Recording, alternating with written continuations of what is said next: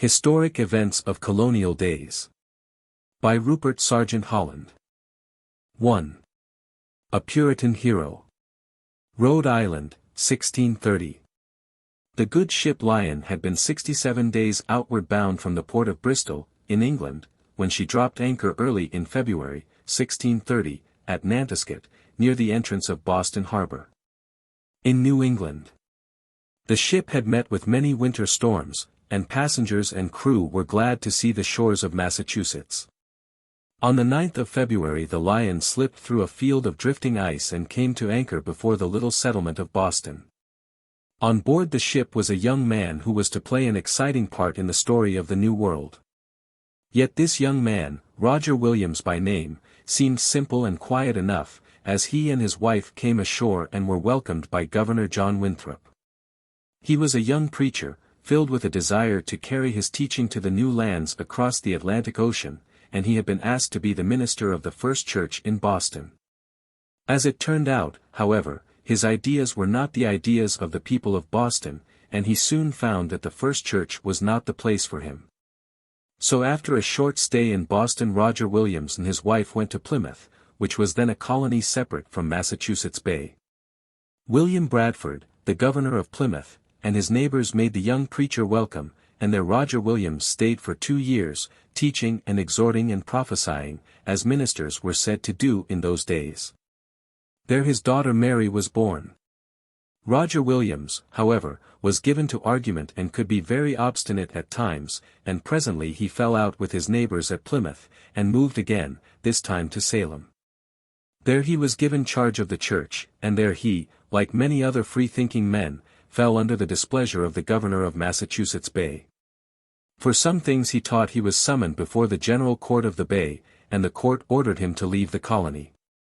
He did not go at once, and Governor Winthrop let him stay until the following January, when rumors came to Boston that Roger Williams was planning to lead 20 men of his own way of thinking to the country about Narragansett Bay, and there establish a colony of his own.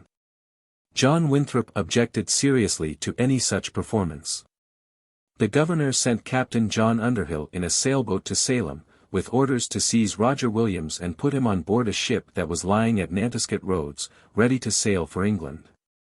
But when Captain Underhill and his men marched up to the house of Williams they found that the man they wanted had fled 3 days before.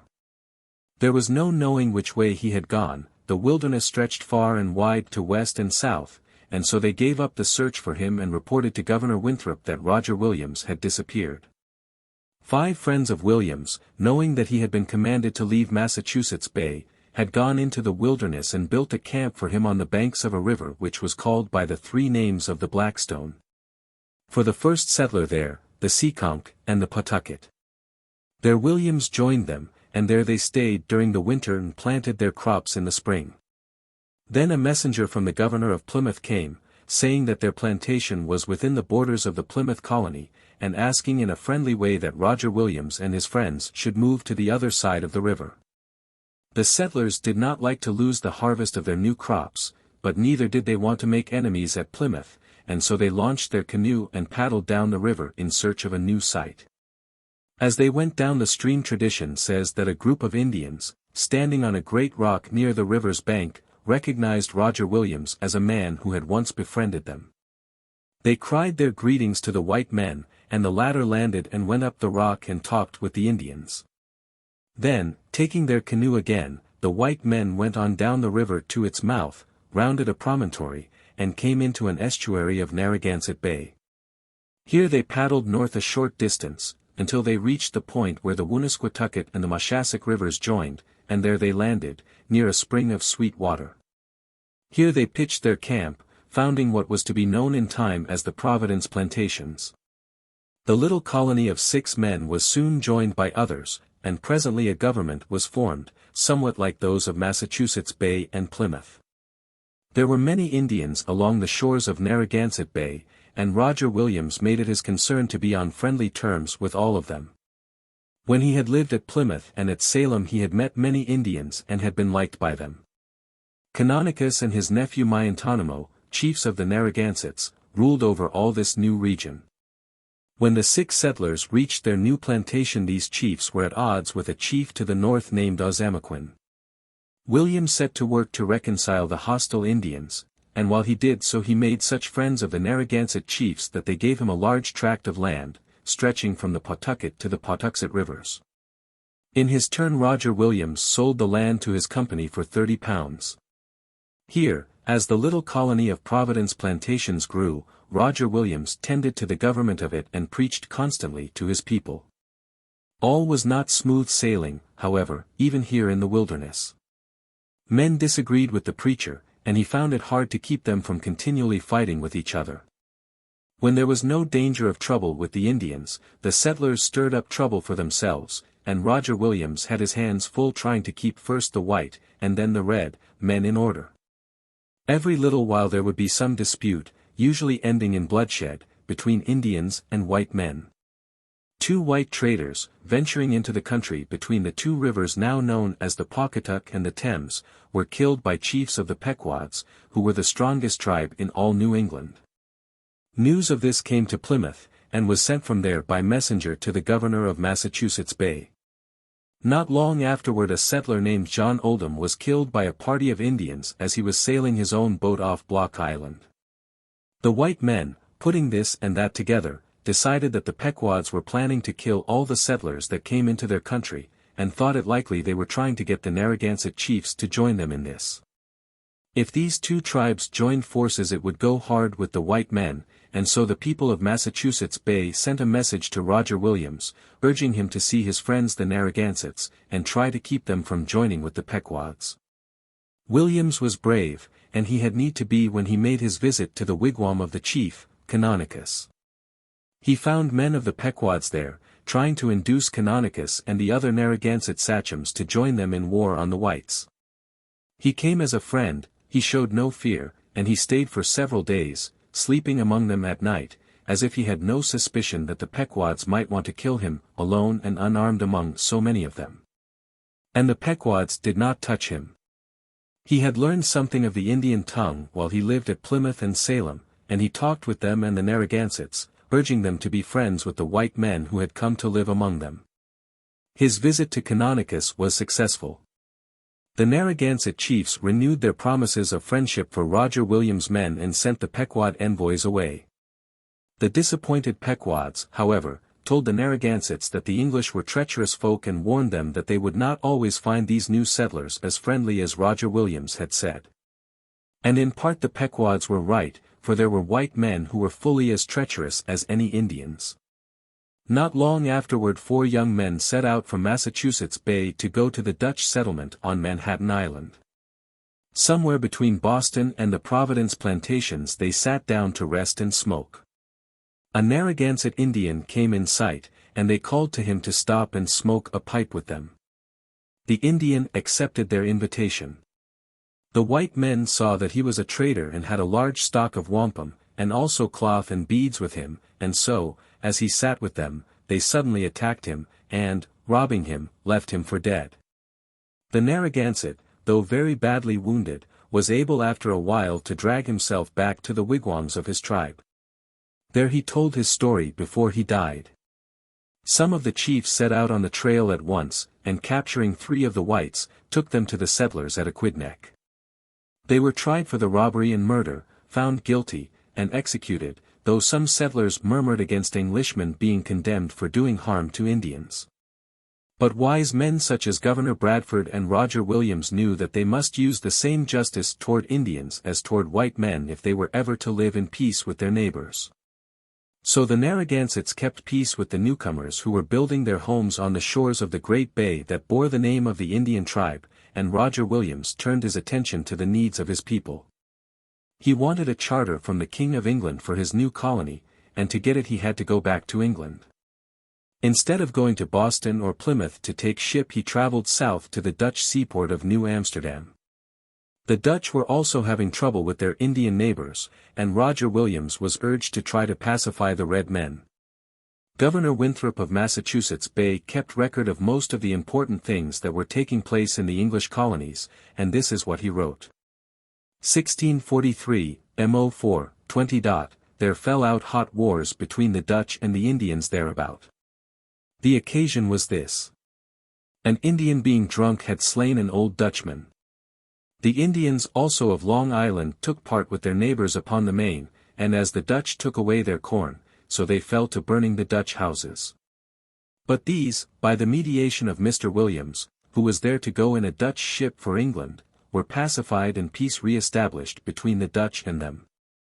Roger Williams sailed from New Amsterdam in June or July, 1643, and on the voyage he spent much time in writing a remarkable book, a key into the languages of America, as he called it. He reached England at a most exciting time. Parliament had rebelled against King Charles I, the king had fled from London, the Battle of Edge Hill had been fought between the Cavaliers and the Roundheads, and the country was an armed camp. Williams tried to get his charter from the Parliament, but matters were so upset that such business took a long time. The people of London were suffering for fuel, and he busied himself in plans to provide coal and wood for them, and he went on with his writings, most of which were religious arguments, such as many men of that period, among them William Penn, were fond of writing. At last he was able to get his charter from Parliament, and set out on his return journey. He had not sailed from Boston on his outward voyage because of the order of exile from the colony of Massachusetts Bay that still stood against him. But he asked permission of that colony to let him return by way of Boston, and this was granted. He landed at the same place where he had made his first landing in America. Journeyed, probably on foot, to the Blackstone River, and paddled his canoe to Narragansett Bay. As he approached the bay he was met by a fleet of canoes manned by the chief settlers of his colony, who gave him a royal welcome. In return for his services in obtaining the charter for the New Providence plantations, the three settlements of Newport, Portsmouth and Providence agreed to pay him £100. Roger Williams' wife had joined him at the Providence plantations, and they now had a family of 6 children.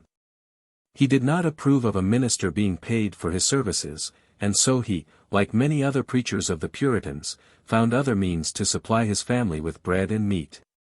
He had traded with the Indians for furs while he was at Salem, and since then he had built a trading house on the west shore of Narragansett Bay, at a place called Cocomsquisic by the Indians, about 15 miles south of Providence, and near where the town of Wickford now stands. Ninigret, one of his powerful Indian friends, lived nearby, and saw to it that the best furs went to Roger Williams' house. It was a convenient place for the hunters to bring their stores, and it was not far across the bay to Newport, which was becoming the main shipping port of the colony. To Newport he took his furs to sell them in the market or send them by trading vessel to England, and there he bought the stock of cloth and beads, sugar and other supplies that he paid to the Indians. He made at his trading house at least £100 a year, the equal of $500 in American money, and with a much greater purchasing power in those days than now. Meantime the Narragansetts and the Mohegans had been at war with each other, and the former tribe winning, had made an alliance with the Mohegans, and threatened a joint attack on the English colonies. Williams and 2 or 3 others went out to the Indian chiefs and again made a treaty of peace with them, for there was no white man in New England for whom all the Indians had such affection as they had for Roger Williams. Time and again he saved his own colony, and the neighboring ones of Massachusetts Bay and Plymouth and Connecticut from Indian attacks. His knowledge of the Indian tongues was of great assistance to him, and his desire to be perfectly fair and frank with them was even more valuable. Once more he went to England, for a Mr. Coddington of Newport had obtained from Parliament a commission as governor for life of the settlements at Aquidneck, which interfered with the charter already granted to the Providence plantations. There he succeeded in having the claims of his colony adjusted, there he wrote more religious pamphlets and preached and lectured, and there he met Oliver Cromwell, the Lord Protector of England, and John Milton the poet, and told them about the Indians of New England, their language and their customs and the missionary work the colonists were doing among them. After he went back to Providence, George Fox, the famous Quaker leader, came to New England and preached to the people there. Roger Williams did not agree with Fox in many of his teachings, and took the opposite side at many public meetings. Whenever there was debate or argument over religious matters Roger Williams wanted to have his share in it. He held the same views as leader of the Providence plantations that he had voiced when he first came as minister to the First Church at Boston. In many ways Roger Williams was something like William Penn. He founded a colony that was in time to become one of the original 13 states of the American Union. He was a religious leader, and he was always fair in his dealings with the Indians.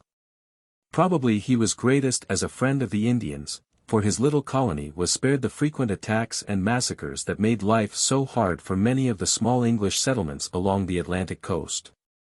He came to the New World seeking liberty and justice between all men, and these he taught to the settlers who followed and built their homes around his log house on the shores of the great bay named for the Narragansetts.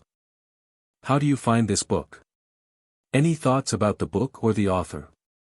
Any suggestion for improvement? Please take a moment to share your thoughts in a comment. If you like it, share it with your friends who might enjoy it as well. Subscribe to keep in touch. Visit CompleteAudiobooks.com for more quality content. 2. Peter Stuyvesant's Flag. New York, 1661. The island of Manhattan, which is now tightly packed with the office buildings and houses of New York, was in 1661 the home of a small number of families who had come across the Atlantic Ocean from the Netherlands to settle this part of the New World for the Dutch West India Company. There was a fort at the southern end of the island, sometimes known as the Battery, and 2 roads led from it toward the north. One of these roads followed the line of the street now called Broadway, running north to a great open field, or common, and, skirting that, leading on to the settlement of Harlem. In time this road came to be known as the Old Post Road to Boston. Another road ran to the east, and in its neighborhood were the farms of many of the richer Dutch settlers. Near where 3rd Avenue and 13th Street now meet was the Bowery, as the Dutchmen called a farm, of Peter Stuyvesant, the governor of the colony of New Netherland. It was a large, prosperous Bowery, with a good-sized house for the governor and his family. This Dutch governor, sturdy, impetuous, obstinate, had lost a leg while leading an attack on the Portuguese island of St. Martin, in 1644, and now used a wooden stump which caused him to be nicknamed Wooden-Legged Peter. He was a much better governor than the others who had been sent out by the West India Company to rule New Netherland. He had plenty of courage, but he had also a very determined will of his own, which often made him seem a tyrant to the other settlers. Now there were 2 distinct classes of people in New Netherland, the peasants who worked the land, and the landowners, called patroons, who had bought vast tracts from the West India Company, and lived on them like European nobles. It was the patroons who brought the peasants over, paying for their passage, and the peasants worked for them until they could repay the amount of their passage money, and then took up small farms on their patroon's estate, paying the rental in crops, as tenants did to the feudal lords of Europe. The great manors stretched north from the little town of New Amsterdam at the point of Manhattan Island. Above Peter Stuyvesant's Bowery was the manor of the Kip family, called Kip's Bay. In the middle of the island lived the patroon Delancey. Opposite, on Long Island, was the estate of the Lawrences. And along the Hudson were the homes of the powerful families of Van Cortlandt and of Phillips, of Van Rensselaer and of Schuyler. In spite of constant danger from Indians and their great distance from Europe, the patroons lived in a certain magnificence, and grew in power down to the time of the Revolution. Farming and fur trading were the chief sources of profit of the colony. There were a few storekeepers and mechanics, but they lived close to the fort and stockade at the Battery. The trades that had done so much to make the Netherlands in Europe rich played small part in the life of this New Netherland.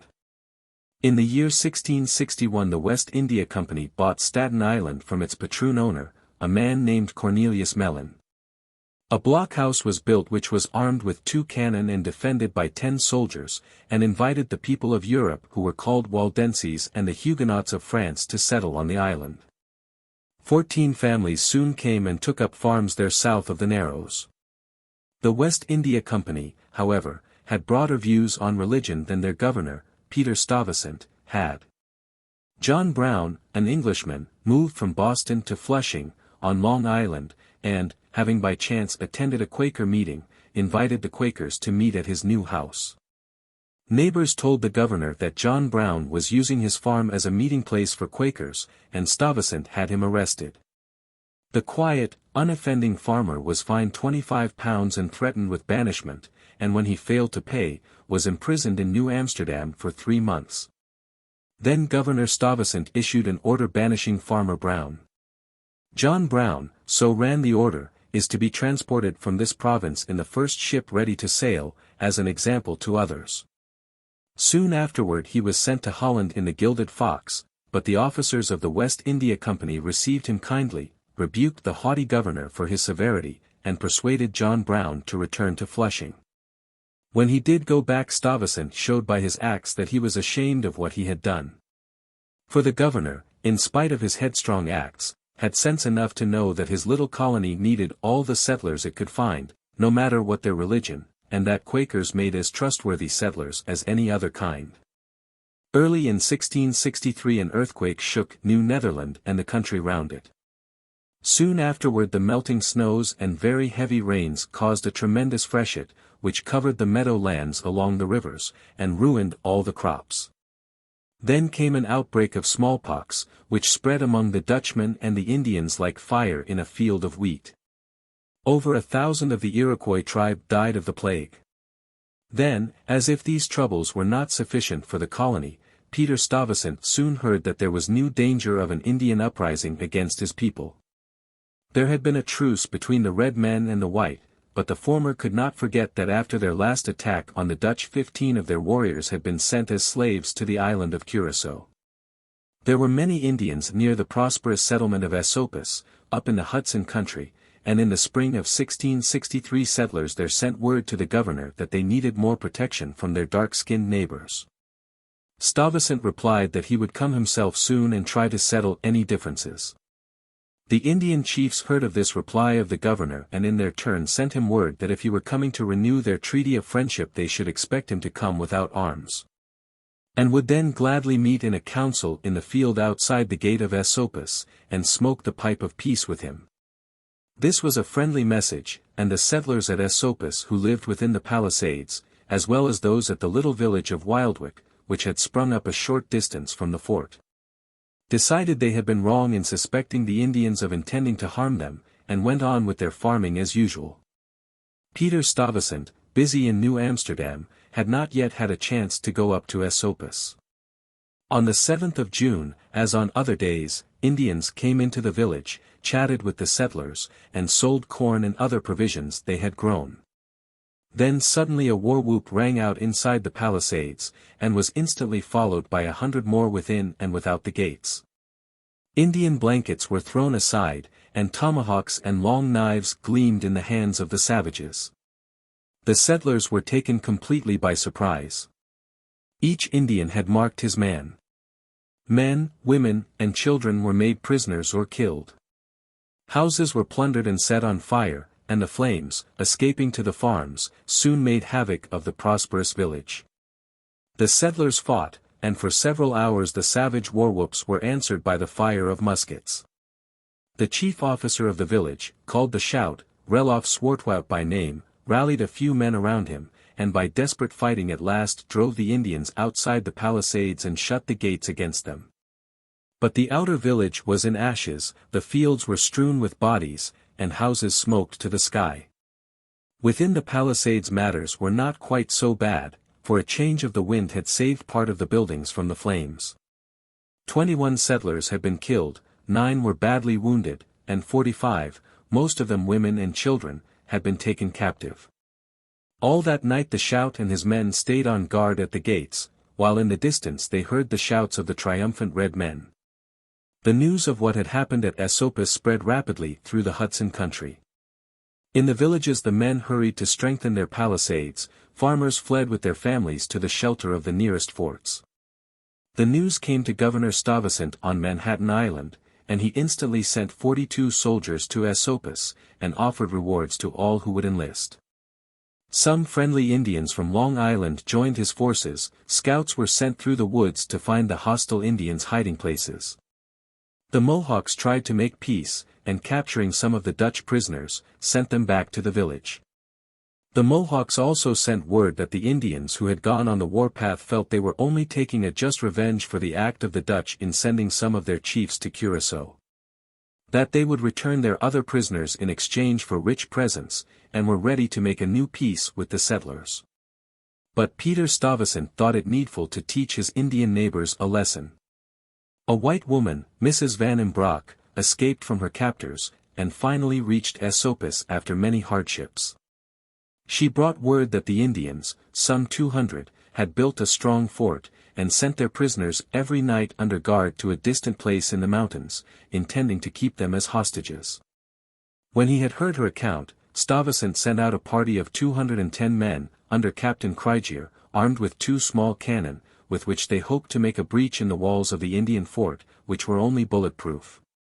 This little army set out on the afternoon of July 26. They made their way through forests, over high hills, and across rivers. They bivouacked for the night, and next morning marched on until they were about 6 miles from the fort. Half the men were sent on to make a surprise attack, while the rest followed in reserve.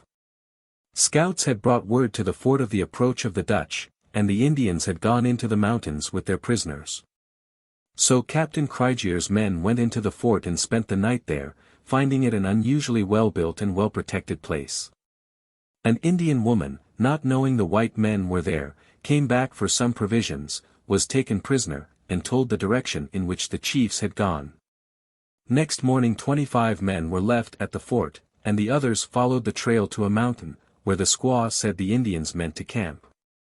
There were no red men there, and the squaw told of another camp yet farther on. The Dutch soldiers marched all day, but their hunt proved fruitless. Finally Captain Craigier gave the order to return to the captured fort. Here they burned the buildings, and carried off all the provisions. Then they returned to Esopus, to await other news. Early in September word came that the Indians had built another fort, or castle, as they called it, 36 miles to the southwest. Again Captain Craigier set out with his men, and on the second day came in view of the fort. It stood on a height, and was built of 2 rows of stout palisades, 15 feet high. Craigier divided his forces, and 1/2 the men crept toward the fort. Then a squaw saw them, and by her cry warned the Indians. Both parties of the Dutch rushed up the hill, stormed the palisades, drove their enemies before them, and scattered them in the fields. Behind the fort was a creek. The Indians waded and swam it, and made a stand on the opposite bank. But the fire of the Dutchmen was too much for them, and shortly they were flying wildly into the wilderness. The Indian chief, Papaquanchen, and 14 of his warriors were killed in the battle, 22 white prisoners were rescued, and 14 Indians were captured. The fort was plundered of provisions, and the Dutch found 80 guns, besides, as they reported, bearskins, deerskins, blankets, elk hides and peltries sufficient to load a shallop.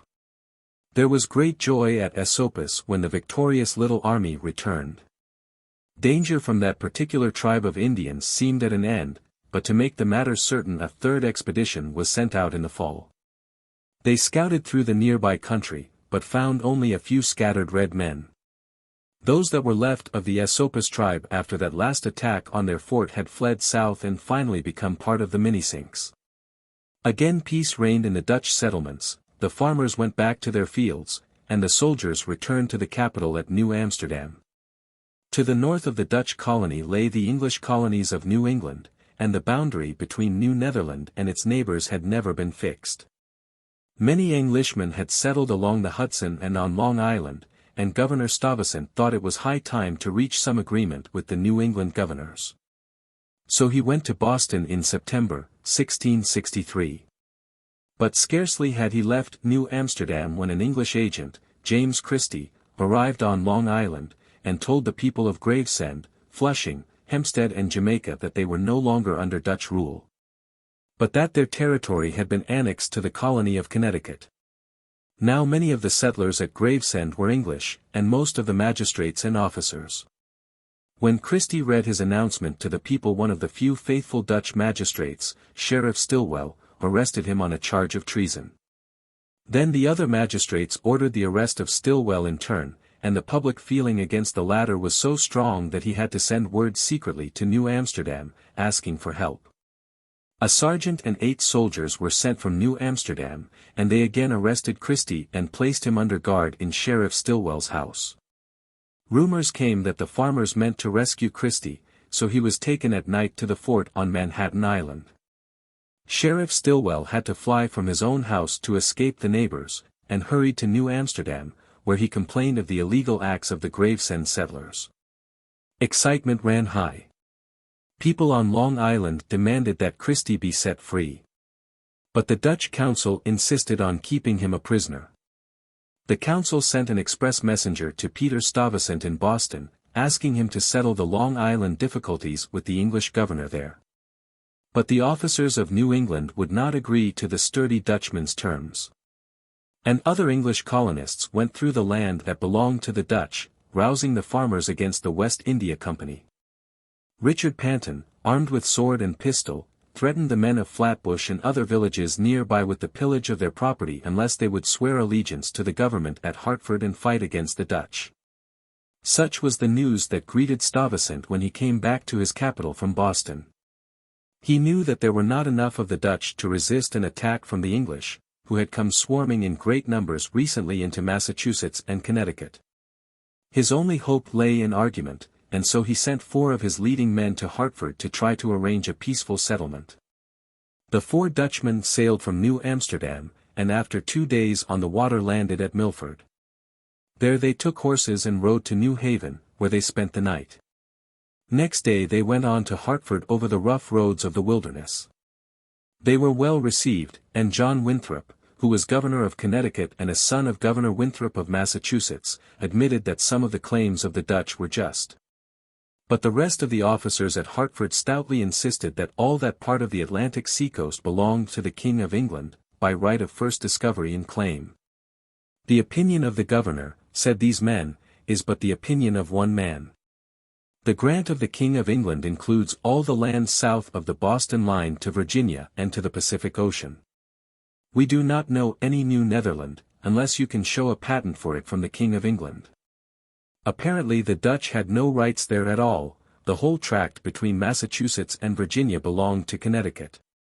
Still the Dutchmen tried to reach some sort of friendly agreement.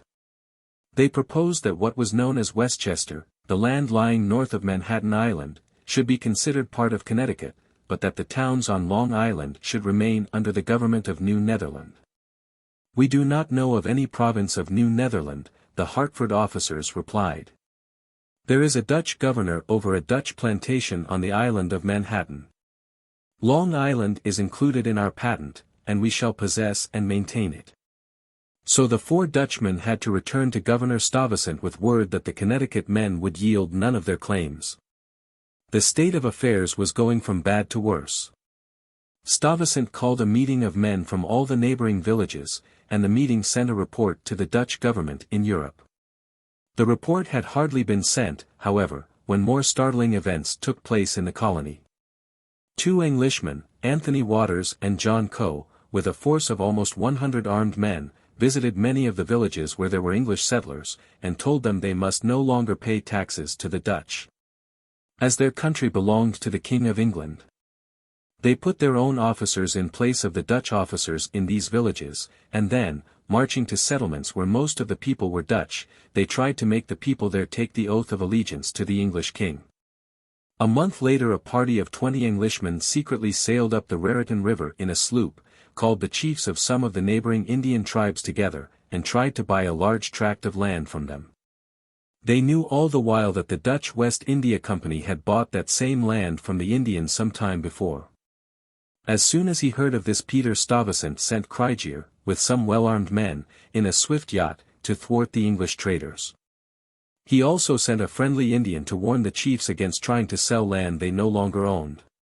The Dutch yacht arrived in time to stop the Indians from dealing with the English, and the latter, baffled there, sailed their sloop down the bay to a place between Rensselaer's Hook and Sandy Hook, where they met other Indians and tried to bargain with them for land. The Dutch Craigier overtook them. "You are traitors," he cried. "You are acting against the government to which you have taken the oath of fidelity. "This whole country," answered the men from the sloop, "has been given to the English by His Majesty the King of England." Then the two parties separated, Criegear and his men sailing back to New Amsterdam. While matters stood this way in the province of New Netherland, an Englishman, John Scott, petitioned King Charles II to grant him the government of Long Island, which he said the Dutch settlers were unjustly trying to take away from the King of England. Scott was given authority to make a report to the English government on the state of affairs in that part of the New World, and in order to do this he sailed to America and went to New Haven, where he was warmly welcomed. The colony of Connecticut gave him the powers of a magistrate throughout Long Island, and he at once set to work to wrest the island from the Dutch, whom he upbraided as cruel and rapacious neighbors who were enslaving the English settlers. Some of the villages on Long Island, however, and especially those where there were many Quakers and Baptists, did not want to come under the rule of the Puritans. Therefore 6 towns, Hempstead, Gravesend, Flushing, Middlebury, Jamaica and Oyster Bay, formed a government of their own, asking John Scott to act as their president, until the King of England should establish a permanent government for them. Scott swelled with pride in his new power. He gathered an armed force of 170 men, horse and foot, and marched out to compel the neighboring Dutch towns to join his new colony. First he marched on Brooklyn. There he told the citizens that their land belonged to the Crown of England, and that he now claimed it for the king. He had so many men with him that the Dutch saw it would be impossible to arrest him, but one of them, the secretary, Van Ruven, suggested that he should cross the river to New Amsterdam and talk with Peter Stuyvesant. Scott pompously answered, "Let Stuyvesant come here with 100 men, I will wait for him and run my sword through his body." And he scowled and marched up and down before the stolid Dutchman like a fierce cock o' the walk. The Dutchmen of Brooklyn, however, did not seem anxious to exchange the rule of Governor Peter Stuyvesant for that of Captain John Scott. As he was strutting up and down, Captain Scott spied a boy who looked as if he would like to use his fists on the Englishman. The boy happened to be a son of Governor Stuyvesant's faithful officer Criegear. Captain Scott walked up to the boy, and ordered him to take off his hat and salute the flag of England. Young Criegear refused, and the quick-tempered captain struck at him. One of the men standing by called out, "If you have blows to give, you should strike men, not boys." 4 of Scott's men jumped at the man who had dared to speak so, and the latter, picking up an axe, tried to defend himself, but soon found it best to run. Scott ordered the people of Brooklyn to give the man up, threatening to burn the town unless they did so. But the man was not surrendered, and the captain did not dare to carry out his threat. Instead he marched to Flatbush, and unfurled his flag before the house of the sheriff. Settlers gathered round to see what was happening, and Captain Scott made them a speech. "This land," said he to the Dutchmen, "which you now occupy, belongs to His Majesty, King Charles. He is the right and lawful lord of all America, from Virginia to Boston. Under his government you will enjoy more freedom than you ever before possessed. Hereafter you shall pay no more taxes to the Dutch government, neither shall you obey Peter Stuyvesant. He is no longer your governor, and you are not to acknowledge his authority. If you refuse to submit to the King of England, you know what to expect." But the men of Flatbush were no more ready to obey the haughty captain than those of Brooklyn had been.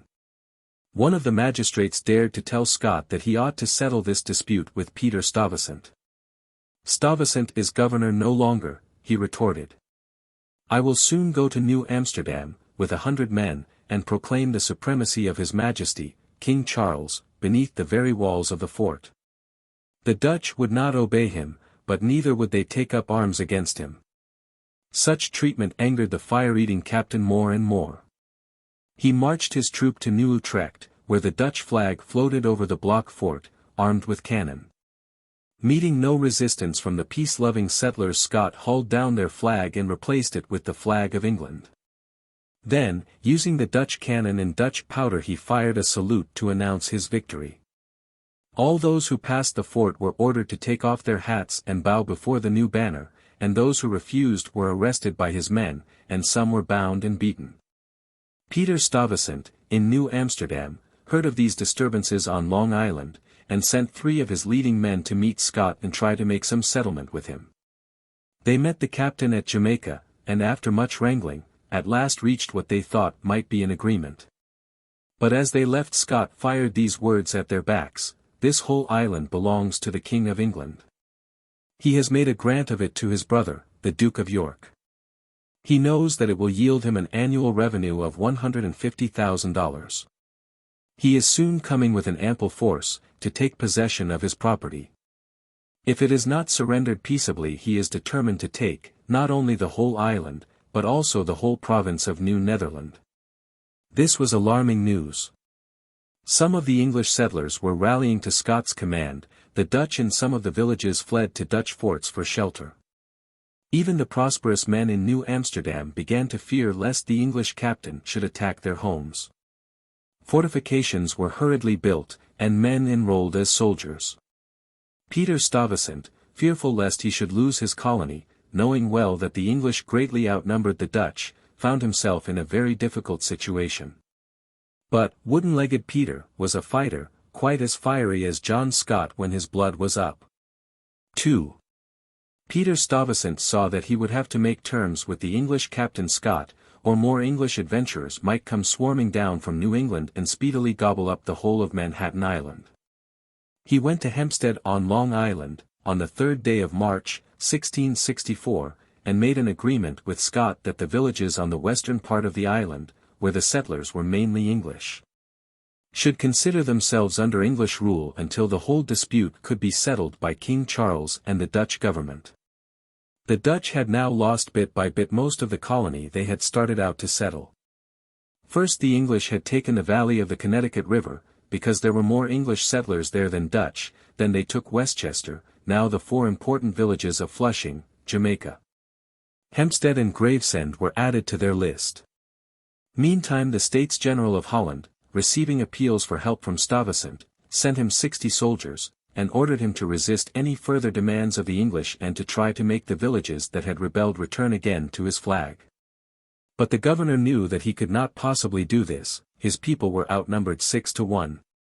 And while he was turning this matter over in his mind, news came that the English people in Connecticut were making a treaty of alliance with the Indians who lived along the Hudson. Fearful lest all the tribes should side with his rivals, Stuyvesant invited a number of the Indian chiefs to a meeting at the fort of New Amsterdam. The chiefs came to the council. One of them called upon Boctamo, their tribal name for the Great Spirit, to hear him. "Oh, Boctamo," he said, "help us to make a good treaty with the Dutch. And may the treaty we are about to make be like the stick I hold in my hand. Like this stick may it be firmly united, the one end to the other." Then turning to Stuyvesant and his officers, he went on, "We all desire peace. I have come with my brother sachems, in behalf of the Esopus Indians, to conclude a peace as firm and compact as my arms, which I now fold together." He held out his hand to the governor. "What I now say is from the fullness of my heart. Such is my desire, and that of all my people." A treaty was drawn up, signed by the Dutch and the Indians, and celebrated by the firing of cannon from the fort. Stuyvesant proclaimed a day of general thanksgiving in honor of the new alliance with the Indians. Now it had been supposed that the English towns on Long Island would join the colony of Connecticut, but instead the settlers proclaimed their own independence and chose John Scott for their president. Then the court at Hartford sent John Allen, with a party of soldiers, to arrest Captain Scott for treason. Scott met the Connecticut soldiers with soldiers of his own, and demanded what they wanted on his land. The Connecticut officer read the order for Scott's arrest. Then said Captain Scott, "I will yield my heart's blood on this ground before I will give in to you or any men from Connecticut." The men from Hartford answered readily, "So will we." But in spite of his bold words his opponents did succeed in arresting Scott, and, taking him to Hartford, put him in prison there. Governor Winthrop went to Long Island to appoint new officers in the English villages in place of Scott's men, and Stuyvesant seized the chance to go to meet the Connecticut governor and make some treaty with him. The governor of New Netherland explained to the governor of the Connecticut colony that the Dutch claimed the land they occupied by the rights of discovery, purchase, and possession. and reminded him that the boundary between the two colonies had been defined in a treaty made in 1650. Said that treaty, upon Long Island a line run from the westernmost part of Oyster Bay, in a straight and direct line to the sea, shall be the bounds between the English and the Dutch there. The easterly part to belong to the English, the westernmost part to the Dutch. Yet, in spite of this, Governor Winthrop was now many miles west of the line, claiming villages that were clearly in Dutch territory. The truth was that Governor Winthrop knew Peter Stuyvesant had not the needful number of men to oppose the English claims. And the upshot of the meeting was that Winthrop simply declared that the whole of Long Island belonged to the King of England. That King of England, Charles II, now took a hand in the matter himself. On March 12, 1664, he granted to his brother, James, Duke of York, the whole of Long Island, all the islands near it, and all the lands and rivers from the west shore of the Connecticut River to the east shore of Delaware Bay. It was a wide, magnificent grant, sweeping away the colony of New Netherland as if it had been a twig in the path of a tornado. Word reached New Amsterdam that a fleet of armed ships had sailed from Portsmouth in England, bound for the Hudson River, to take possession of the neighboring territory. The prosperous Dutch settlers were in a panic. Peter Stuyvesant called his council, and they decided to lose no time in making their fortifications as strong as possible. Money was raised, powder was sent for, agents hurried to buy provisions all through the countryside.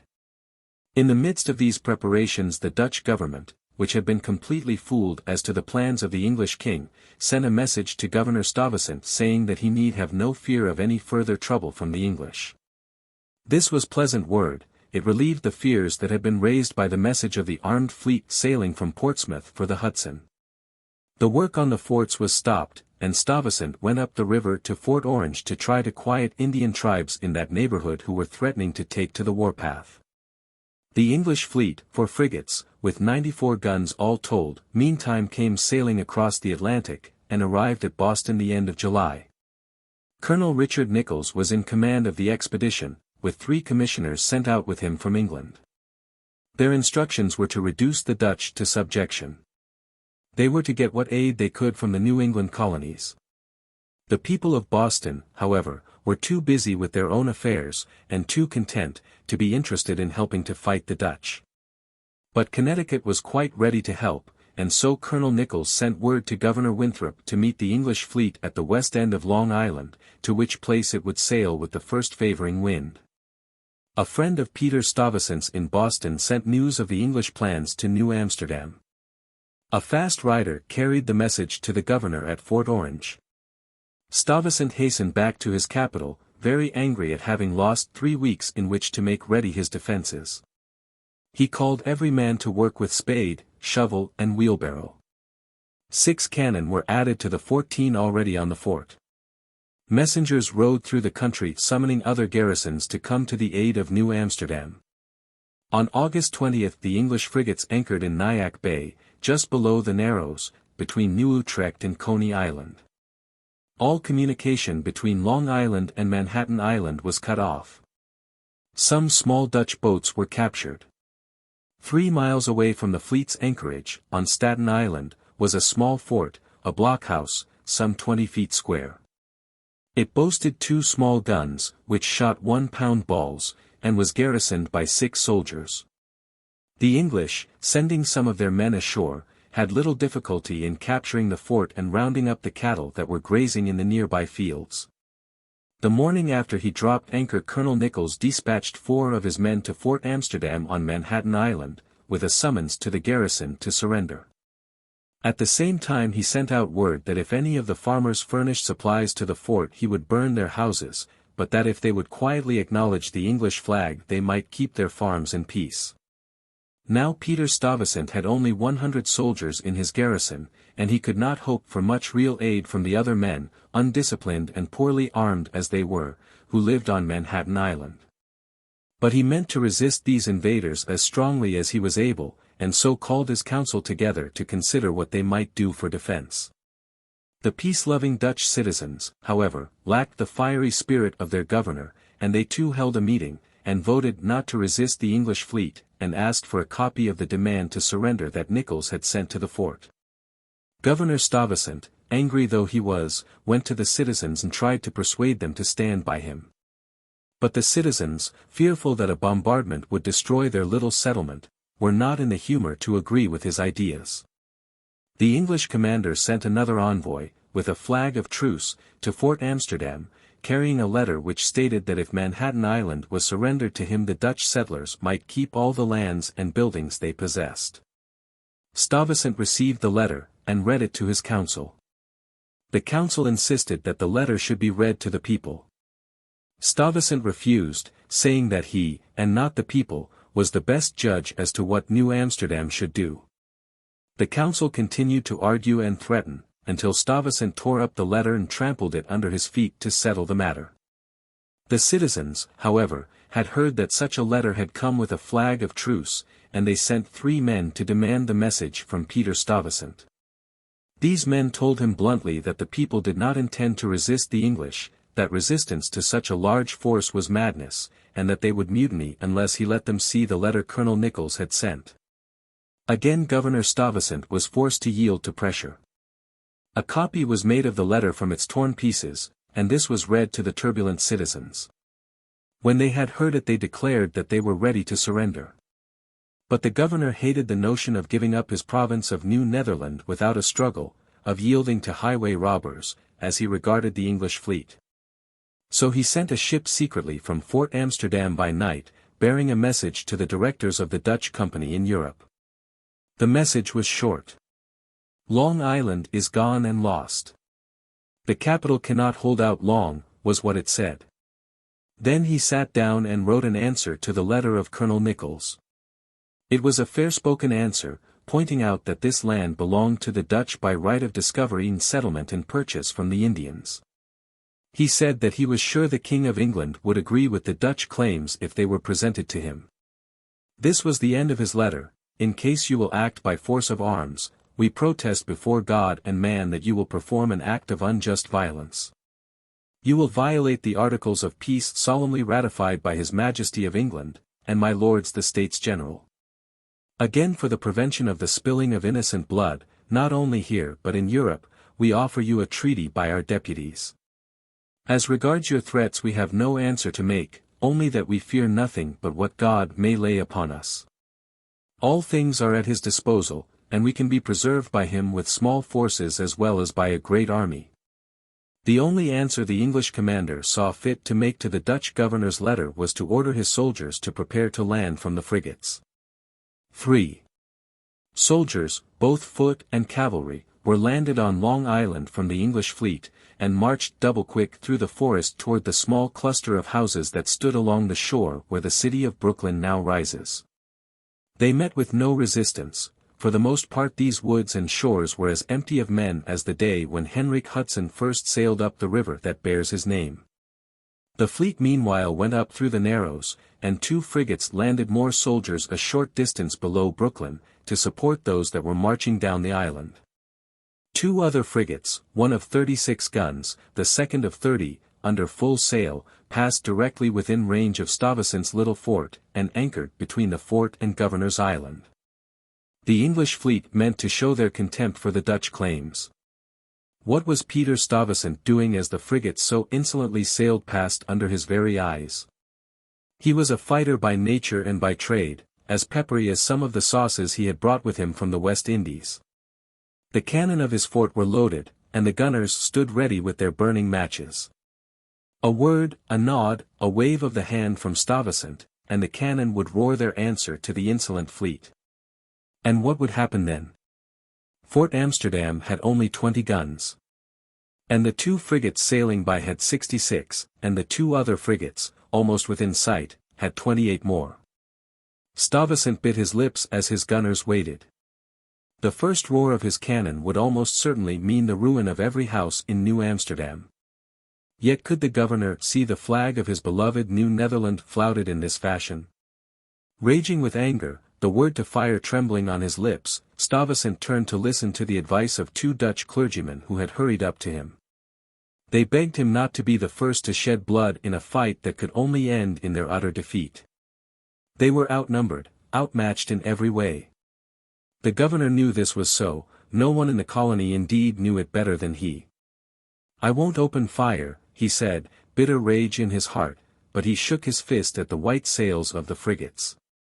Stuyvesant left the rampart, leaving 50 men to defend the fort, and took the rest of the garrison, 100 soldiers, down to the shore, to repel the English if they should try to land. He still had a faint hope that the English commander would make some terms with him that would allow him to keep the flag of Holland flying over New Amsterdam. With this faint hope he sent 4 of his chief officers with a flag of truce to Colonel Nichols. They carried this message from Peter Stuyvesant: "I feel obliged to defend the city, in obedience to orders. It is inevitable that much blood will be shed on the occurrence of the assault. Cannot some accommodation yet be agreed upon? Friends will be welcome if they come in a friendly manner." So spoke the Dutch governor, trying to be patient and reasonable, no matter how hard such a course might be for him. Colonel Nichols, sure of his greater power in men and guns, cared not a whit to be either reasonable or patient. He sent back a determined answer. "I have nothing to do but to execute my mission," he said. "To accomplish that I hope to have further conversation with you on the morrow, at the Manhattans. You say that friends will be welcome, if they come in a friendly manner. I shall come with ships and soldiers. And he will be bold indeed who will dare to come on board my ships, to demand an answer or to solicit terms. What then is to be done? Hoist the white flag of surrender, and then something may be considered." This haughty answer spread through New Amsterdam, and men and women rushed to the governor to beg him to surrender. Bombardment by the fleet would destroy all they owned, and doubtless kill many of them. Stuyvesant would have fought until his flag fell over a heap of ruins, but he knew that his people would not stand behind him. "I had rather," he told the men and women as they thronged about him, "be carried a corpse to my grave than to surrender the city." The people went to the city hall, and drew up a paper of protest to their governor.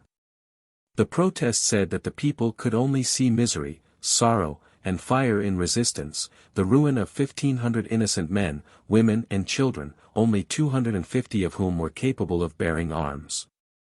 The words of the protest were true. "You are aware," it said, "that 4 of the English king's frigates are now in the roadstead, with 600 soldiers on board. They have also commissions to all the governors of New England, a populous and thickly inhabited country, to impress troops, in addition to the forces already on board, for the purpose of reducing New Netherland to His Majesty's obedience. These threats we would not have regarded, could we expect the smallest aid. But, God help us, where shall we turn for assistance, to the north or to the south, to the east or to the west? 'Tis all in vain. On all sides we are encompassed and hemmed in by our enemies." 94 of the chief men of New Amsterdam signed this protest, one of them being Stuyvesant's own son. In front of the governor were the guns of the English fleet, behind him was the mutiny of his own people. New Amsterdam, only a cluster of some 300 houses at the southern end of Manhattan Island, was entirely open to attack from either the east or the North River. An old palisade, built to protect the houses from Indian attacks, stretched from river to river on the north, and in front of this palisade were the remains of an old breastwork, 3 feet high and 2 feet wide. These might be of use against the Indians, but hardly against well-trained white soldiers. Fort Amsterdam itself had only been built to withstand Indians, not white men. An earthen rampart, 10 feet high and 4 feet thick, surrounded it, but there were no ditches or palisades. At its back, where the crowds of Broadway now daily pass, were a number of low wooded hills, with Indian trails leading through them. These hills, if held by an enemy, could easily command the fort. The little Dutch garrison hadn't 500 pounds of powder on hand. The store of provisions was equally small, and there was not a single well of water within the fortifications. To cap the climax, the garrison itself couldn't be trusted. It was largely made up of the lowest class of the settlers, unfit to do any other work than shoulder a gun. So Peter Stuyvesant saw that he must yield. He chose 6 of his men to meet with 6 of the English at his own Bowery on the morning of August 27. There was little for the Dutchmen to do but agree to the terms their enemies offered them. The terms were that the province of New Netherland should belong to the English. The Dutch settlers might keep their own property or might leave the country if they chose. They might have any form of religion they pleased. Their officers, to be chosen at the next election, would have to take the oath of allegiance to the King of England. Peter Stuyvesant only yielded because he saw that he must.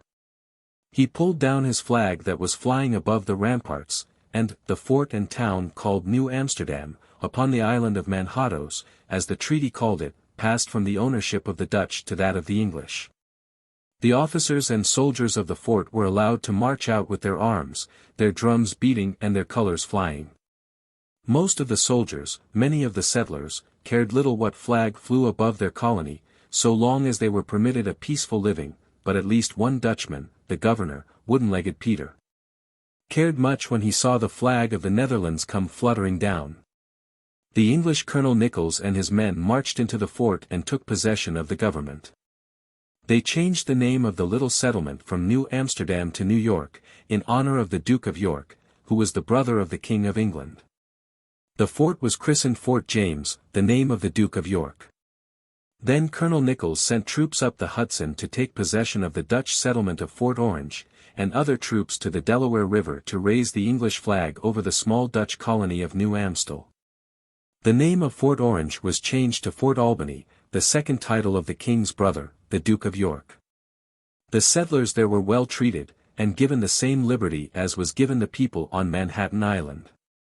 But those at New Amstel, on the Delaware, did not fare so well.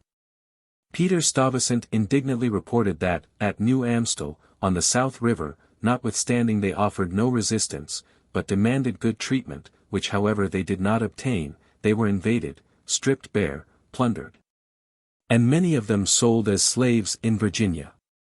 The flag of England now flew where the flag of the Netherlands had waved for half a century. There was no excuse for this seizing of the Dutch colony by the English. The Dutch were peaceful neighbors, fair in their dealings with the other colonies. But while the Dutch had not greatly increased the number of their settlers in the New World, the English had. New England was growing fast, so was Virginia, and in between these two English settlements lay the small Dutch one, at the mouth of a great river, and with the finest harbor of the whole seacoast. The English had cast envious eyes upon Manhattan Island. They wanted to own the whole seacoast, and so, being strong enough, they took it. And the Dutch, like the Indians before them, had to bow to the stronger force. The Dutch government in Europe called Peter Stuyvesant there to explain why he had surrendered his colony. He went to Holland and made his acts so clear to the States General that they held him guiltless of every charge against him. Then he returned to New York and settled down at his Bowery, where he lived comfortably and well, like most of his Dutch neighbors, unvexed by the constant troubles he had known when he was the governor. The colony of New York grew and prospered. The patroons lived on their big estates, rich, hospitable families, much like the wealthy planters of Virginia. The Dutch people in the towns were a thrifty, peaceable lot, glad to welcome new settlers, no matter from where they came. Most of the settlers came now from England, very few from the Netherlands, and in time there were more English than Dutch in the province. By the time of the Revolution the people of the two nations were practically one in their ideas and aims. Dutch and English fought side by side in that war, and helped to make the great state of New York. But the Dutch blood and the Dutch virtues persisted, and many of the greatest men of the new state bore old Dutch names. And so, though Peter Stuyvesant and his neighbors had to haul down their flag from their primitive ramparts at Fort Amsterdam, they and their descendants left their stamp upon that part of the New World they had been the first to settle. 3. When Governor Andross came to Connecticut. Connecticut. 1675. One of the most interesting stories in the history of the American colonies is that of the adventures of the judges who voted for the execution of King Charles I of England and who fled across the water when his son came to the throne as Charles II. They were known as the regicides, a name given to them because they were held to be responsible for the king's death. When Charles II came back to England as king, after the days when Oliver Cromwell was the Lord Protector, he pardoned many of the men who had taken sides against his father. But his friends urged him not to be so generous in his treatment of the judges. So he issued a proclamation, stating that such of the judges of King Charles I as did not surrender themselves as prisoners within 14 days should receive no pardon. The regicides and their friends were greatly alarmed. 19 surrendered to the king's officers, some fled across the ocean, and others were arrested as they tried to escape. 10 of them were executed. 2, Edward Whalley and William Gough, reached Boston Harbor in July, 1660. Another, John Dixwell, came afterward. Governor Endicott and the leading men of Boston, not knowing how King Charles intended to treat the judges, welcomed them as men who had held posts of honor in England. They were entertained most hospitably in the little town, and they went about quite freely, making no attempt to conceal from anyone who they were. Then word came to Boston that the king regarded the escaped judges as traitors. Immediately many of those who had been friendly to the regicides slunk away from them, avoiding them as if they had the plague. The judges heard, moreover, that now Governor Endicott had called a court of magistrates to order them seized and turned over to the executioner. So, as they had fled from England before, the hunted regicides now fled from the colony of Massachusetts Bay. At the settlement of New Haven there were many who had been friends and followers of Oliver Cromwell, and the regicides turned in that direction. They reached that town in March, 1661, and found a haven in the home of John Davenport, a prominent minister. Here they were among friends, and here they went about as freely as they had done at first in Boston. And everybody liked them, for they were fine, honorable men, who had done their duty as they saw it when they had decreed the execution of King Charles I.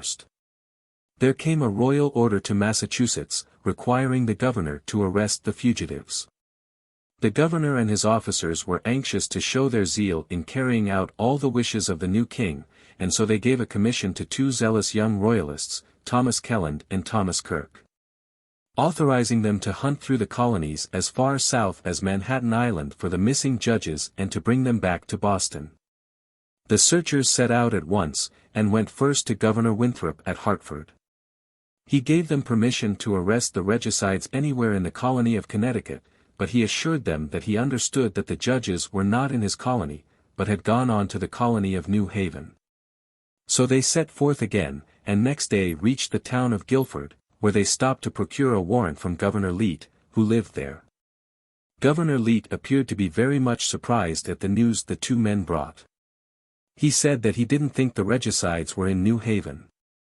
He took the papers bearing the orders of Governor Winthrop and read them in so loud a voice that the 2 men begged him to keep the matter more quiet, lest some traitors should overhear. Then he delayed furnishing them with fresh horses, and, the next day being Sunday, the pursuers were forced to wait over an extra day before they could continue their hunt.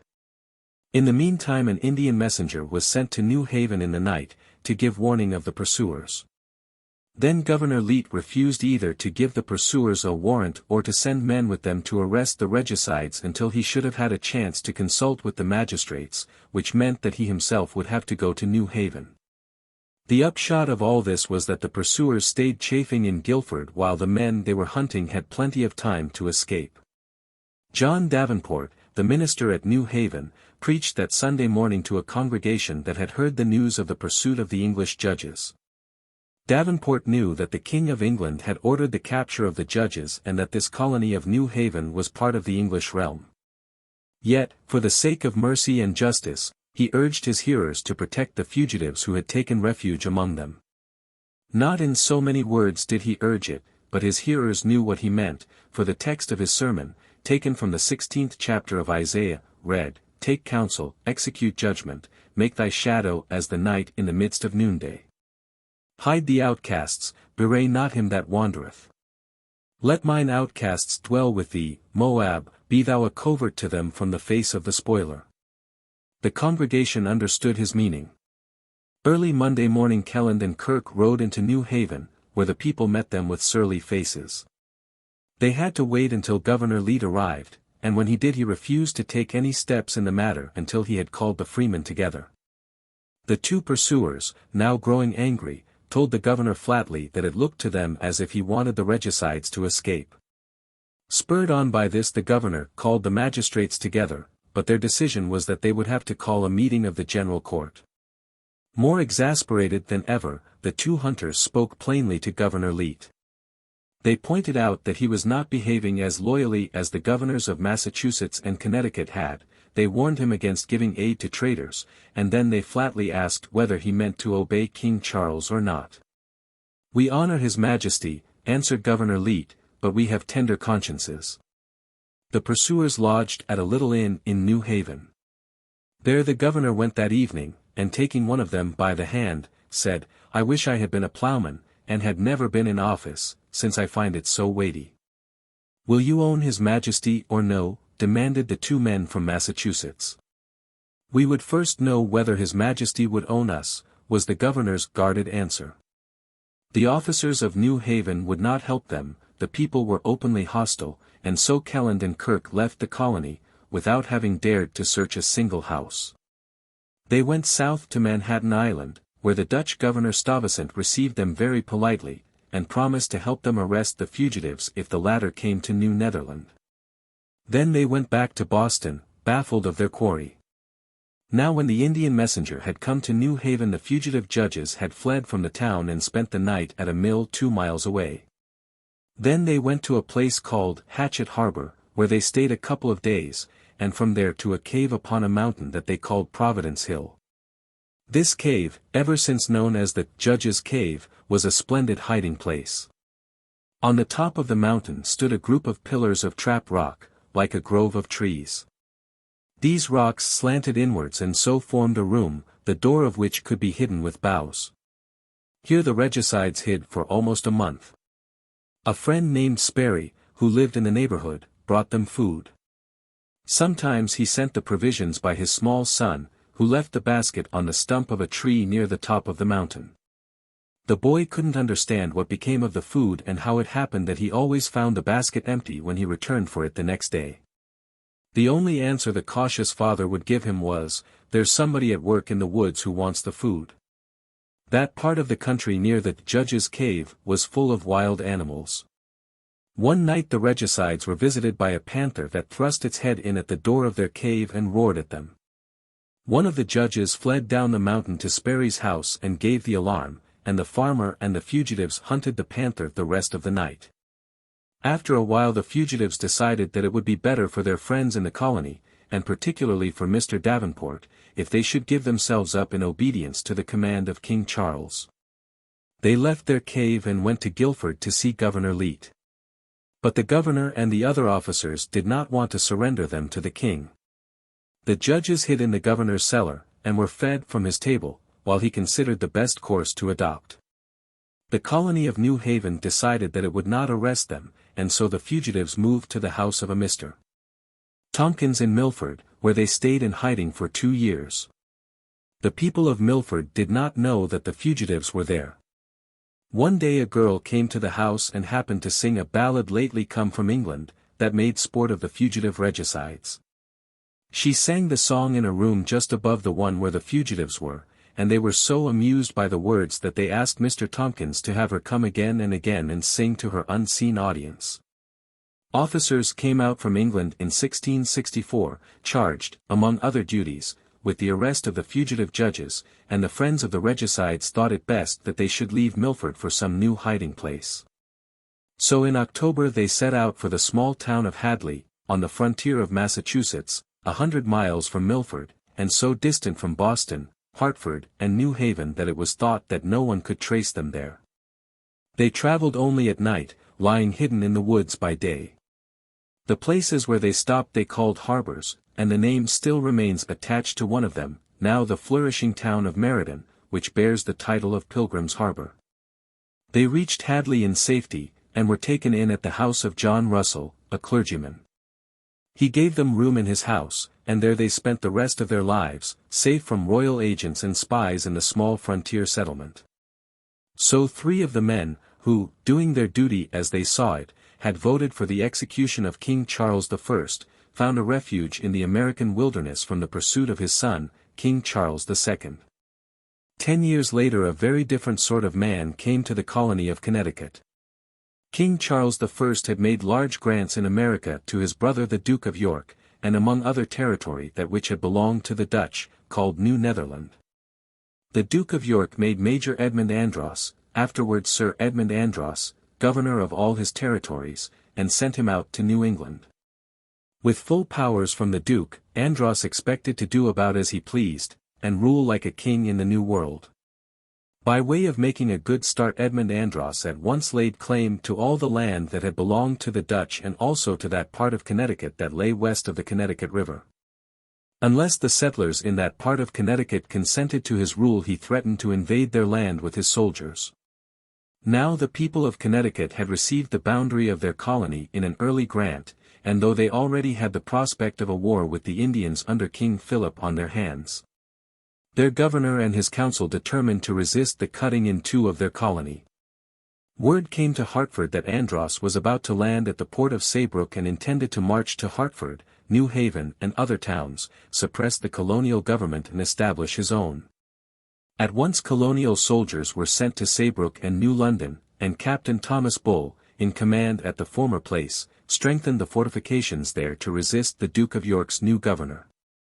July 9, 1675, the people of Saybrook saw an armed fleet heading for their fort. The men hurried to the fort and put themselves under the command of Captain Bull. Then a letter came from the governor at Hartford telling them what to do. And if so be those forces on board should endeavor to land at Saybrook, so ran the order, you are in His Majesty's name to forbid their landing. Yet if they should offer to land, you are to wait their landing and to command them to leave their arms on board. And then you may give them leave to land for necessary refreshing, peaceably, but so that they return on board again in a convenient time. Major Andross sent a request that he might be allowed to land and meet the officers of Saybrook. The request was granted, and Captain Bull, with the principal men of the town, met the Englishman and his officers on the beach. Captain Bull stated the orders he had received from the governor of Connecticut.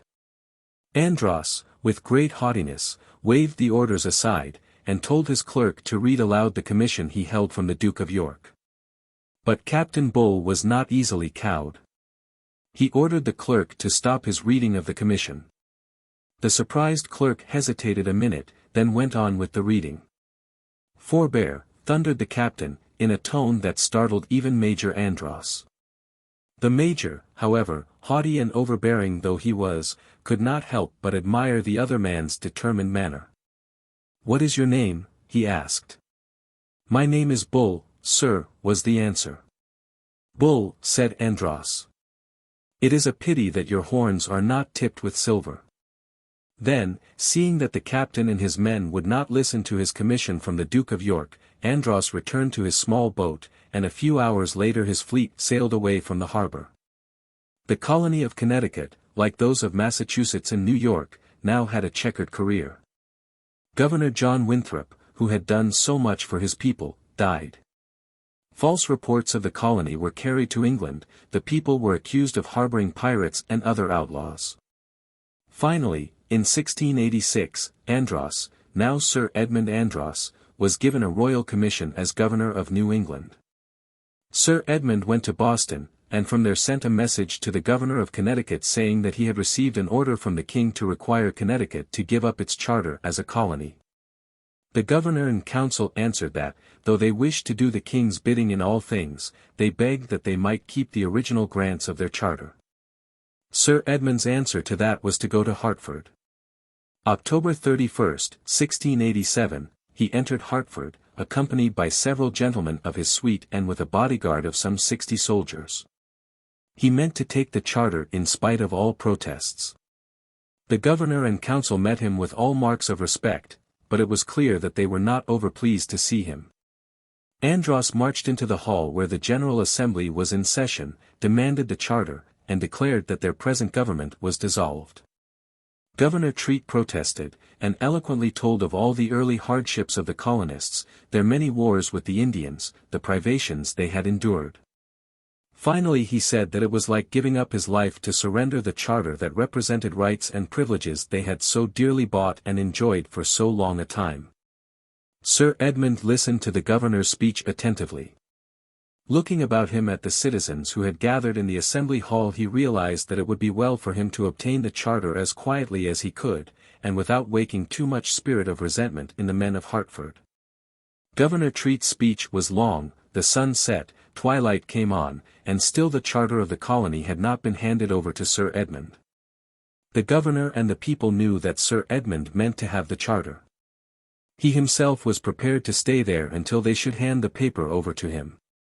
Candles were brought into the hall, and their flickering light showed the spirited governor still arguing with the determined, haughty Sir Edmund. More people pressed into the room to hear the governor's words. Sir Edmund Andross glanced at the crowd. Now they seemed peaceful people, not of the kind likely to make trouble. Sir Edmund had listened to Governor Treat long enough. He grew impatient.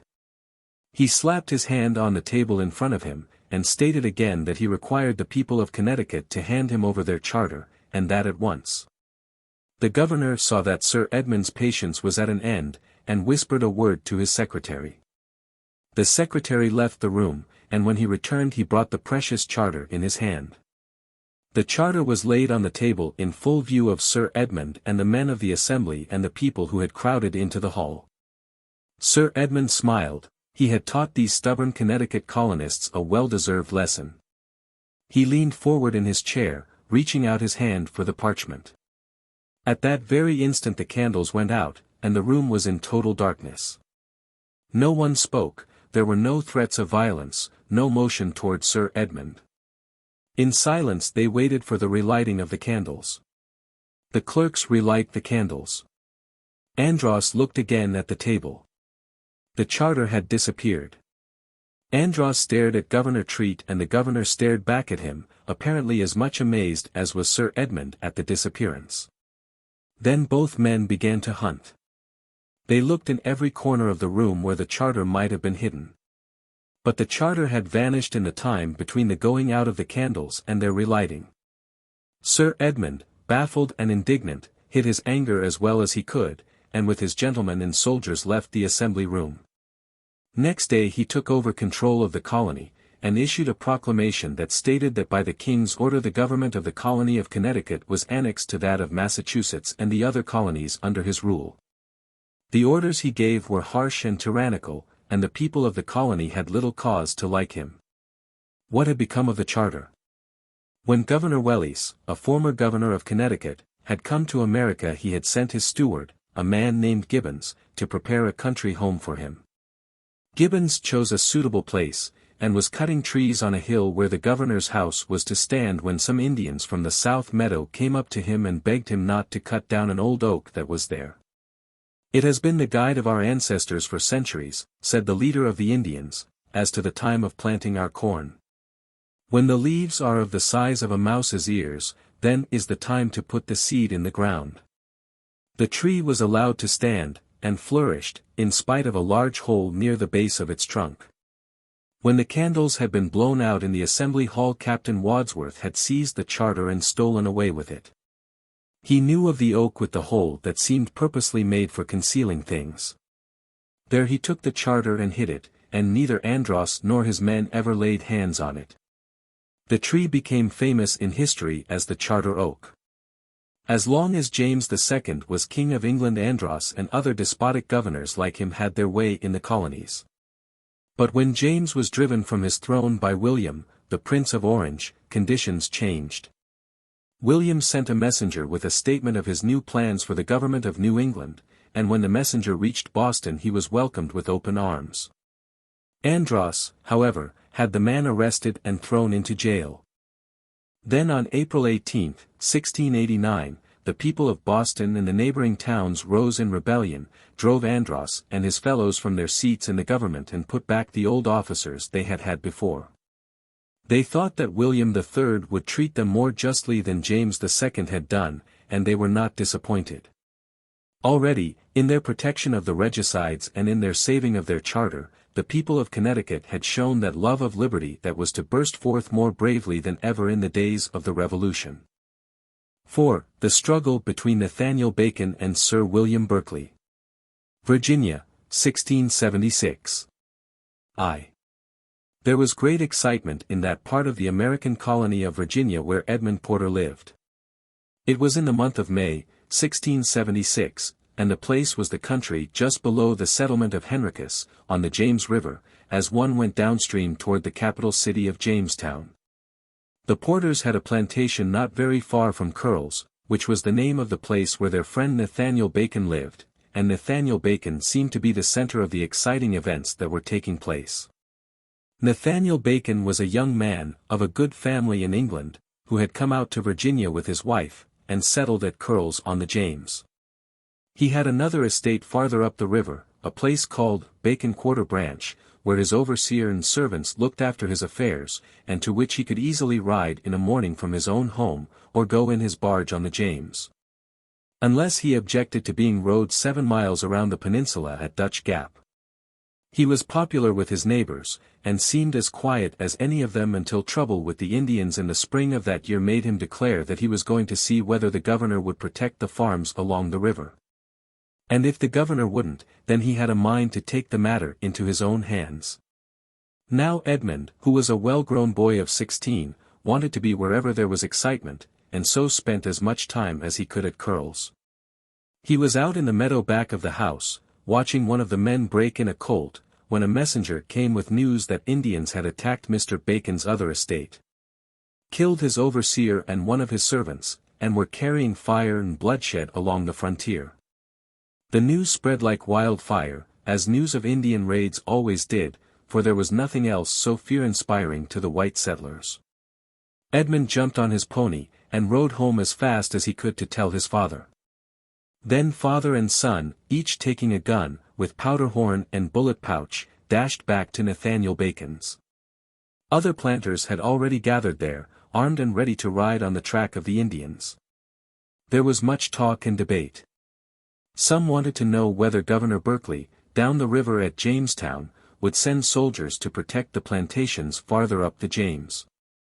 Others wondered whether the governor, who was not very prompt or ready in dealing with the Indians in this far-off part of the colony, would be willing to commission the planters to take the war into their own hands. In the midst of all the talk Bacon himself appeared, and the crowd of horsemen called on him to take command, it being known he had often said openly that he intended to protect Curls and his other farms from the Redskins. Bacon agreed to lead his neighbors, but told them he thought it would be best to send a messenger to Sir William Berkeley, and ask for the governor's commission. A man was sent at once down the river to Jamestown, and the neighbors rode home to wait for the governor's answer. Next afternoon they met again at Curls, and heard the answer Sir William Berkeley sent. It was very polite, and spoke highly of Nathaniel Bacon and his neighbors. It further said that the times were very troubled, that the governor was anxious to keep on good terms with the Indians, and was afraid that the outcome of an attack on them might be dangerous, and urged Mr. Bacon, for his own good interests, not to ride against them. He did not actually refuse the commission that Bacon had asked for, but, what amounted to the same matter, he did not send it. The horsemen were very angry. Sir William Berkeley, a man 70 years old, and safe at Jamestown, might care little what the Indians did, but the men whose plantations were threatened cared a great deal. Again they urged Bacon to lead them, and he, nothing loath now that he had set the matter fairly before the governor, jumped into his saddle and put himself at the head of the troop. All were armed, some had fought Indians before. In those days such a ride was not uncommon. A few boys rode with their fathers, and among them Edmund Porter. Bacon's band rode fast, and were marching through the woods of Charles City when a messenger came dashing after them. The company stopped to hear him. He said that he came from Sir William, and that Sir William ordered the band to disperse, on pain of being treated as rebels against his authority. The message made it clear that they would ride on at their peril. This threat cooled the ardor of some, but not of many. Bacon snapped his fingers at the governor's messenger, and rode on, with 57 other followers. They were not the men to leave their frontiers unguarded, no matter what Sir William might call them. Bacon led on to the falls, and there he found the Indians entrenched on a hill. Several white men went forward to parley, but as they advanced an Indian in ambush fired a shot at the rear of the party, and their captain gave the word to attack. Edmund and a few others formed a rear guard by the river, while the rest waded through a stream, climbed the slope, stormed and set fire to the Indian stockade, and so blew up a great store of powder that the red men had collected. The rout of the marauding Indians was complete, and when the fighting was over 150 of them had been killed, with only a loss of 3 in Bacon's party. Victory had been won, the Indians were driven back to the mountains, leaving the plantations along the James safe, for some time at least. With a train of captives, Bacon and his neighbors rode homeward. The porters went to their plantation, and the others scattered to their houses farther down the river. Edmund and his father thought the excitement was over, and everybody in the neighborhood had only words of the highest praise for the gallant Nathaniel Bacon. Sir William Berkeley, however, was very angry, and he was a man of his word. He had sent his messenger to say that if Bacon marched against the Indians he should consider Bacon a rebel and the men who rode with him rebels as well. He meant to be master in Virginia, and therefore as soon as the news of what was called the Battle of Bloody Run came to him he made his plans to teach all rebellious colonists a lesson. He called for a company of officers and horsemen and set out hot foot, in spite of his 70 years, to capture the upstart Bacon and make an example of him. But Sir William had not ridden far when disquieting news reached him. The people along the coast had heard how Bacon had sent to the governor for a commission and had been refused, and they also knew how he had fought the Indians in spite of the governor's warning. They were proud of him. They liked his dash and determination, and they meant to stand by him, no matter what Sir William might have to say. The governor, who had always had his own way in Virginia, was thoroughly furious now. There were rebels before him, and rebels behind him, for that was the name he gave to all who dared to dispute his orders. But with the lower country in a blaze he didn't dare attend to Nathaniel Bacon then, so he ordered his troop of horse to countermarch and galloped back to Jamestown as fast as he could go. When he reached his capital he found it in a tumult. Word came to him that all the counties along the lower James and the York rivers had rebelled. It looked as if the colony were facing a civil war like the one that had broken out in England 30 years before. Then, realizing that this was no time for anger, but for cool, calm words, Sir William mended his manners. He didn't pour oil on the colonists' fire, instead he met their demands halfway. When the leaders of the colonists protested that the forts on the border were more apt to be a danger to them than a help, Sir William agreed that the forts should be dismantled. When the leaders said that the House of Burgesses, which was the name of the Virginia Parliament, no longer represented the people, but in fact defied the people's will, Sir William answered that the House of Burgesses should be dissolved and the people given a chance to send new representatives to it. And the governor kept his word after the angry planters had gone back to their homes. He didn't want such a civil war in Virginia as the one that had cost King Charles I his throne in England. Sir William might have forgiven Nathaniel Bacon's disobedience, and forgotten all about it, but the owner of Curl's Manor bobbed up into public notice again almost immediately. As soon as orders were sent out through the colony that new elections were to be held for the House of Burgesses, as the governor had promised, Bacon declared that he was a candidate to represent Henrico County. He was so popular now that when the election was held he was chosen by a very large vote. Many men voting for him who had no right to vote at all, according to the law, which said that only freeholders, or men who owned land, should have the right to vote in such a case. So now the man who had been called a rebel by the governor was going to Jamestown to sit in the House of Burgesses and help make laws for the colony. Many a man might have hesitated to do that, but not such a good fighter as Mr. Bacon. The new Burgesses were summoned to meet at Jamestown early that June, and they traveled there through the wilderness in many ways. Some rode on horseback, fording or swimming the numerous streams and rivers, for bridges were few, some came by coach, and some went down the river by barge or by sloop, the easiest way for those who lived near the James. Bacon chose the last way, and on a bright morning in June left his house at Curl's, and with 30 neighbors sailed down the river. Mr. Porter and Edmund went with him, for the father had often promised his son to take him to Jamestown, and this seemed a good opportunity. The voyage started pleasantly, but ended in disaster. Sir William now considered himself doubly flouted by this man from Curl's, and vowed that the rebel Bacon should never sit in the new House of Burgesses.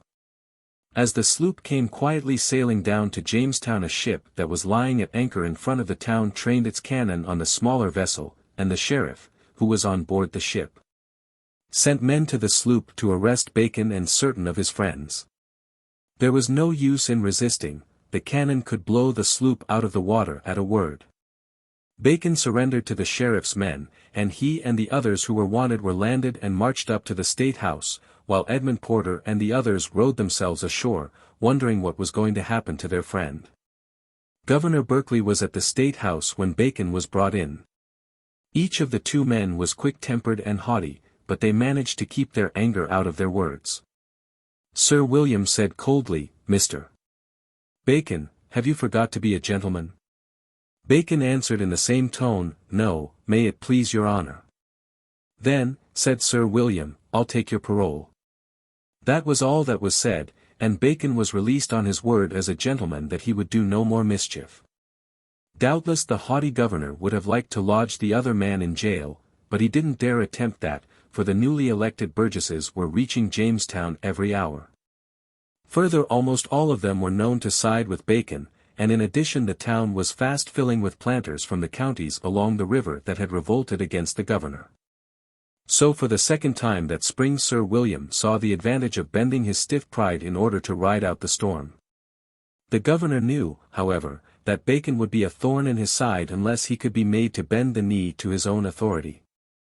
So Sir William went to Bacon's cousin, a man who was very rich and prominent in the colony, and a member of the governor's council. He urged this man, who was known as Colonel Nathaniel Bacon, Sr., to go to his cousin, Nathaniel, Jr., and try to induce him to yield to Sir William's wishes.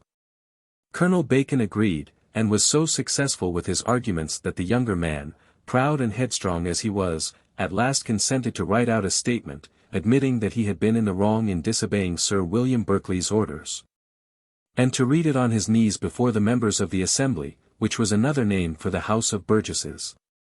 This was a great victory for the governor. Events had followed one another fast. In the space of little more than a week the owner of Curl's plantation had been proclaimed a rebel, had marched against the Indians and beaten them, had been a candidate for the House of Burgesses and been elected, had sailed down to Jamestown, been arrested, and paroled, and was now to admit on his knees that he had indeed been a rebel. On June 5, 1676, Bacon went to the State House.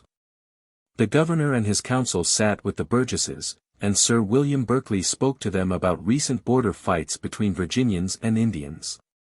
He denounced the killing of 6 Indian chiefs in Maryland, who, he said, had come to treat of peace with white soldiers, and he added, if they had killed my grandfather and grandmother, my father and mother and all my friends. Yet if they had come to treat of peace, they ought to have gone in peace. Sir William sat down, then after a few minutes stood up again. If there be joy in the presence of the angels over one sinner that repenteth, said he, with solemn humor, there is joy now, for we have a penitent sinner come before us. Call Mr. Bacon. Bacon came in, and knelt down before the governor and his council and his fellow Virginians. He read from a paper he held, confessing that he had been guilty of unlawful, mutinous, and rebellious practices, and promised that if the governor would pardon him he would act dutifully, faithfully, and peaceably, under a penalty of £2,000 sterling.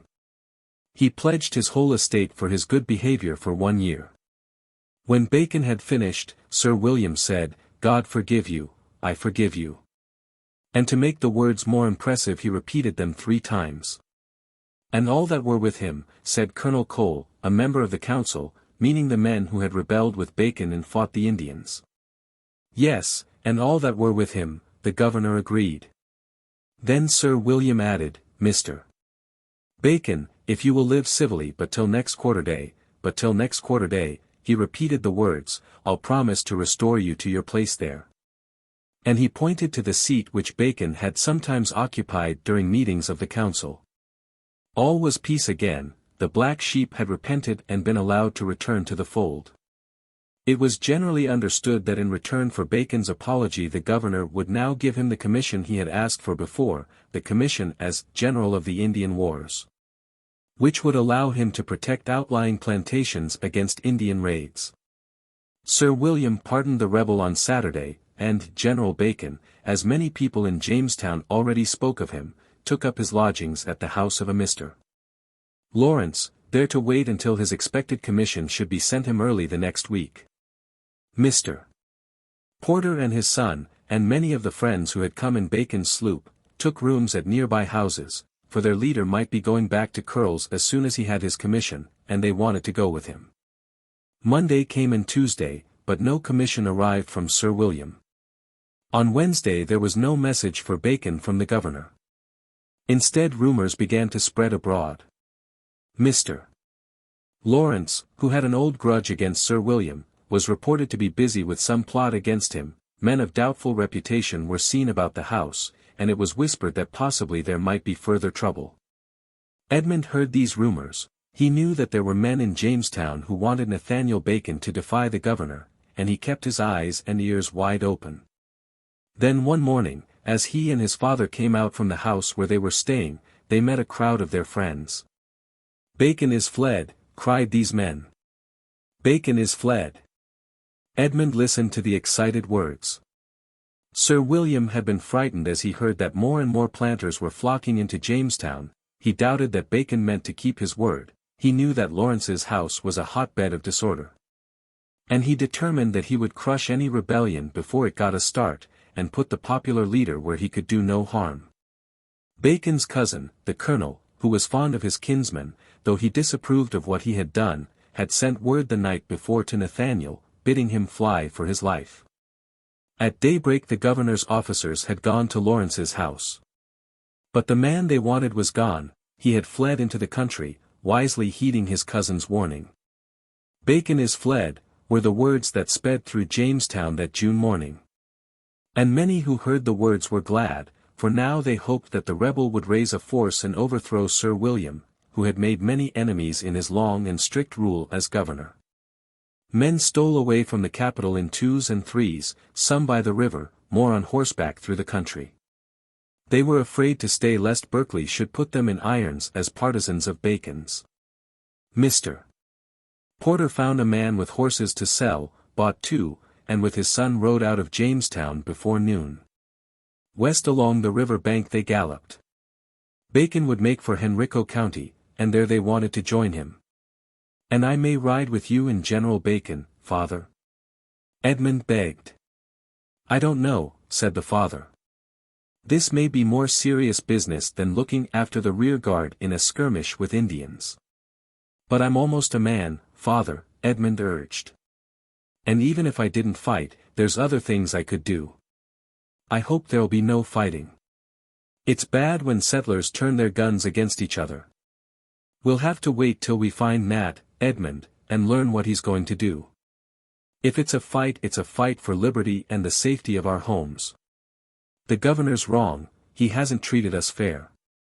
All that day they rode through the river country, and wherever they came to settlements they found armed men mounting, for the news had spread rapidly that Nathaniel Bacon was raising an army to fight the governor. 2. From big plantations and from small farms, from manor houses in the lowlands and from log cabins in the uplands, grown men and half-grown boys, armed with guns or swords, hurried to join General Bacon, who was sending out his call for recruits from his headquarters up the James River. The colonists were a hardy lot, used to hunting and fighting, and well pleased now at the prospect of upsetting the tyrannical governor at Jamestown. Within 3 days after Bacon's escape from the capital he was at the head of about 600 men, stirring them with his speeches, for he was a very fine and fiery orator, until they were ready to follow wherever he led. The Porters, father and son, succeeded in joining his ranks, and when the young commander set out on his march to Jamestown they rode among his men. What was Sir William Berkeley doing meantime? Bacon was a fighter, but the white-haired governor was a fighter also. He sent riders from Jamestown to summon what were called the train bands of York and Gloucester, counties that lay along Chesapeake Bay and the Atlantic Ocean. But the spirit of rebellion had spread from the plantations along the James down to the seaboard settlements, and only 100 soldiers, and not all of them very loyal to the governor, answered his summons. They marched so slowly that Bacon reached Jamestown before they were in sight of the town. At 2 in the afternoon the rebel leader entered the capital at the head of his men and drew up his troops on the green, not an arrow's flight from the State House where he had knelt for the governor's pardon less than 10 days before. At his order his men sentineled the roads, seized all the firearms they could find, and disarmed or arrested all men coming into Jamestown by land or river, except such as joined their own ranks. The little capital was in a turmoil. Sir William and his council sat in a room at the State House, debating what course to take. They ordered a drummer to summon the burgesses, and those burgesses who were not already in Bacon's army came trooping to the State House. It seemed as if war was to break out then and there. Bacon marched across the green with a file of fusiliers on either side, and reached the corner of the State House. Sir William and his council came out, and the two leaders fronted one another, Bacon fairly cool and collected, but the aged governor raging at this affront to his dignity.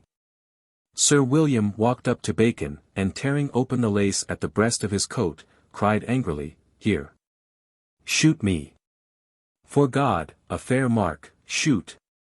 Bacon answered calmly, "No, may it please your honor.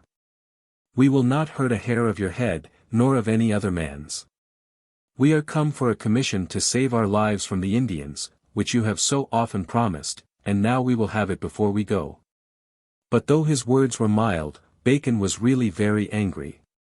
As the governor, still raging and shaking his fist, turned and walked back to the State House with his council, Bacon followed him with his soldiers, one hand on his sword hilt, the other threatening Berkeley. As the governor and council continued their retreat, Bacon and his men grew more threatening. The leader shook his fist, the fusiliers cocked their guns. And as they came to the windows of the room where the burgesses sat, some of the soldiers pointed their guns at the men inside, shouting again and again, "We will have it! We will have it!" Presently one of the burgesses waved his handkerchief from the window, and called out, "You shall have it! You shall have it," by which he meant the commission that Bacon wanted. The soldiers uncocked their guns, and stood back, waiting further orders from their leader. Bacon had grown as angry meantime as the governor had been before, and had cried, "I'll kill governor, council, assembly and all, and then I'll sheath my sword in my own heart's blood." And it was afterwards said that Bacon had ordered his men, if he drew his sword, to fire on the burgesses. But the handkerchief waved from the window, and the words, "You shall have it," calmed him somewhat, and soon afterward he went into the State House and discussed the matter fully with Sir William and his council. Later that same day Bacon went to the room of the burgesses and repeated his request for a commission. The speaker answered that it was not in their province, or power, nor of any other save the king's vicegerent, their governor, to grant it. Bacon replied by saying that the purpose of his coming to Jamestown was to secure some safe way of protecting the settlers from the Indians, to reduce the very heavy taxes, and to right the calamities that had come upon the country. The burgesses gave him no definite answer, and he left, much dissatisfied. Next day, however, Sir William and his council yielded. Nathaniel Bacon was appointed general and commander-in-chief against the Indians, and pardon was granted to him and all his followers for their acts against the Indians in the West. This was a great triumph for the rebel leader. Berkeley hated and feared him as much as ever, but had seen that he must pocket his pride in the face of such a popular uprising. The owner of Curl's plantation was now commander-in-chief of the Virginia troops, and although it was intended that he should use his army only in defending the colony from Indian attacks, it was generally believed that he could do whatever he wished with his men. The colony was practically under his absolute control. The colonists would do whatever he ordered, and as they hailed Bacon's leadership they paid less and less heed to Sir William Berkeley. And the governor, knowing that many adventurers, many men of doubtful reputation, and many who were his own enemies, were now much in Bacon's company, feared for their influence on the impulsive young commander. Having seen their neighbor win his commission, Mr. Porter and Edmund rode back to their own plantation, and took up the work that was always waiting to be done in summer. They were busy, and heard only from time to time of what Nathaniel was doing. They knew he was planning to take the field against the Indians with a good-sized troop of men. Full of energy, and eager to show the colony that he was in truth a great commander, Bacon made his headquarters near West Point, at the head of the York River, a place frequently called Delaware, from Lord Delaware, who belonged to the West family. He disarmed all the men who opposed his command, and then set out, with an army of between 500 and 1,000 men, to attack the Indians in the neighborhood of the headwaters of the Pamunkey. His scouts scoured the woods and drove out all hostile Indians. He cleared that part of the frontier of red men, and in a short time had made the border plantations safer than they had ever been before. He had justified all his friends had said of him, he had acted as a loyal Virginian, and he had proved his worth as General-in-Chief of the colony's army. Edmund Porter, going to the store at the crossroads on a July day, heard men discussing news that had just come from Jamestown. The rumor was that, despite Nathaniel Bacon's success as a commander, Sir William Berkeley had again denounced him as a rebel and traitor, and had fled to York River and set up his banner there not only as governor, but as general also. The report proved true. Sir William had nursed his anger for a short time, and now it flamed forth afresh and even more bitterly than before. In spite of Bacon's success, he was still a rebel in the governor's eyes. He had forced the assembly at Jamestown to do his bidding, and had acted as if the colony belonged to Bacon and his followers, and not to the King of England and the royal officers. This matter the governor meant to decide when he flew his flag at York River and summoned all loyal Virginians to come to his aid. Some came. There were many planters who honestly believed that Berkeley was in the right and Bacon in the wrong. But the great mass of the people sided with the latter, and it began to look as if Sir William might still call himself the governor, but would find that he had no people to govern. Then, when the old Cavalier, proud in his defeat as the Cavaliers of England had been when the Roundheads beat them in battle after battle, was beginning to see his men desert him, a messenger came post-haste from Gloucester County, to the north of the York River, with word that the planters there were still loyal to the king's governor, and begged him to come to their county and to protect them from the Indians. The loyalists of Gloucester, some of whom Bacon had disarmed, were ready to rally round Sir William. Sir William was overjoyed. He went to Gloucester at once, he flew his flag there, and called all loyalists to join him. 1,200 people came on the day Sir William set. But, with the exception of the wealthy planters who had sent the message, even these men of Gloucester were unwilling to take the field against General Bacon, as Sir William wanted. Some of them said that Bacon was fighting the common enemy, the Indians, with great success, and that as good Virginians they ought to help, and not to hinder, his work. The governor urged and argued with them, but as he talked men began to leave, muttering, "Bacon! Bacon! Bacon," as they went. A short stay showed that Sir William was not to find, even in Gloucester, the support he wished. Where could he go? There was one place where men might yet listen to him, the distant country that was sometimes called the Kingdom of Accomac. It lay across Chesapeake Bay, remote from the rest of Virginia. The governor took ship and sailed across the 30 miles that divided it from the mainland, a romantic, apparently defeated figure, like some of the English royalists who fled before the victorious troops of Oliver Cromwell. On July 29, 1676, Berkeley posted his proclamation, declaring that Nathaniel Bacon was a traitor and outlaw. Bacon heard the news as he was in camp on the upper waters of the James. He was hurt at what he felt was the governor's injustice to him. To a friend he said, "It vexes me to the heart to think that while I am hunting wolves, tigers, and foxes, meaning Indians, which daily destroy our harmless sheep and lambs, that I and those with me should be pursued with a full cry, as a more savage or a no less ravenous beast." The general marched his men down the river, arresting such as were known to side with the governor, but leaving their property unharmed. Presently he made his quarters at Middle Plantation, which was situated halfway between Jamestown and the York River. Here his riders bivouacked around the small group of houses that formed the settlement, and their commander set to work to try to bring some sort of order out of the tangle into which Virginia had fallen.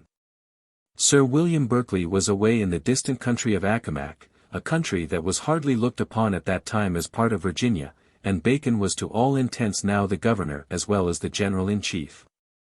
Some of his friends advised him to do one thing, some another. Mr. Drummond, an old enemy of Berkeley's, who knew what Sir William thought of him, and who had once said of himself as a rebel, "I am in over shoes. I will be over boots," now advised Bacon to proclaim that Berkeley was deposed from the governorship and that Sir Henry Chichely should rule in his place. But Bacon would not go so far as that. He was quick-tempered, but fairly cool when it came to planning action, and he knew that to overthrow Sir William would make him clearly a rebel in the eyes of England. So, instead of acting rashly, he issued what he called a remonstrance, which protested against Sir William's calling him and his men traitors and rebels, when they were really faithful subjects of His Majesty the King of England, and had only taken up arms to protect themselves against the savages. Besides that, he complained that the colony was not well managed, and called on all who were interested in Virginia to meet at Middle Plantation on August 3d, and make a formal protest to the English King and Parliament. Many men met at the village on that day, for members of the Governor's Council among them. Bacon made a fiery speech, and all agreed to pledge themselves not to aid Sir William Berkeley in any attack on General Bacon or his army. Then Bacon went further. He asked the meeting to promise that each and every man there would rise in arms against Sir William if he should try to resist General Bacon. And further that if any soldiers should be sent from England to aid Sir William each man there would fight such troops until they had a chance to explain matters to the King of England. That was going too far, the men had no desire to rebel against their king. They were willing to sign the first pledge, but not the second. In the midst of their arguing Bacon interrupted angrily. "Then I will surrender my commission, and let the country find some other servant to go abroad and do its work," he exclaimed. "Sir William Berkeley hath proclaimed me a rebel, and it is not unknown to himself that I both can and shall charge him with no less than treason." He added that Governor Berkeley would never forgive them for signing either part of the pledge, and that they might as well sign both as one. Then into the stormy meeting rushed a gunner from York Fort, shouting out that the Indians were marching on his fort, that the governor had taken all the arms from the fort, and that he had no protection for all the people who had fled there from the woods of Gloucester in fear of the Indians' tomahawks. The gunner's words settled the matter. All the men agreed to sign the whole pledge, promised to fight not only Sir William Berkeley but the king's troops as well if they came to Virginia to support him. The oath was taken, the paper signed by the light of torches near midnight on that 3rd day of August, 1676. Just 100 years later another Declaration of Independence was to be signed by men, some from this same colony of Virginia, in Independence Hall in Philadelphia. The next business was to organize a new government, and Bacon sent word through the colony for men to choose representatives to meet early in September. Then the general marched off with his army to protect the people who had fled to York Fort, and try to finish his war with the Indians. There was great rejoicing throughout the length and breadth of Virginia when news came to town and plantation that Nathaniel Bacon had set up a new government in place of the old one that had failed to protect the colony and that had suppressed the people's liberty. They gloried in their defiance of the royal governor. Sarah Drummond, the wife of Bacon's friend, said to her neighbors, "The child that is unborn shall have cause to rejoice for the good that will come by the rising of the country." One of her neighbors objected, "We must expect a greater power from England that will certainly be our ruin." Mrs. Drummond picked up a stick, and breaking it in two, said scornfully, "I fear the power of England no more than a broken straw." And when others shook their heads doubtfully, she said bravely, "We will do well enough." That was the feeling of most of the people. They were back of Bacon, and pledged themselves to support him through thick and thin. At the plantation near Curls Mr. Porter brought the news of the oath at Middle Plantation to his family, and his wife and son and the men and women who worked for him celebrated the event as a great victory for all true Virginians. Meantime General Bacon crossed the James River, attacked the Appomattox Indians, and killed or routed the whole tribe. He then marched along the south side of the river toward the Nottoway and Roanoke, scattered all the Indians he met, and ultimately returned north to West Point, where he dismissed all his army but a small detachment. bidding the others go back to their own plantations to harvest the autumn crops. Scarcely had the men of Bacon's army reached their homes when a new message electrified the whole countryside.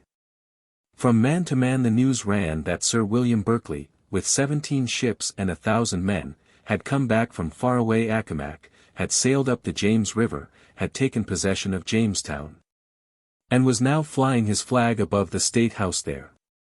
3. Sir William Berkeley had met few friends in that distant country of Accomac when he had first flown there.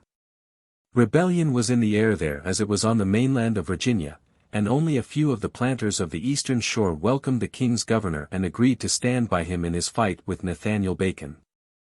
Still he stuck to his determination to try conclusions with the rebels, and meantime he waited as patiently as he could, hoping that the tide of fortune would presently turn in his favor. General Bacon, when he set out from Middle Plantation to fight the Indians, sent Giles Bland to keep Governor Berkeley in Accomac, and, if possible, to induce the people there to surrender him. Giles Bland started on his mission with 250 men, and one ship with 4 guns, commanded by an old sailor, Captain Carver. One ship was not enough, however, to carry the men across to the eastern shore, and so Bland seized another that happened to be lying in the York River, and that belonged to Captain Larimore, a friend of Governor Berkeley. Captain Larimore was seized by Bland's men, and locked up in his cabin, but after a time he sent word to Bland that he would fight with him against the governor, and Bland, thinking that the captain was sincere, restored command of the vessel to him. 2 more ships were captured, and so it was a fleet of 4 vessels that ultimately carried the rebel party to the eastern shore. When he saw this fleet nearing Accomac, Sir William gave up his cause as lost. He knew that he must surrender, as King Charles I of England had surrendered to Oliver Cromwell's men. Then suddenly a loophole of escape offered itself most unexpectedly. Captain Larimore, still very angry with the rebels for having seized his ship in such a high-handed manner, secretly sent word to Sir William, that if assistance were given him he would betray Giles Bland. The fleet was at anchor, and Captain Carver had gone ashore to try to find the governor. Larimore's offer looked as if it might be a trap, but Colonel Philip Ludwell, a friend of Berkeley's, offered to vouch for Larimore's honesty and moreover to lead the party that was to capture Bland. Sir William agreed to this offer, and Colonel Ludwell got ready a boat in a nearby creek, out of sight of the fleet. At the time set by Larimore, Colonel Ludwell's crew rowed out toward Larimore's ship. Bland thought he came to parley, and did not fire. The boat pulled under the ship's stern, one of Ludwell's men leaped on board, and aiming a pistol at Bland's breast, cried, "You're my prisoner." The crew of the rowboat followed, and with the help of Larimore and those sailors who sided with him, quickly captured the rebels on board. When Captain Carver returned he and his crew were seized in the same way, and Colonel Ludwell and Larimore took Bland and Carver and their officers ashore and presented them to Sir William as his prisoners. Sir William was stern in dealing with men he considered traitors. He put Giles Bland and his officers in chains, and he hung Captain Carver on the beach of Accomac. This victory won him recruits also among the longshoremen, and now one of his own followers, Captain Gardner, reached the harbor in his ship, the Adam and Eve, with 10 or 12 sloops he had captured along the coast. Counting Bland's ships, the governor now had a fleet numbering some 17 sail, and on these he embarked his army of nearly 1,000 men.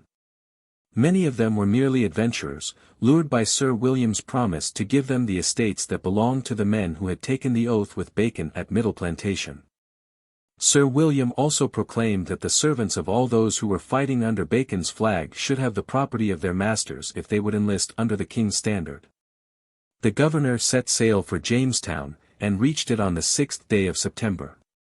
One of the bravest of Bacon's commanders, Colonel Hansford, held the town with 800 or 900 men. The governor called on Hansford to surrender, promising pardon to all except his old enemies, Lawrence and Drummond, who were then in Jamestown. Hansford refused to surrender, but Lawrence and Drummond advised him to retreat with his army, and so he evacuated the town during the night. At noon next day Sir William landed, and kneeling, gave thanks for his safe return to his former capital. Colonel Hansford, with Drummond and Lawrence, rode north to find General Bacon. They found him at West Point and told him the startling news that Sir William had come back with an army. The fight was to be waged all over again. The question whether Bacon or Berkeley was to rule Virginia was yet to be settled. Bacon had only a bodyguard with him, but he mounted in haste and rode toward Jamestown, sending couriers in all directions to rouse the countryside and bring his men to his flag. The message came to Curls, and Edmund Porter and his father and their neighbors armed and hurried to join their general. So swiftly did the planters take to horse that by the time Bacon was in sight of Jamestown he was followed by several hundred men. Sir William had built an earthwork and palisade across the neck of the island where Jamestown stands. Bacon ordered his trumpets to sound, and then a volley to be fired into the town. No guns answered his, and Bacon ordered his troops to throw up breastworks in front of the palisade, while he made his headquarters at Greenspring, a house that belonged to Sir William. Now Bacon, although usually a gentleman, resorted to a trick that was a blot on his character. He sent horsemen through the nearby country to bring the wives of some of the men who were fighting on Berkeley's side into his camp. He sent one of these women, under a flag of truce, into the town to tell her husband and the others there that Bacon meant to place these wives in front of his own men while they were building the earthworks, so that any shots fired would hit the women first. This he did. He made these women stand as a shield before his men. The governor's party would not fire a shot. The earthworks were finished, and then Bacon had the women escorted to a place of safety. The trick savored more of the customs of some of the Indian tribes the settlers had been fighting than of the warfare of Virginia gentlemen. When the women were gone, Sir William burst out of Jamestown with 800 men and attacked Bacon's troopers. But the rabble that made up the governor's army, longshoremen, fishermen from Accomac, a rabble attracted by the hope of plunder, was no match for the well-drilled and well-armed planters. At the first touch of steel they turned and fled back to the town, leaving a dozen wounded on the ground. Sir William lashed them with a tongue of scorn, but his anger did no good. He saw that he could not rely on this new following, and so embarked on his ships again that night, and sailed away from Jamestown. Bacon marched in, took counsel with his officers, and determined that Sir William should make no further use of his capital. Orders were given to set fire to all the houses, and shortly the town, founded by that great adventurer, John Smith, was only a mass of burned and blackened timbers. Sir William had sailed down the river, but a courier from York County brought word that a force of his friends were advancing from the direction of the Potomac to attack Bacon's men. So, when Jamestown was only ruins, the general left that place and marched at the head of his horsemen to meet this new enemy. He was as full of courage as ever, but he had caught a fever in the trenches before Jamestown, and instead of stopping to cure it he insisted on pushing on and trying to settle matters with his opponents as soon as possible. His men crossed the York in boats at Ferry Point and marched into Gloucester. There Bacon called on all the men of Gloucester who had taken the oath with him at Middle Plantation to join him promptly. Another courier arrived, with word that Colonel Brent was coming against him with 1,000 soldiers. Bacon did not wait for any more recruits, but marched at once up country in the direction of the Rappahannock River. But there was to be no fighting. The spirit of rebellion had spread so far that even Colonel Brent's men, supposed to be very loyal to the governor, deserted to Bacon's standard, and Brent himself, with a few faithful followers, had to retire from the field and leave the rebel chief in entire command. Bacon went back to Gloucester, and again summoned the men of that county to meet him at the courthouse. 600 or 700 came, but they did not want to fulfill their pledge and take up arms, it might be against the king's own soldiers. They said that they wanted to take no sides in the matter. Bacon insisted that they should pledge themselves to follow him. The fever had hold of him, his temper was short, and he spoke in such a domineering way that at last the men of Gloucester gave him the pledge he wanted. Having had his way, Bacon closed the meeting, and, seeing that all the mainland of Virginia was now under his control, laid plans to follow Sir William Berkeley to Accomac, where the governor had fled again.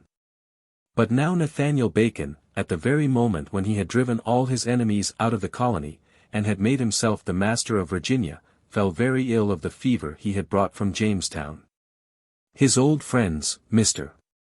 Porter among them, urged him to give up command of his army and rest. In spite of his wish to go to Accomac and settle accounts with Berkeley, he had to take their advice. He went to the house of a friend, Major Pate, in Gloucester, and there, after a few weeks' illness, he died, in October, 1676. Sorrowing for their brave leader and friend, Mr. Porter and Edmund went back to their plantation on the James. They had stood by him when he needed their aid, but, in spite of all the exciting events of that summer, they had not had to take part in any actual fighting except the brief battle with the Indians in May and the short skirmish outside Jamestown. Neither father nor son were known as officers in Bacon's army, and as they stayed quietly at home the storm that followed blew safely over their heads. In 4 months Nathaniel Bacon had risen from the position of a little-known planter to be the ruler of Virginia. And because the king's governor would not give him a commission to march against the Indians who had attacked his farm, he had driven the governor out of the colony. It was a remarkable story, packed full of strange happenings. When Bacon died, however, the rebellion fell to pieces. A man named Ingram tried to rally his army, but the men of Virginia would not fight under any other leader than Bacon. Sir William Berkeley came back from the county of Accomac with a wolfish thirst for vengeance. His chief enemy had escaped him, but he meant to take his revenge on the other leaders of the rebellion against him. And take his revenge he did, not like an honorable governor who wishes to make peace in his country, but more like that Judge Jeffreys in England, whose name became a byword for cruelty. He captured Colonel Hansford, who was a fine Virginian, and hung him as a rebel. Lawrence escaped, but Drummond was caught in his hiding place in the Chickahominy swamp, and brought before Sir William. "Mr. Drummond," said the governor, "you are very welcome. I am more glad to see you than any man in Virginia. Mr. Drummond, ye shall be hanged in half an hour." "When your honor pleases," Drummond coolly replied. Drummond was hung, and his brave wife, who had broken the stick to show how easily the planters could defeat Sir William, was driven into the wilderness with her children.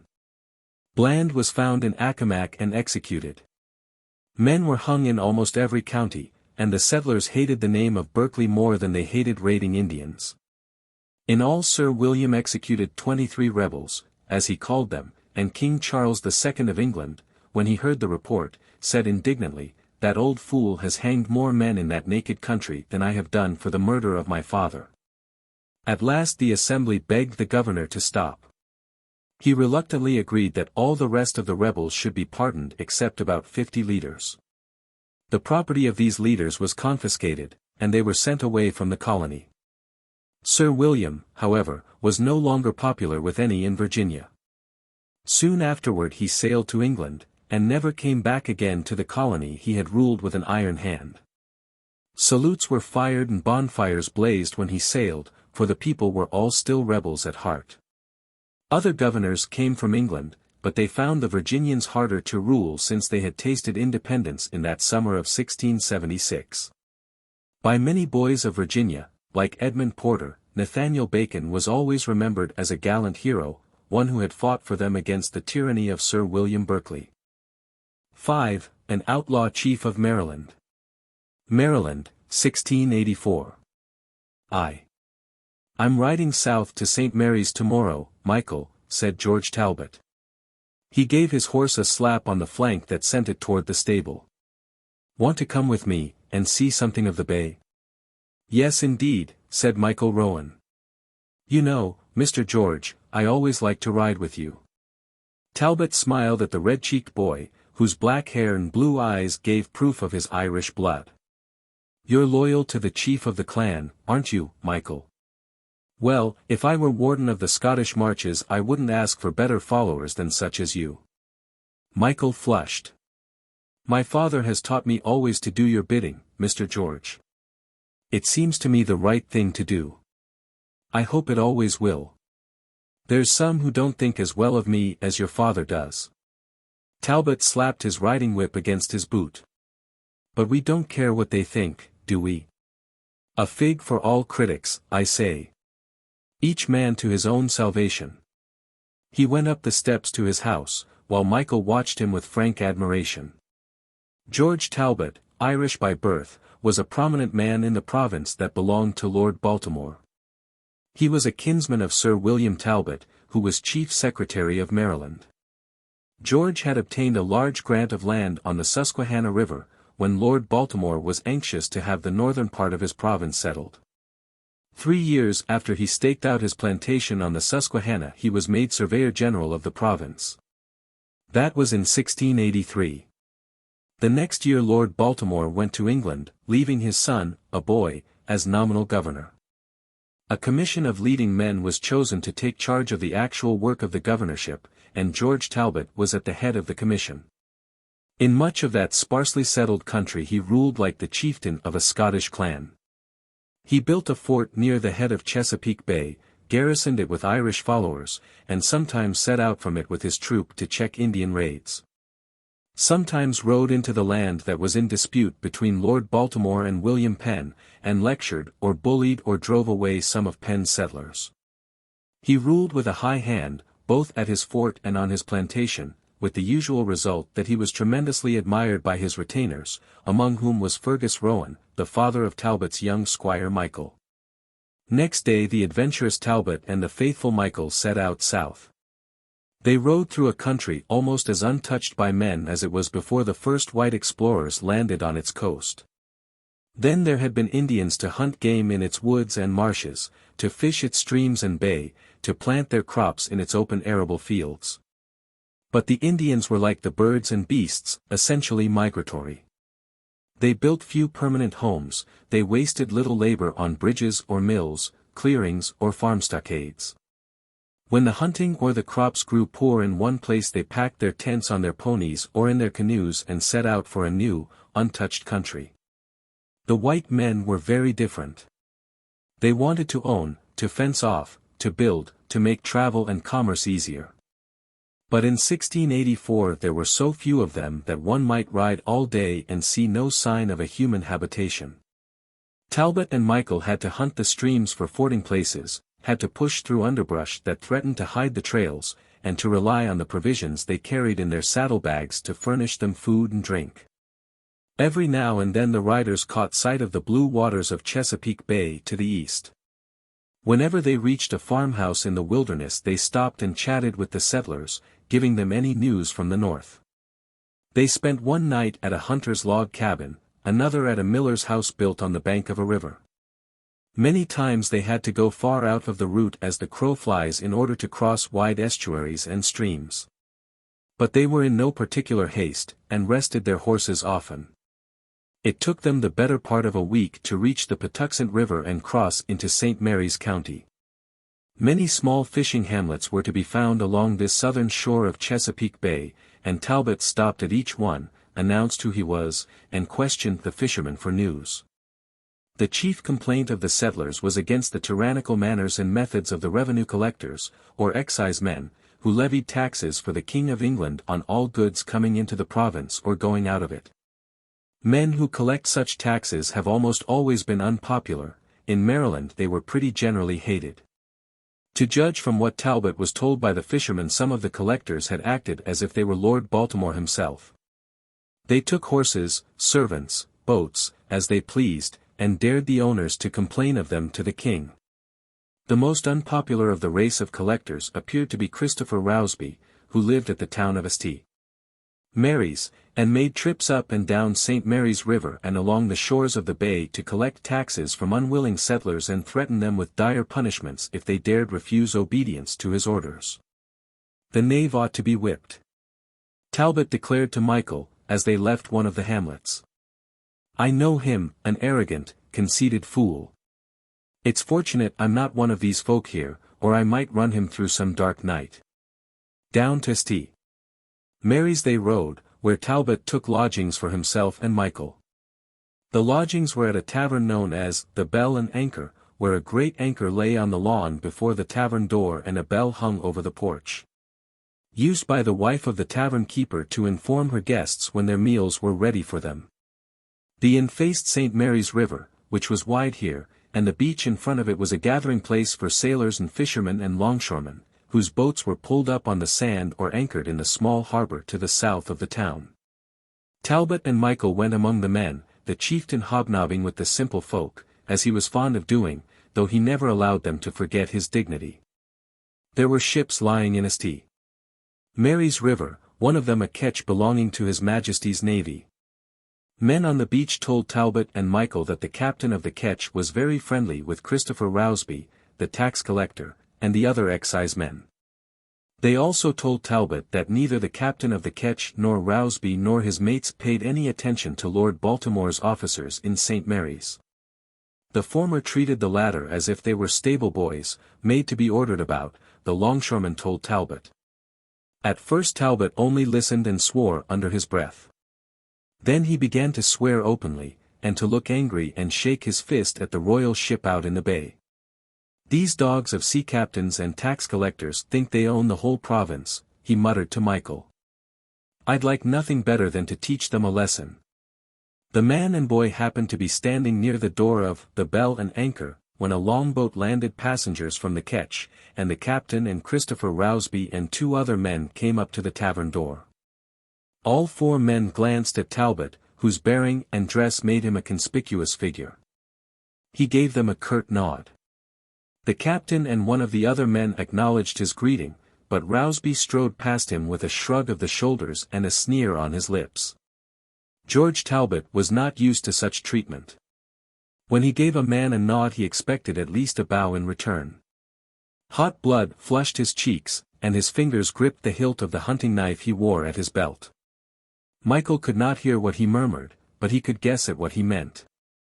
Michael grew angry too. He expected people to treat his master with as much deference as they would show the king. The 4 men went into the tavern, and soon Michael caught the sound of a drinking song. To get away from the noise Talbot and his page walked up the street. Presently they met the chief magistrate of St. Mary's, who recognized George Talbot, and greeted him, as was proper, by taking off his hat and making a low bow. "Things go badly here, Mr. Talbot," said the magistrate, with a shake of his head. "The captain of that ship yonder and the collectors laugh at Lord Baltimore. They do what they will with me and my men. They sit in the tavern all night, carousing, and then they take any boats they see or anything they like, and threaten the owners with their pistols and His Majesty's vengeance if they dare object. I've gone to see them about it. They snap their fingers at me and the governor." "I've seen the brutes," said Talbot. "I think I'd best take it on myself to explain the matter to them." "Be careful," warned the other. "They think themselves above all the law of the province." "By heaven, they're not above me," ejaculated Talbot. "I'll tell Rousby so to his face, and let him take the consequences." Talbot and Michael went back to the Bell and Anchor. The singing was still going on. The man and boy went into the tap room, and ordered 2 cups of ale. They sat at a small table in a corner, some distance from where the 4 men were drinking, laughing, and singing. This was no time for Talbot to speak to them. Their wits were too befuddled to pay any heed to what he might have to say. Presently the man and boy went up to their rooms. The noise of the revellers reached their ears. Talbot was very angry. He told Michael that he should have a settlement with Christopher Rousby the next day. So loud was the noise downstairs that Michael had to pull the bedclothes up about his head in order to get to sleep. The next day was cold and dark, early winter. Talbot spent the morning going from house to house, questioning each owner as to unjust taxes that Rousby had collected, or any other injury the collector had done. He made a note of each complaint, and by noon he had a long list. The 2 dined at the tavern, and afterward Talbot engaged a fisherman to row them out to the royal ketch in the river. Rain was falling now, and a wind had sprung up. Whitecaps dotted the water. The fisherman rowed them to the ship, and Talbot and Michael climbed up the rope ladder that hung down over the side. A sailor stepped up to them. "What do you want?" he asked. "I want to see the captain and Christopher Rousby," said Talbot. "I'm told that Rousby came out to the ship this morning." "Aye, Mr. Rousby's still here," said the sailor. "I am George Talbot," announced the other man, and, as if that were sufficient warrant for him to do as he chose, he walked across the deck and went down the companionway to the cabin. Michael kept close behind him. A bottle and glasses stood on the cabin table. The captain, Christopher Rousby, and an officer of the ship sprawled in chairs. Rousby's face was red and bloated. At sight of George Talbot he smiled, but made no motion to get up from his chair. Talbot didn't take off his hat or cloak, though both were wet with rain and spray. He stepped to the table and leaned on it with one hand, while he pointed his other gloved hand at the insolent-looking tax collector. "You know who I am," said Talbot, in his deep, positive voice, "and I know who you are. I am chief of the deputy governors Lord Baltimore has appointed to care for his province during his absence, and you are a tax collector." "A representative of His Majesty the King of England," said the captain of the ship, as if to make out that his friend Rousby was a more important man. "Let the fellow talk," said Rousby to the captain. "I've heard he was clever at making speeches." His tone and manner were the height of insult. Talbot's face flushed, and Michael saw that his hand on the table doubled itself into a fist. "Yes, I will talk," said Talbot, in a voice that could have been heard on deck. "And you will listen to me, whether you want to or no. I have a list of unjust taxes you've levied here in St. Mary's. The devil only knows how many you've levied elsewhere." He put his hand into his pocket and pulled out the list he had made. "I'll not listen to such speech on my own ship," said the captain, his hands on the arms of his chair as if he was about to stand up. "Indeed you will," roared Talbot. "This list is a list of crimes committed by your friend Christopher Rousby, representative of His Majesty the King of England in the province of Maryland." He opened the list and began to read the items, giving the names of the men in st. Mary's who had been unjustly taxed and the amount they had been forced to pay to the greedy collector. The three men at the table grew restless. Rousby picked up his glass and drained it, the captain drummed on the arm of his chair with his fingers, the third man stared at the cabin ceiling. Talbot went on with his reading until he had finished the first page and turned to the second. Then Rousby broke in. "You can read all night," said he, "but I tell you now that all those taxes stand, and I'll collect more in future as pleases me." "Even if you know they're illegal and unjust?" asked Talbot. "Look you here," said Rousby, leaning forward. "The fact that I collect them makes them both legal and just. I am the law hereabouts, and I do as I please. If you don't like it, ride back to your own plantation, and leave matters here to your betters." His small bloodshot eyes sneered at Talbot. Now Talbot's Irish blood was very quick and fiery. That word, betters, stung him, the look on Rousby's face infuriated him. "I don't admit any betters," said he. "In fact I only see inferiors before me." His voice was cold as steel, and as biting. Michael had never heard him speak like that before. Rousby and the captain started to their feet. "Keep out of this, you!" Talbot roared at the captain, and leaning across the table gave him such a push that he set him down in his chair. Then Talbot's gloved hand struck Rousby on the cheek. "Take that," he cried. "If you want to settle the matter now, I'm ready." Rousby bellowed with rage.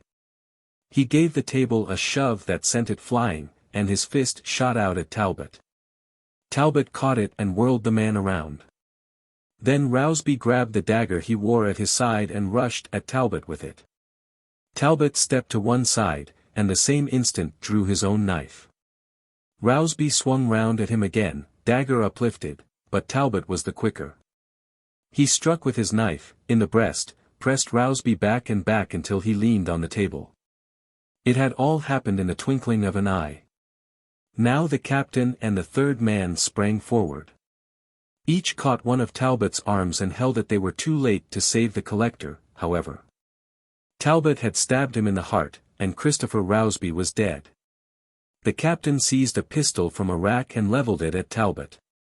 "Drop your knife," he ordered, "and surrender to His Majesty's officers. This is bad business for you. Murder of a royal agent." Talbot dropped the knife. "At your orders," he said. "I yield as your prisoner." The other man caught up a rope and soon had the prisoner's hands bound behind him. "Take him up on deck," said the captain. "And send 2 of the sailors down here to me." The other officer marched Talbot up the companionway. Michael followed. On deck the officer stepped away from his prisoner long enough to speak to one of the sailors. While he was doing this, Talbot whispered to Michael. "Get ashore," he whispered, "and tell the magistrate at St. Mary's what has happened. Then get word if you can to Sir William Talbot and to my wife." It was dark on deck, a murky evening. Michael slipped over to the side of the ship, found the rope ladder, and crawled down it to where the fisherman was still waiting in his boat. He didn't like to leave his master in the hands of his enemies, but he knew that Talbot wanted to be obeyed. "Mr. Talbot is going to stay on board," Michael said to the boatman. "You're to row me to shore." A little later he landed at St. Mary's. He was soaking wet and very cold, but he gave no thought to that. 2. Michael Rowan asked the boatman where the chief magistrate of St. Mary's lived, and, on being directed, went straight to the latter's house. To this man he told what had happened in the cabin of the Ketch, how Rousby and Talbot had had a quarrel, how high words had passed between them, how Talbot had stabbed the tax collector, and was now the captain's prisoner. The magistrate was very much alarmed. "There's no knowing what they'll do to him," he exclaimed with excitement. "Rousby treated us ill, there's no doubting that. But he was His Majesty's exciseman, and the killing of such, even in a righteous quarrel, is a mighty bad business. What's the captain going to do with Mr. Talbot?" "I know no more about it than you," said Michael. "My master bade me give you the true account of what happened, and then told me to ride north to tell Mistress Talbot and help her rouse his friends to do what they could for him. You see, he's kinsman to Sir William Talbot, and Sir William is nephew to Lord Baltimore." The magistrate shook his head. "That might be of some avail if this affair concerned the province of Maryland alone," said he. "But Rousby was one of His Majesty's officers, there's the difficulty." "I must get my horse and start at once," declared Michael. The magistrate went to the Bell and Anchor with Michael, helped him put bread and cheese in his saddlebags, saw him mount his horse, and waved his hand as Michael set out up the village street. When the magistrate went to the waterfront he learned that the Ketch had weighed anchor and sailed to the south. The night was cold and wet, and the road was dark and hard to follow, but Michael put his horse to the gallop and rode recklessly. His one thought was to reach Talbot's plantation on the Susquehanna as quickly as he could. He rode until it grew so dark that he could not see to avoid overhanging boughs and holes in the road. Then he stopped at the next farmer's cabin, asked for a night's lodging, and was given a place to sleep before the hearth. At dawn he was off again, following the rude trail through the wilderness, making his meals from the food in his saddlebags, and only stopping when he felt he must rest his horse. That night he spent in a hunter's lodge, the next at a log house on the edge of a small village. He told the people who asked his business that he was on an errand for George Talbot, but he gave them no inkling of what the errand was. He remembered the fords they had found on their journey south, and sought them again without much loss of time. Presently he came into country that he knew well, the upper shores of Chesapeake Bay where he had often ridden and hunted. Then he saw the familiar landmarks of Talbot's plantation, and was riding up the road to the door of the manor house. He had pushed his horse to the utmost, he himself was tired and aching in every sinew and muscle. Late in the afternoon he threw himself from his mount and ran up the steps. He opened the main door and walked into the living room, a muddy, bedraggled figure. Mrs. Talbot was sitting at a spinet, a luxury brought out to Maryland from England. She stopped her playing and looked up as Michael entered. She saw he had important news. "What is it, Michael?" she asked. He told her what had happened. She listened without interrupting him. Then she stood up. "Send your father and Edward Nigel to me at once," she said. Michael went to his father's house, only a short distance from the big house, and then to the cabin of Edward Nigel. He gave each of them the message of Mrs. Talbot. Then he stabled the horse that had carried him so well all the way from St. Mary's. By that time the boy was too tired and sleepy even to taste the food that his mother had set out for him. He fell into his bed and was sound asleep. Mrs. Talbot had great strength of character. She told her husband's 2 faithful Irish retainers that their master was now a prisoner, charged with the murder of a royal tax collector. She said that they must set to work at once to see what could be done to aid him. She wrote out messages, one for Rowan to take immediately to influential friends in Baltimore City, the other for Nigel to carry to Annapolis. Then, when the 2 had set out, she and her maid prepared to journey to Baltimore City next day.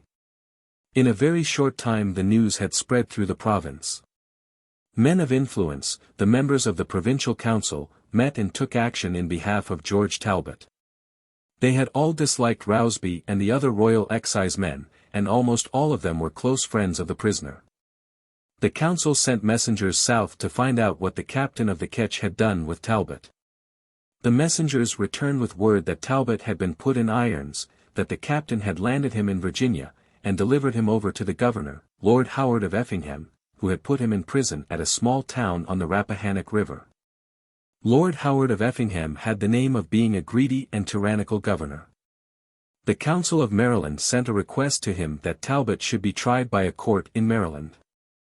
Lord Howard treated the request with contempt, saying that he meant to try Talbot himself, since the latter had killed one of His Majesty's officers, and he represented His Majesty in that part of the country. Talbot's friends knew what that meant. If Lord Howard sat in judgment on him, Talbot's fate was sealed. There was a chance that a huge bribe might influence the governor of Virginia, but the chance was slim. So the council sent a messenger to Lord Baltimore in England, urging him to rescue his nephew's kinsman from Lord Howard's clutches. Mrs. Talbot had done all she could through the council and other men of influence to help her husband, and their efforts seemed likely to bear very small results. Meantime Lord Howard of Effingham might decide to try George Talbot at any time. So the devoted wife determined to see what she could do herself. She had several long talks with Edward Nigel and Fergus and Michael Rowan, and they worked out a scheme for themselves. On a cold day in the middle of winter a little skiff set sail from the landing place at Talbot's plantation and headed for Chesapeake Bay.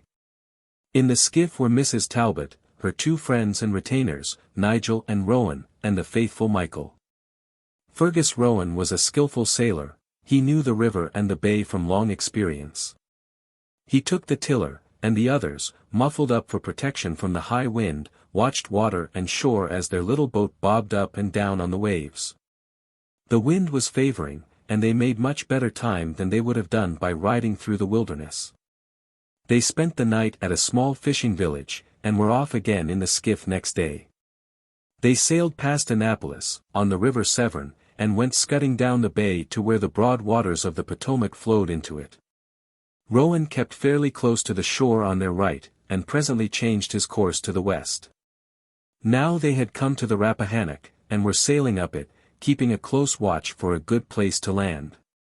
By night they had run into a little creek and made the skiff fast. A farmer's house was not far away, and the 4 headed for it. Fergus knocked on the door, and when a woman opened it he explained that they had expected to sail to a plantation farther up the Rappahannock, but that the darkness made navigation dangerous for one who was unfamiliar with the river. "There's a lady and 3 of us men," he said, "would be thankful for a night's lodging." Mrs. Talbot pushed back her fur hood, and the farmer's wife, looking at her, saw that she appeared to be of the quality, as the saying was, and invited them to step in. The cabin was small. Fergus and Nigel and Michael shared the attic with the farmer, Jonas Dunham, while Mrs. Talbot was taken into Mrs. Dunham's room. They ate their supper on a table close to the kitchen hearth for warmth. Afterward Fergus inquired about the plantations farther up the river. Presently he chanced to say that he understood that the governor was holding Mr. Talbot of Maryland a prisoner somewhere in the neighborhood. That remark, innocently made, started Farmer Dunham's tongue to wagging. He said that the prison was about 2 miles distant, on the southern side of the river, and that it was true that Talbot was kept there. He made it pretty clear from what he said that the governor was not very popular along the Rappahannock, and that in his opinion Talbot had done a good job in killing one of the royal tax collectors. Mrs. Talbot and Fergus and Nigel each carried a bag of gold pieces, all that they had been able to gather in Maryland, and next morning they paid the farmer well for their food and lodging. They sailed up the river, close to the southern shore, in mist and rain, keeping a sharp lookout for the building that Dunham had described. There was a small settlement on the shore, then woods, then a log building, square like a frontier fort, which they took for their goal. Fergus brought the skiff up to the bank, dropped the sail, and helped Mrs. Talbot to land. The mist had grown so thick that it hid objects a score of yards away. Mrs. Talbot and Nigel stayed in the shelter of the woods while Fergus and Michael went up to the log house. They rapped on the door. A man with a grizzled beard opened it.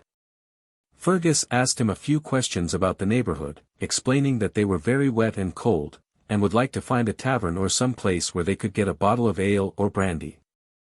The jailer said that one of his neighbors had spirits for sale, and suggested that he should show them the place. Fergus accepted the offer, and they went about half a mile down the road to the neighbors, where Fergus showed a gold piece and was provided with a bottle of brandy. Fergus saw that the jailer's glass was kept well filled. They became great friends across the table, and presently the jailer was telling his new acquaintances everything he knew. He had only one prisoner at present, a very fine gentleman from Maryland, Mr. George Talbot, and he felt very sorry for his prisoner because the latter's only crime was of falling foul of a tax collector. Fergus suggested that the jailer hardly needed many assistants to keep guard over one man. The jailer answered that he only had 2 assistants, a young fellow only just lately arrived from England, and a lout of a boy. When Fergus had learned all he wanted, he paid for the bottle of brandy, tucked the bottle under his arm, and with Michael, walked back to the log house with the bearded man. There he thanked the latter for his kindness, and presented him with the bottle, which was still half filled. It seemed very probable that the jailer would use up the rest of the brandy on such a damp day. The two went back to the woods and made their report. In the skiff there were provisions, and Mrs. Talbot and her friends had dinner there, and tried to keep as much out of the wet as they could. Then they waited for dusk, and the 2 men and the boy looked to the priming of their pistols. The men, muffled in greatcoats, the woman, in fur cloak and hood, went up to the log house in the winter twilight. Nigel beat on the door with his fist, and after a considerable wait the door was opened by a young fellow, who looked as if he had only just been waked from a sound nap. Mrs.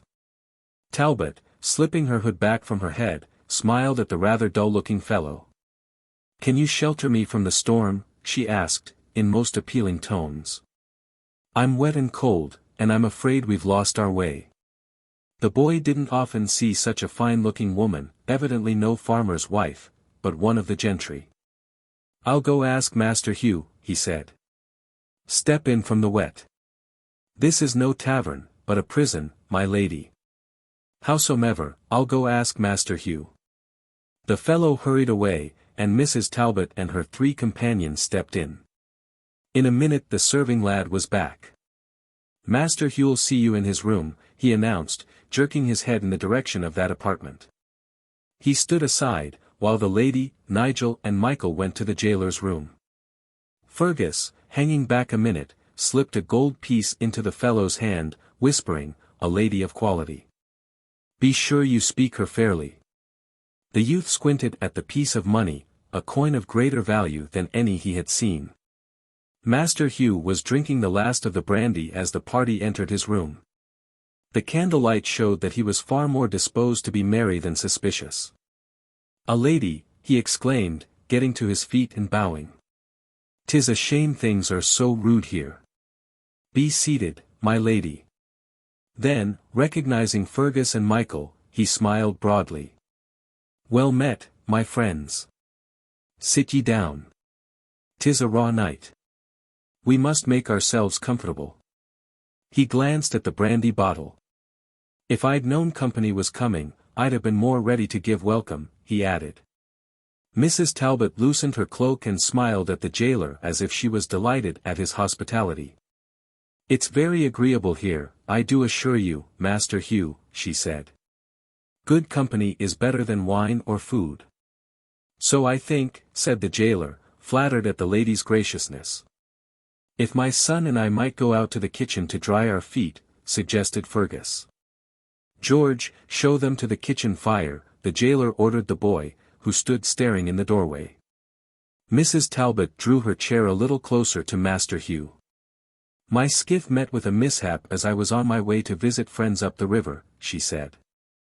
And then she used all her arts to fascinate the jailer. Fergus and Michael followed George to the kitchen. A man was scouring an iron pot on the hearth and looked up in some surprise. "They wants to dry their feet," George explained. Fergus and his son pulled off their boots, showing their wet stockings. "Could Master Hugh spare you long enough to run down to the village and fetch us a bottle of brandy?" Fergus asked, and he held another shining gold piece so that George could catch its glitter. George thought he had never seen such attractive strangers. "I think he might," he said, and left the room in haste, intent on winning the second coin. The man at the hearth, seeing the gold piece, made room for the two strangers to stand near the fire. He also grew talkative, as Fergus, in a very friendly fashion, asked him various questions. He said there were only 4 men in the house at present, Master Hugh, the boy George, himself, and a prisoner, who lodged in a small room off the kitchen. He indicated the door to the prisoner's room. "We have a lady with us," Fergus said after a time. "She's cold with being so long out in the rain. If you could build up the fire I might ask her in here to warm herself. She'll pay you well for your trouble." He held out a gold piece to the man, who took it readily enough, slipped it into his pocket, and straightway commenced to put new logs on the fire. As the man placed the last log and turned to stand up again he found himself confronting a pistol barrel. "Not a word," murmured Fergus. "Keep your hands at your side." He nodded to Michael, who had pulled a cord from under his jacket. "Bind him fast," he ordered. "Now we've no wish to do you harm," he added to his prisoner. "Only a rope round your hands and a cloth over your mouth. We'll put a couple more gold pieces in your pocket too, so that if you lose this place you'll have enough to find you another." The pistol kept the man quiet until he was bound and gagged. Then Fergus slipped 2 coins into his pocket. That done, he ran to the door and drew back the bolt. But he found the door was not only bolted, but locked as well. He had no time to hunt for the key, so he threw himself against the door, and at the 3rd try found the lock gave way. On a stool inside sat George Talbot. To his amazed master Fergus explained quickly what they must do. Fergus and Michael and Talbot, all in their stocking feet, their boots in their hands, stole down the hall. The lady who was entertaining Master Hugh had asked Nigel to close the door behind her so as to shut out the draught. The 3 men crept down the hall, past the jailer's door, and slipped out of the house. There they drew their boots on. Then Michael hurried his master down to the edge of the woods and the waiting skiff. Fergus went back to the jailer's room. "I've sent my boy to the village to engage you a room for the night, my lady," said he. "If you are warm and rested, we might make our start." "Certainly," agreed the lady. She smiled at Master Hugh. "You've been most kind to me," she said. "I shall tell all my friends how courteous a gentleman you are." The jailer beamed his pleasure. "'Tis 1,000 shames such a gentle lady should have to walk to the village," said he. "I own I could give you only poor quarters here. But I could saddle you a horse." He rose.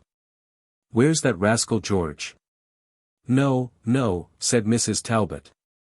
"I'm afraid we've put you out more than we should already." She opened a bag at her belt and laid a piece of money on the table. "For your hospitality, Master Hugh," she said, with a gracious smile. The jailer made his best bow. "A pleasure, madam, a pleasure," he assured her. "I ask no pay for that." But he let the coin lie on the table instead of returning it. Mrs. Talbot and Nigel and Fergus went to the door, Master Hugh after them. There the jailer made more bows and spoke more pleasant words as the lady fastened her cloak and pulled her hood over her hair. "You can find the road?" he asked Fergus. "Yes, I know the road," said Fergus. As they left the log house they saw someone coming toward them. It was George with the precious bottle. "Take it to Master Hugh with my compliments," said Fergus. Then as they moved away he murmured, "That ought to keep our friend from finding out what's happened for some time." They sped to the woods and the skiff. Talbot and Michael were waiting in the boat with the sail raised. "Oh, my dear wife!" exclaimed Talbot, as he clasped the devoted woman in his arms. "'Twas almost worth being in such peril to find you here again." The skiff stole down the Rappahannock in the rain and darkness, carrying the outlaw Talbot back to his plantation. 3. The skiff retraced its course up Chesapeake Bay.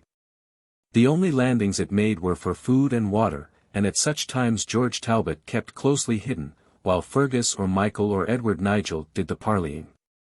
For Talbot was known by sight to almost everyone who lived on the shore of the Great Bay, and they all knew as well that he had been a prisoner of the governor of Virginia.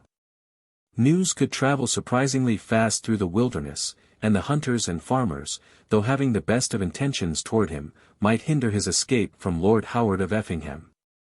The skiff brought them safely to the Susquehanna, and Talbot, his wife, and his 3 friends landed and went up to his manor house. There was great rejoicing among all his retainers, and the story of his rescue from the Virginia prison was told again and again, and each time it was told it gained in thrills. But Fergus Rowan told every man, woman, and child on the plantation that no whisper of the chief's whereabouts must get beyond the limits of his farms. The chief was safely out of Virginia, but Lord Howard had great influence in Maryland, and might try to capture George Talbot again. A fortnight later Michael, who had been sent to Baltimore City on business, brought back word that the governor of Virginia had raised a great hue and cry when he found his prisoner escaped. Had sent his agents into Maryland to find out where Talbot had gone, and had compelled Lord Baltimore's own agents to help him in the search. "The first place where they would look is here," Mrs. Talbot said to her husband. "We must find some hiding place for you." "Can you think of one, Michael?" asked Talbot. "Boys are apt to know the most concerning places to hide." Michael thought of all the places near the plantation.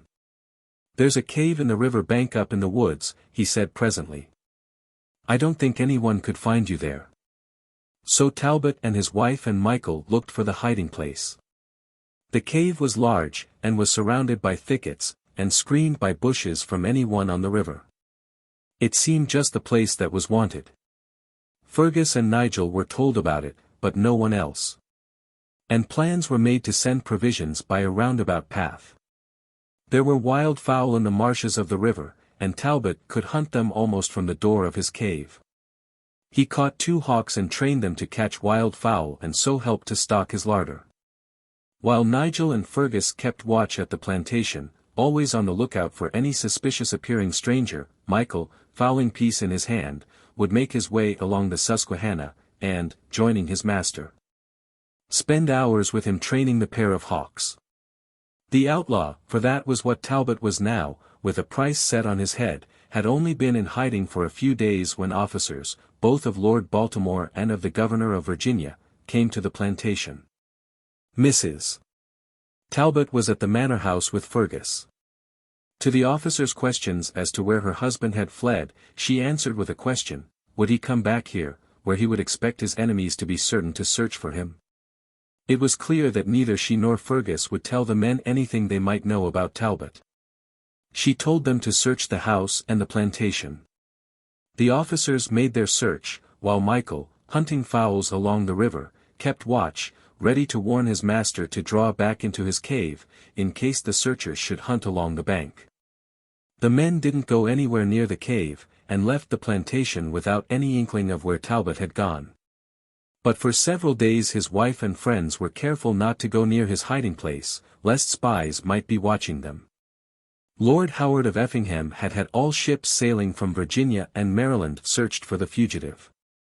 He had spread a net pretty well over both provinces, for he was determined to catch George Talbot if he possibly could. Another man might have given up the chase when he found no clue, but not so the determined governor of Virginia.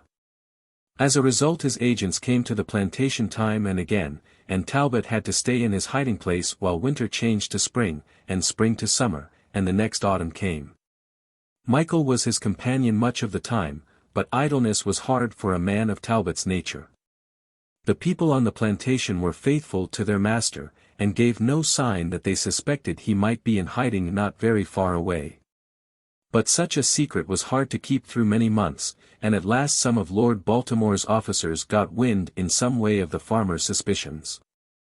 They waited until they heard from London that Lord Baltimore had been successful in getting an order from the Privy Council of England directing that the governor of Virginia should send Talbot to London for trial instead of trying him in the province.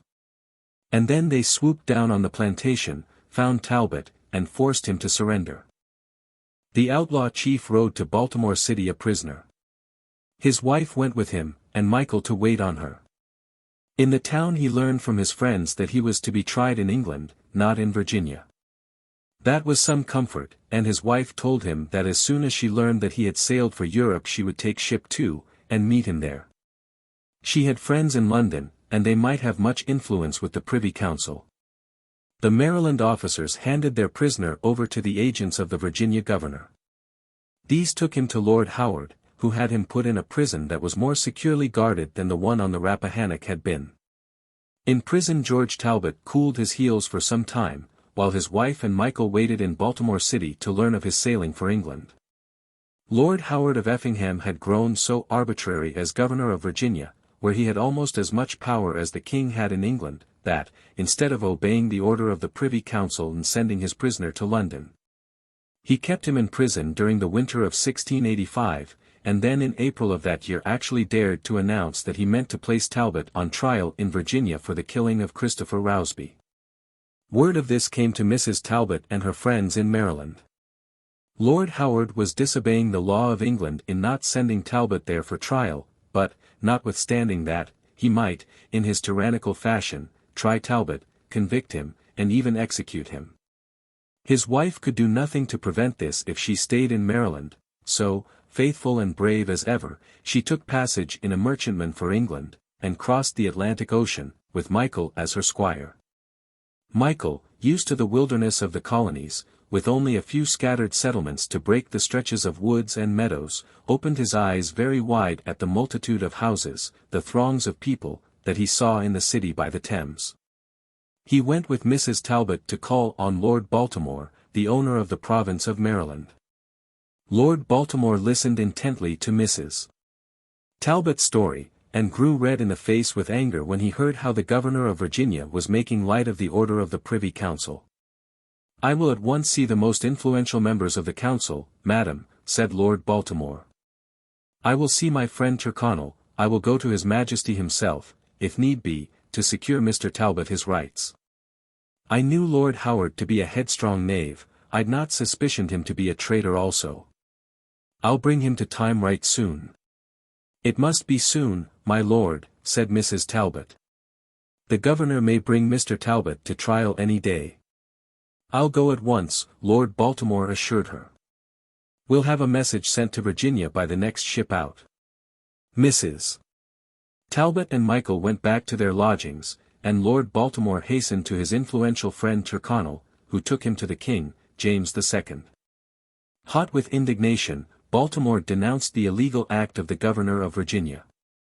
He made it plain that Lord Howard was actually daring to defy His Majesty's orders in his province. The king frowned. "Indeed, my Lord Baltimore, it does look as if our governor of Virginia were growing somewhat overfed with pride. Our Privy Council orders your man Talbot sent here for trial on the charge of killing a tax collector, and instead Lord Howard holds him and threatens to try him there. I will teach my obstinate governor a lesson." He turned to a page and bade him fetch writing materials. The king wrote a few lines in his own hand, and handed the paper to Baltimore. It was a pardon in full for George Talbot. "Send that to Virginia as fast as you can," said the king. "If Howard fails to heed that, I shall have to appoint another governor in his stead." Lord Baltimore went directly to Mrs. Talbot's lodgings and showed her the king's pardon. "We must send it to Virginia at once," said he. "Let my boy Michael Rowan take it," said Mrs. Talbot. There is none would do more for my husband. So Michael sailed for America with the precious document. His ship made a quick passage to Virginia. And it was fortunate it did, for no sooner had he landed at Jamestown than he heard that Talbot had been put on trial, had been convicted of murder, and was waiting execution. Michael carried the king's pardon to Lord Howard. The governor read it and considered it. Apparently he realized that this was an order he did not dare disobey. So he gave directions to his officers to set the prisoner free. Michael was the first friend George Talbot saw when he came out of prison, no longer an outlaw with a price upon his head, but a free man. "You were with me when I caused this trouble, Michael," said Talbot, gripping the boy by the hand, "and you're with me now when the trouble's at an end. God bless you for a faithful friend to me." He asked news of his wife, and when he learned that she had gone to London and had besought Lord Baltimore to rescue him from the governor of Virginia, he said, "We must go to her, Michael. First a trip to the plantation to get the funds and set matters straight there, and then over the sea to England." So Talbot and Michael rode north to the manor house on the Susquehanna in the summer. It was not like the voyage in the skiff, when the outlaw had to keep constantly in hiding. Now he rode openly, and everywhere people who knew who he was flocked to shake his hand and welcome him back to Maryland. They reached the plantation and there Fergus Rowan and Edward Nigel and all the other retainers gave their chief a great welcome. But his thoughts were over the ocean, and he quickly gave directions what should be done in his absence, and went to Baltimore City to take ship. He wanted Michael to go with him, and Michael's parents consented, for the boy was now grown to be a man, and they thought it well that he should see something of the world. Husband and wife met in London, and Michael made his home with them there, serving as Talbot's secretary, and learning the ways of a world vastly different from that of the plantation on the Susquehanna. Talbot never returned to Maryland. He had not been in England long when the revolution broke out that placed William of Orange on the throne. Talbot, ever an adventurous spirit, took the side of James II and the Stuarts, fought as a Jacobite, and when the Stuart cause was lost, went to France and entered the service of the French king. Michael, however, went back, was granted land by Lord Baltimore, and made his own farm in the fertile country of northern Maryland. George Talbot had always been more of an adventurer than a planter or farmer, but Michael Rowan preferred to till his own fields, though he never forgot the thrill of excitement of the days when he had served his outlawed chief. 6. In the Days of Witches. Massachusetts, 1692. The schoolmaster closed his book with a snap. "That's all for today," he said. "Be sure you know your lessons well tomorrow, for I expect visitors any day now, and I want my classes to make a good appearance." He was a pale young man with pleasant blue eyes, and his shoulders stooped as though he were used to sitting much of the time bent over a table. Most boys and girls liked him, because of his kindness and patience with them, but a few, such as there are to be found in almost every school, made fun of him behind his back because he wasn't harsher with them. Sometimes they made fun of him too because of his strange pets, a lame sheepdog, birds that had hurt their wings and couldn't fly far, any sort of animal that other people didn't care for. Matthew Hamlin and Joseph Glover left school together, and walked down one of the miry streets of Salem. "My father talked about them last night," said Matthew. "He thought I didn't hear him. He said, 'witches,' and laughed." "And didn't he say anything more?" demanded Joseph. "Oh, yes. He said, 'Nonsense. A pack of old wives' tales. Folks ought to be ashamed to hearken to such things.'" "Well," said Joseph, "I was sitting in the corner of the smithy shop, and two men came in, and they said to the smith, 'You've got a good-sized chimney here, and you'd best keep an eye out, or the witches'll be flying down it.' The smith didn't laugh, he frowned and shook his head, and said, 'There's no telling. But if they do come, I'll be ready for them.'" Matthew dug his fists hard into the pockets of his jacket, and his round, rosy face looked unusually serious. "Let's go by the smithy, Joe," he suggested. "I'd like to have a look at the chimney."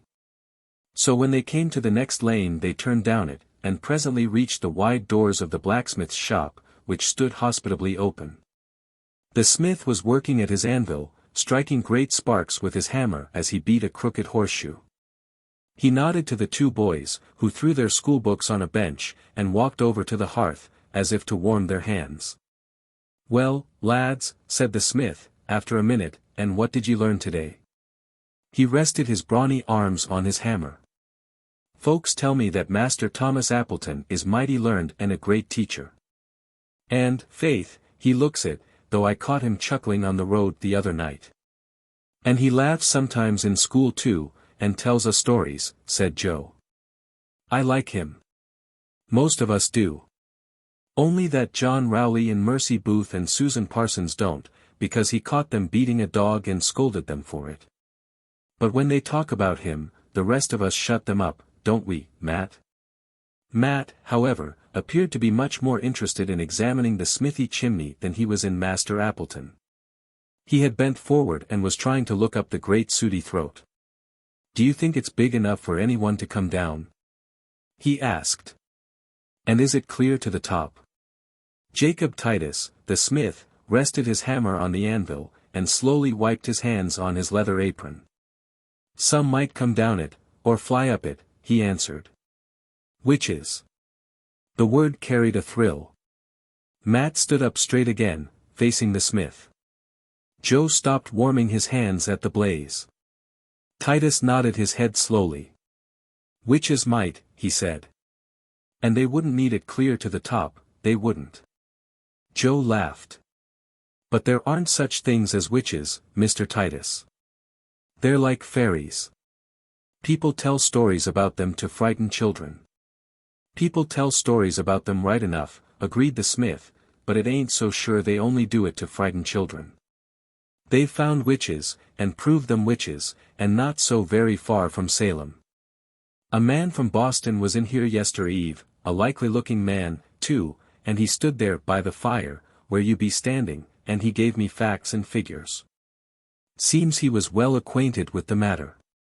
He says they hung a woman in Charlestown for trying to cure sick people by mixing magic with simples and herbs, contrary to what the doctors allowed, and they found another witch at Dorchester, and yet a third at Cambridge. Seems as if the witches sometimes took hold of children, and used their magic on them so's they did strange things, things no children would do usual." The smith's voice had grown low and mysterious, and in his interest in the subject he had left his anvil and walked over to the boys by the hearth.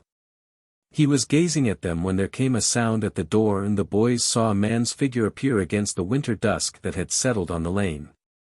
Jacob Titus wheeled about. "The very man I was speaking of," he muttered.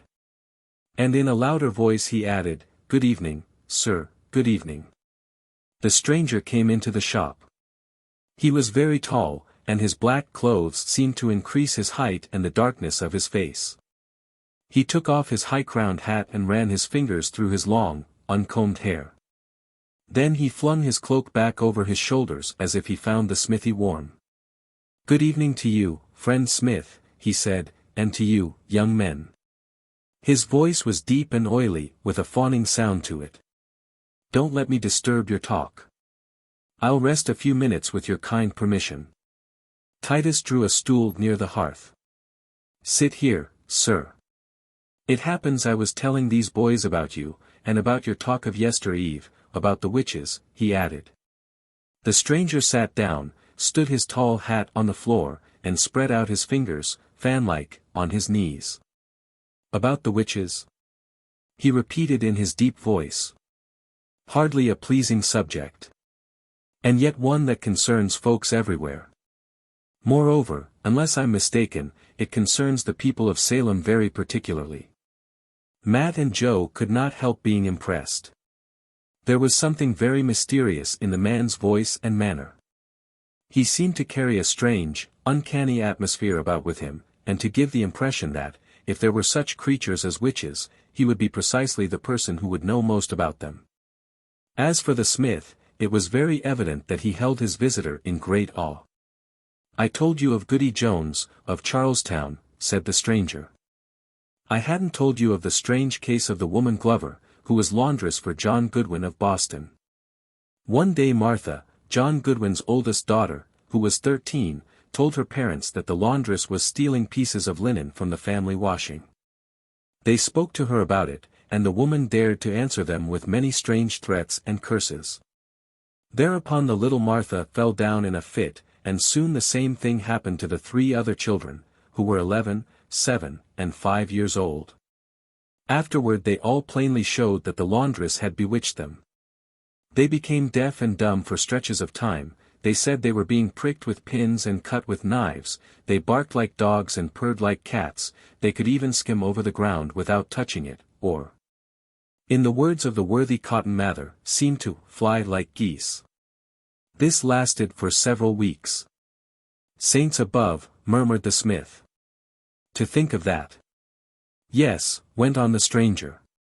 "Doctors and ministers studied the case, and agreed that undoubtedly the Glover woman had bewitched the children, and she was hanged for trading in black magic." "Aye," agreed Jacob Titus, "no doubt she was a witch. What those children did tallies with all stories of bewitchments." Joe and Matt kept silent, but they could not help acknowledging to themselves that the children had acted very much as if the woman had bewitched them. Moreover, the stranger's manner made a great impression on his hearers. He never smiled as he spoke, was evidently very much in earnest, and looked tremendously wise. His very next words served to increase this impression. "I have given much time and thought to this matter of witches," said he, "and it's that which has fetched me to your town of Salem. You know Salem Village, or Salem Farms, as some appear to call it." Of course they all knew Salem Village, a little group of farms that lay 4 or 5 miles out from their own town. "There," said the stranger, "lives one Samuel Parris, minister of the gospel, and his family." As he spoke he made marks and lines on his leg, as if to indicate the people he was naming. The boys looked back and forth from his lean finger tracing these lines to his deep, glowing eyes. "Samuel Parris," continued the speaker, "lived in the West Indies for a time, and when he came here he brought 2 colored servants with him, a man called John Indian, and his wife, who was known as Tituba, who was part Indian and part Negro. These 2 brought with them from the Indies a knowledge of palm reading, fortune-telling, second sight, and various strange incantations, such as the natives use there. They soon attracted to them by these tricks a number of children, chiefly girls, some as old as 20, one child, Mr. Parris's daughter Elizabeth, only 9. At first the girls simply did the tricks these Indian servants taught them, but before long they gave signs of being bewitched in earnest. They crawled about on their hands and knees, they spoke a language no one could understand, they fell into trances. When these afflicted children, as they call them, were asked who made them do these things, they pointed to the Indian Tituba, and to 2 elderly women, one named Sarah Good, the other Sarah Osborne. People have watched these 3, and they find that whenever Sarah Good quarrels with her neighbors their cattle have been apt to sicken and die. Naturally the 3 women are now under arrest. Such things savor strongly of the evil eye, methinks." "I think so too," said the smith stoutly. "That bewitching of the neighbors' cattle is bad business." It was now dark outside, and the only light in the smithy was the fire on the hearth. "Folks here in Salem should be on watch that this witchcraft comes no nearer home," muttered the stranger in his deep voice. "I have come here partly to warn them." "That's good of you," said Titus. The stranger picked up his hat, as if about to leave. "Might we know your name?" asked the smith, very respectfully. "Jonathan Leake," said the other. "One time I was in business with a man of Salem, Richard Swan. He took more than his fair share of the profits of our ventures, and left me poor. But I forgave him." "Oh, I knew Richard Swan well," said the smith. "He died some years ago. We all thought well of him here in Salem. His widow lives here now, Mistress and Swan." "Her house is near ours," spoke up Matt. "The schoolmaster boards with her," volunteered Joe. "He has a little shed at the back where he keeps his dogs." "I forgave him," repeated Jonathan Leake in his oily tones. He put on his high-crowned hat and stood up. "Let us all beware of the evil eye, my friends," he added, and, drawing his cloak close about him, strode out through the doorway. The smith and the 2 boys stared after him, and then looked at each other. He had certainly brought mysterious stories with him, and the effect of them seemed to remain. "What was I telling you?" said Titus. "Don't be making sport of such business." He went back to his work at the anvil. The boys said good night, and left the smithy. The air was colder now that darkness had settled on the lane, and they buttoned their coats tight and stuck their hands in their pockets. "He knows a good deal about them, doesn't he?" said Matt. Joe nodded his head. "It does sound mighty strange," said he. "I wonder what father would have said if he'd heard Mr. Leek," observed Matt. "He couldn't have called all that just old wives' tales." At a corner the boys parted, and Matt trudged home alone. He glanced with new interest at the house where Mistress Swan and the schoolmaster lived. He would have liked to know what Mr. Appleton would say about this business of witches. Would he laugh and say, "What nonsense"? Or would he look as much impressed as Jacob Titus had looked? Jacob was no fool, and it was very clear that this Mr. Jonathan Leek was an unusually wise man. But when Matt came into his own warm house, and found the sitting room brightly lighted and the family there, he couldn't help doubting whether all he had just heard was true. He didn't mention the matter at all at supper, or until he had finished his studying for the next day. When he was through, however, he pulled his stool up to his father's chair, and told him all that he and Joe had heard that afternoon. All, that is, except what Mr. Leek had said about the business dealings he had once had with Richard Swan. "And did this make you believe in witches and the evil eye?" asked Mr. Hamlin. "I don't know," answered Matt, doubtfully. "Joe and I didn't know what to think. The stories folks are telling about the witches and about what they do to children and to animals are so strange, and then so many grown-up people believe them. How's a boy to know whether they're true or not?" "Only by using his 7 wits, Matt," said Mr. Hamlin.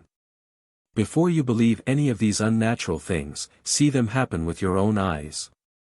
And when a boy or girl cries out that a witch is sticking pins into them, make sure that they're not pretending. You know children love to pretend things, and they like it all the better if they can get grown people to believe what they pretend. I don't think any witch will try sticking pins or knives in you or Joe, or make you fly over the ground like geese. The witch won't, that is, unless you help her." Matt chuckled. "Trust Joe and me for keeping away from creatures like that," he declared. Matt started whittling a whistle from a willow stick, and Mr. Hamlin began adding a column of figures in a cash book, but after a few minutes he looked up at his wife, who had come into the room and was knitting. "I can't blame the children for talking of witches and magic things," he said, "when all the province of Massachusetts Bay seems to be thinking about the same matters. Everybody's whispering about them, and every man, woman, and child seems suddenly to know exactly what witches do. 3 men told me today about those poor women they've jailed over at Salem Village. And the men seemed almost to believe that the women really had dealt in witchcraft, although they were all 3 sober men, and one was a minister of the gospel." "And I've been hearing the same things," said his wife. "Men don't do all the gossiping, my dear." Mr. Hamlin turned again to his cash book, but his counting was interrupted in a few minutes by a loud rapping at the street door. Matt opened the door, and Mr. Samuel Glover and his son Joe came hurrying in. "There's strange news afoot," said Mr. Glover, "and I thought it only neighborly to share it with you." He threw his hat and cloak on a chair. "Someone has charged Mistress and Swan with dealing in witchcraft, with being a familiar of the evil one." "Mistress Swan," exclaimed husband and wife, while Matt stood listening with his mouth wide open. "It said she's bewitched the children, makes them act like cats and dogs, sends them into trances, and misuses them in many different ways.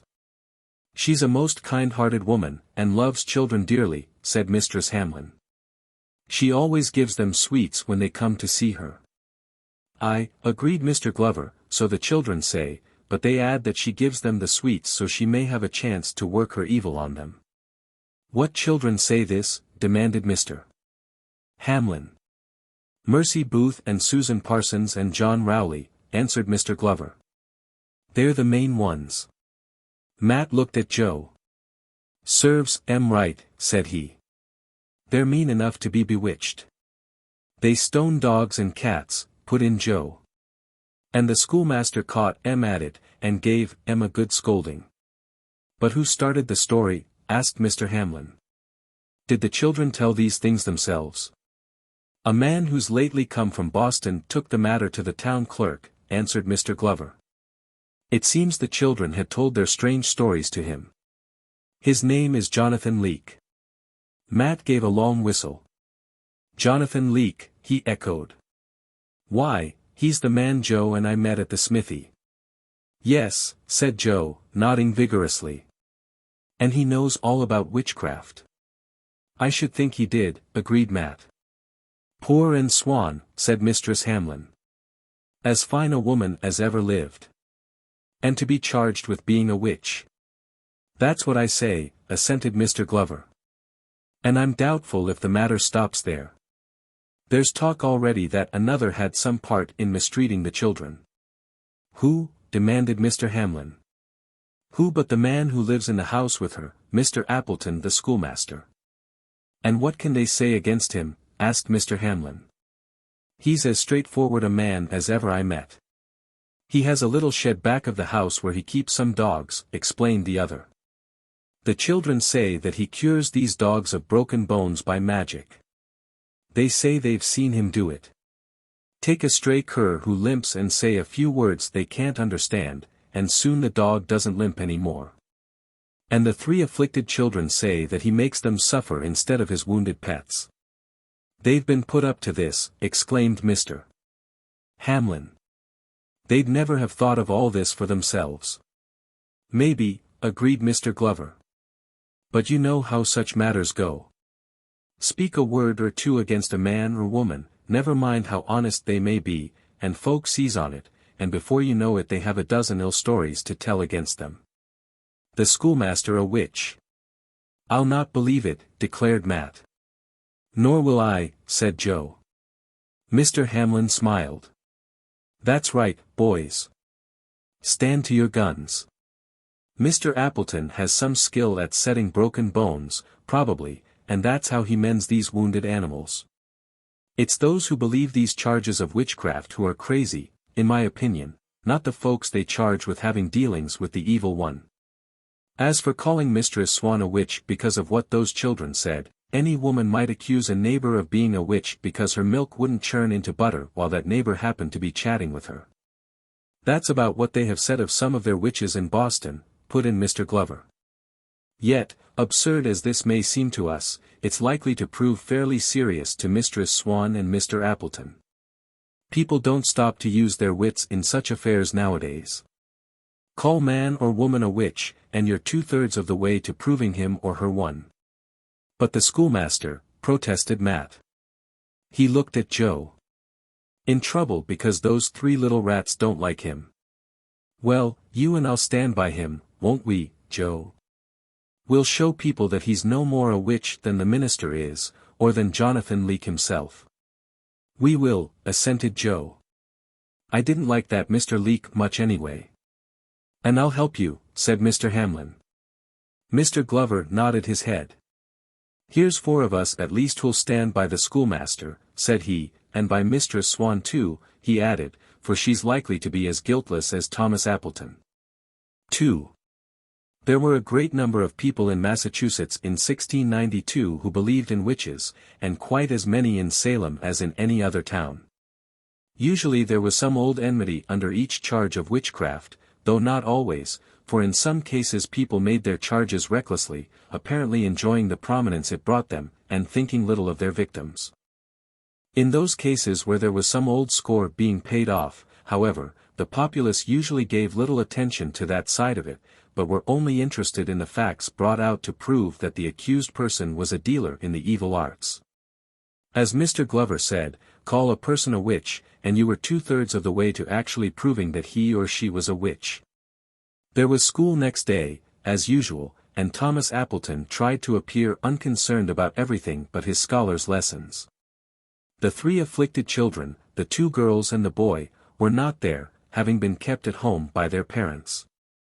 And the others, who had all heard the story about the schoolmaster by now, could see that he had something on his mind. When school was over, Matt and Joe waited until Mr. Appleton was ready to go, and then joined him on his walk home. At first they talked about all sorts of things, but presently Matt said, "We wanted you to know that we're friends of yours, no matter what people may say about you." The schoolmaster smiled, and put his hand affectionately on the boy's shoulder. "You've heard then that people are saying that Mistress Swan is a witch, and that I'm another?" Both boys nodded.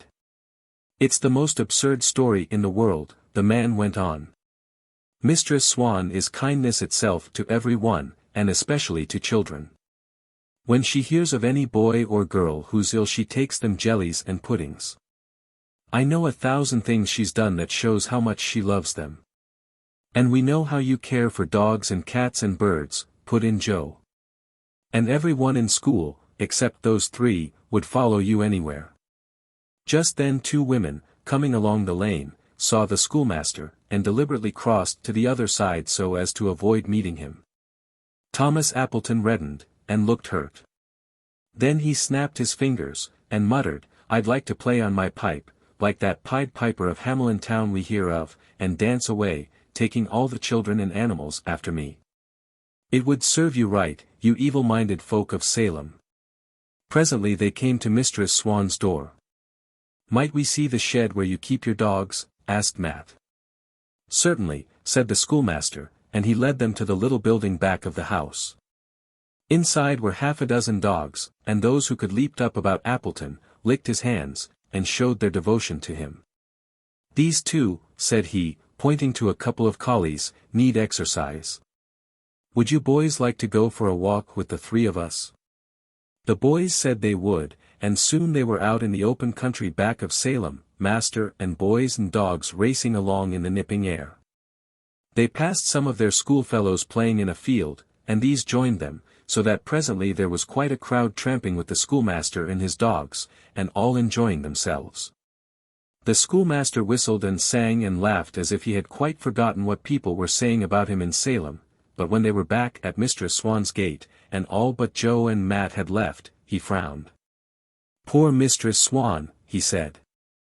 "She can't throw off her troubles as easily as a man can.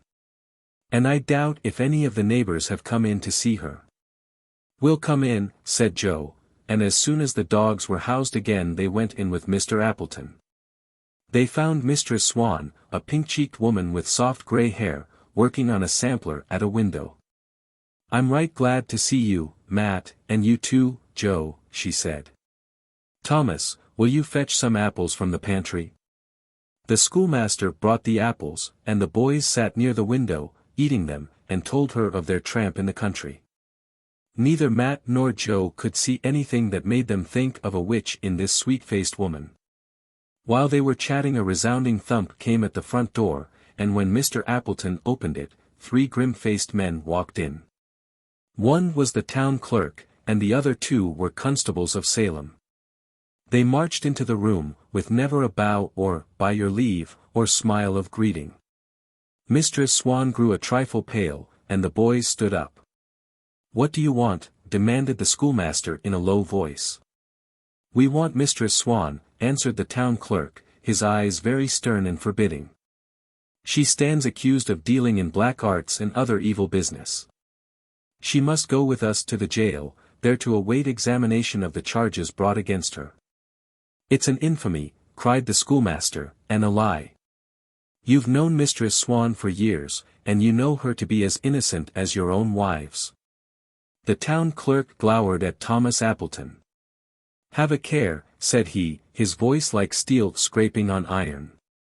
"Have a care lest it be your turn next, Master Appleton." "I care nothing for that," hotly retorted the master.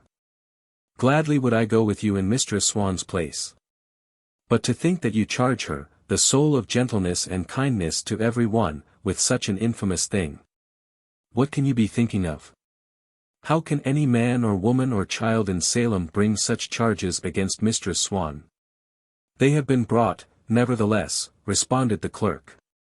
"There are 3 children claimed to have been bewitched by her, and there is a man, Jonathan Leake, who tells of strange happenings." "Jonathan Leake," exclaimed Mistress Swan. "He Why, 'tis he who claimed my husband owed him money, and has tried to get payment from me. But we owed him no money.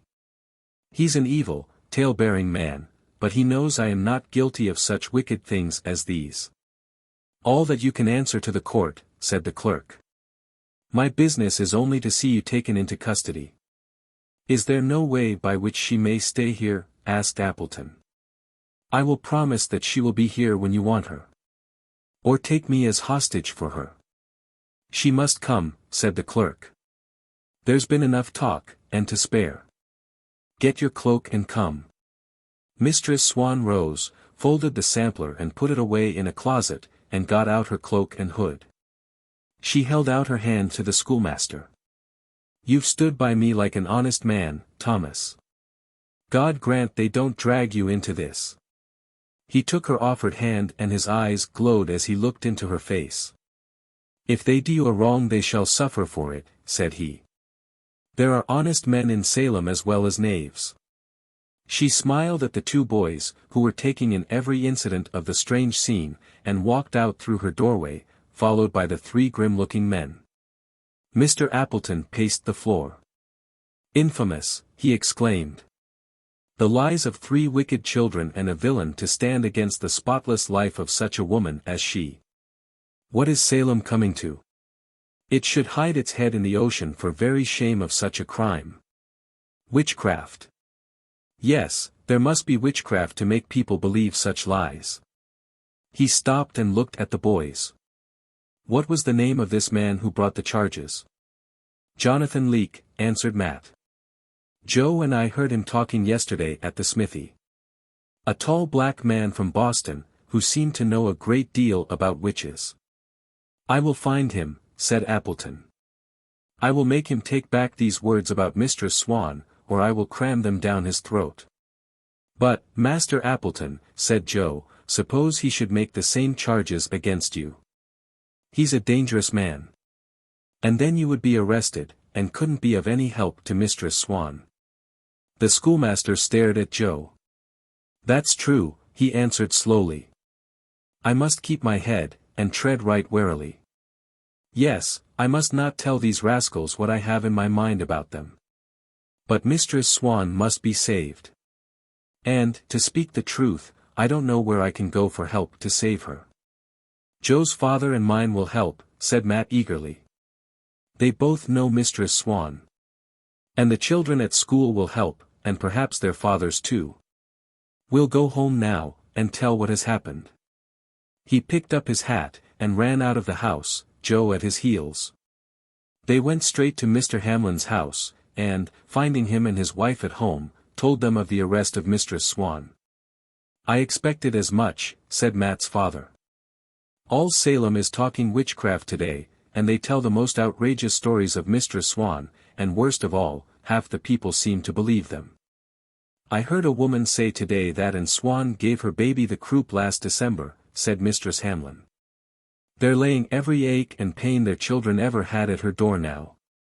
It's scarcely to be believed that people can be so wicked against a kind woman they've known all their lives. But what's to be done, said Mr. Hamlin. As matters stand the court may find Mistress Swan guilty of witchcraft without any to say a word on her behalf. Would they listen to me? Asked Matt. I could tell them how mean and cruel and hateful John Rowley and Mercy Booth and Susan Parsons are, and what the rest of us at school think about them. He thought a minute. And as to that man, Jonathan Leake, I'd say that both Joe and I thought him much like a snake. Jonathan Leake, said Mr. Hamlin.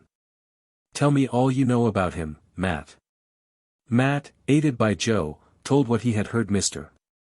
Leake say at the smithy, and also what he had heard Mistress Swan say about him that afternoon. Mr. Hamlin got paper and pen and made notes, and then they planned what might be said in answer to the charges against Mistress Swan. You bring Master Appleton here after school tomorrow, Matt, said his father. Then we'll see what can be done to clear Mistress N's good name. School met next morning, but there was more excitement than on the day before, for all the boys and girls had heard how Susan Parsons and Mercy Booth and John Rowley were telling the most remarkable stories about being bewitched. The schoolmaster tried to teach the lessons, but it was plain that he was worried, and that his thoughts were not on the work. Just before the noon recess, Joe, who was reciting, saw Master Appleton look up and then stare at the door at the farther end of the room. Joe turned round to see what was the matter.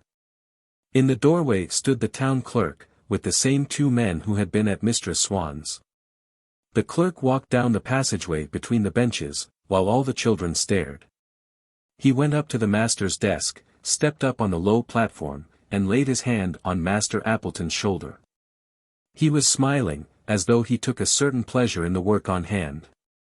"Thomas Appleton," he said, "I arrest you in the name of the Court of Salem. You are charged with witchcraft." The schoolmaster pulled his shoulder away from the clerk's hand. He looked very proud and unconcerned at the charge, as though he were defying all the officers of Salem. "Very good," said he. "You have arrested better people than me for such hocus-pocus. I should feel honored." He shut the school book that lay open on his desk, and smiled at the children on the front row of benches.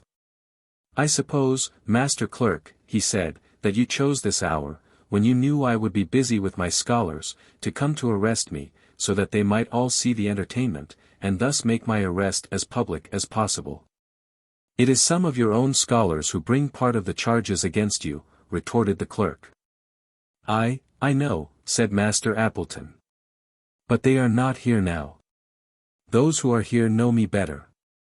He looked at the boys and girls, who were watching intently. "I'm sorry to leave you," he said. "There will be no school for several days, not until they can find another master to take my place. They say I deal in witchcraft, that I take wounded animals and cure them by sending their aches into children, that I can bewitch you so that you do strange things you couldn't do otherwise. These are just fairy tales, nonsense, the most absurd of stories. I know no more of witches than any one of you. There are no such things as witches, there is no such thing as the evil eye. But people in Massachusetts are believing in them, men and women here in Salem are letting themselves believe such nonsense. None can say what they will do next. Yet you boys and girls know there are no such evil spirits. You must stand for the right and the truth, and deny such falsehoods. You will, I know. You must help to save Salem such disgrace." The children were still for a moment, and then Matt spoke up. "Of course there are no witches," he said. "We're old enough to know that." He looked round the room. "All who think as the schoolmaster does, stand up," he commanded. Every boy and girl stood up. "I knew it," said the schoolmaster. He turned, smiling, to the clerk. "The children are wiser than their elders," he said. "There is some hope for Salem." "A very pretty scene," answered the clerk, sarcastically.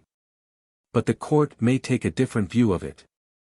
They might even think you had the children bewitched so's they do exactly what you tell them to." "Yes, they might," agreed Master Appleton. "They might use anything against me.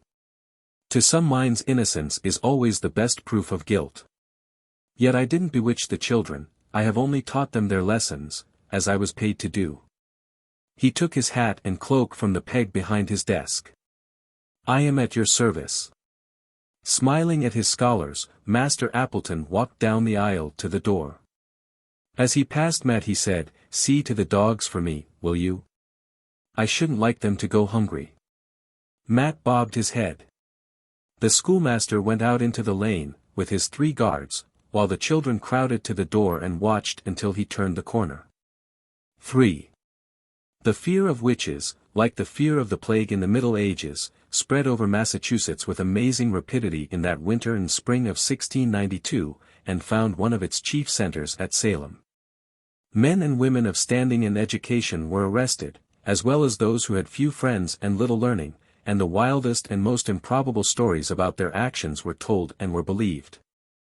As day followed day the 3 afflicted children, John Rowley, Susan Parsons, and Mercy Booth, told more and more fantastic tales about Mistress Swan and Master Appleton. And Jonathan Leake spread these stories so thoroughly that soon there was not a man, woman, or child in Salem, or in the neighboring country, who had not heard how the accused schoolmaster and Swan had bewitched the three. To hear a story about witchcraft at that time was usually to believe it, and many people had condemned the man and woman in their own minds long before the court took up the case against them. Matt's family, and Joe's family, however, started out with the determination to save Mistress Swan and Thomas Appleton if it could be done. Then these two boys urged their schoolmates, none of whom could believe that the teacher they were so fond of was a witch, to ask their parents to speak kindly of the two accused persons. And so there was soon quite a little party in Salem who protested that the two were innocent. Of course there were many, largely of the more ignorant class, like Jacob Titus, the blacksmith, and people who had listened to Jonathan Leake and fallen under his influence, who felt certain that the schoolmaster and Swan were able to ride about on broomsticks when they had a mind to. Strange to say, some of the ministers of Salem took this view too. Mr. Hamlin went to the jail and talked with both the prisoners. He visited the houses of the three afflicted children, and watched their strange performances, and he sought out Jonathan Leake, who had suddenly become a very prominent person, and listened to his oily and mysterious speeches. Then he wrote letters to friends in Boston, and after a while he began to find out facts that were scarcely creditable to Mr. Leake's reputation. He had been driven out of Boston because of the falsehoods he had uttered about people there. He was described as a cheat, a swindler, and a man who tried to get money from men and women by threatening to accuse them of various crimes. Mr. Glover helped in this work, and so did the two boys, and in addition the boys looked after the dogs in the schoolmaster's little hospital and reported to Master Appleton how his charges were getting on. People were being condemned and hung as witches in Salem Village and other places, and things did not look too cheerful for Matt's two friends. Yet they were both full of patience and courage, and when people came to them and tempted them to admit that they had ill-treated the children, had used magic on them, or worked some spell over them, they always indignantly denied the charges and said such stories were utterly absurd. "I never raised a finger against a child in my life," said Mistress Swan at one such time, "and I never will, no matter what those three may say about me, or what you may do to me." And Master Appleton would say, "Yes, it is true I have cured a number of dogs, but not by sending their ills into these children. Surely you must know that I care as much for children as for animals. Otherwise you'd make me no better than an ogre." "He is an ogre," cried Jonathan Leake, when he heard what Master Appleton said. He pointed his lean hand at the crowd who had gathered around him. "Many a schoolmaster is an ogre in disguise, and chooses that work so that he may prey on children. I know, I have seen such men before." And his manner was so impressive as he said this that many people nodded their heads and murmured to each other that doubtless he was right. So matters stood when the two prisoners, whose cases were so much alike that they were to be considered together, were put on trial in Salem. Mr. Hamlin and Mr. Glover were there, and their sons, and a lawyer they had engaged to represent them. The courtroom was full to overflowing, and very warm, for it was midsummer. "How could any one believe those two guilty of such evil deeds?" said Mr. Hamlin to his friends, as he looked at the kind and gentle Mistress Swan and the frank-faced Thomas Appleton. "People have believed such charges of men and women who look full as innocent," answered Mr. Glover. Many there in the courtroom believed that these two were witches as they listened to the stories the three afflicted children told, and heard Jonathan Leake and other grown men and women testify as to strange doings they had witnessed. Through all this the two prisoners simply looked at their fellow townsfolk, as if wondering that such stories could be told of them, and when they were asked by the judges if they had done any of these things, each simply denied all knowledge of such events. Then Mr. Hamlin's lawyer rose, and he had neighbors of Mistress Swan tell how they had always respected her and how highly they thought of her, and how kind she had always been to their children. After that Mr. Hamlin told what he had discovered about the man Jonathan Leake, how Leake had demanded money from Mistress Swan, and how she had refused to give him any money, saying that her husband had never owed Leake anything as a result of their business dealings.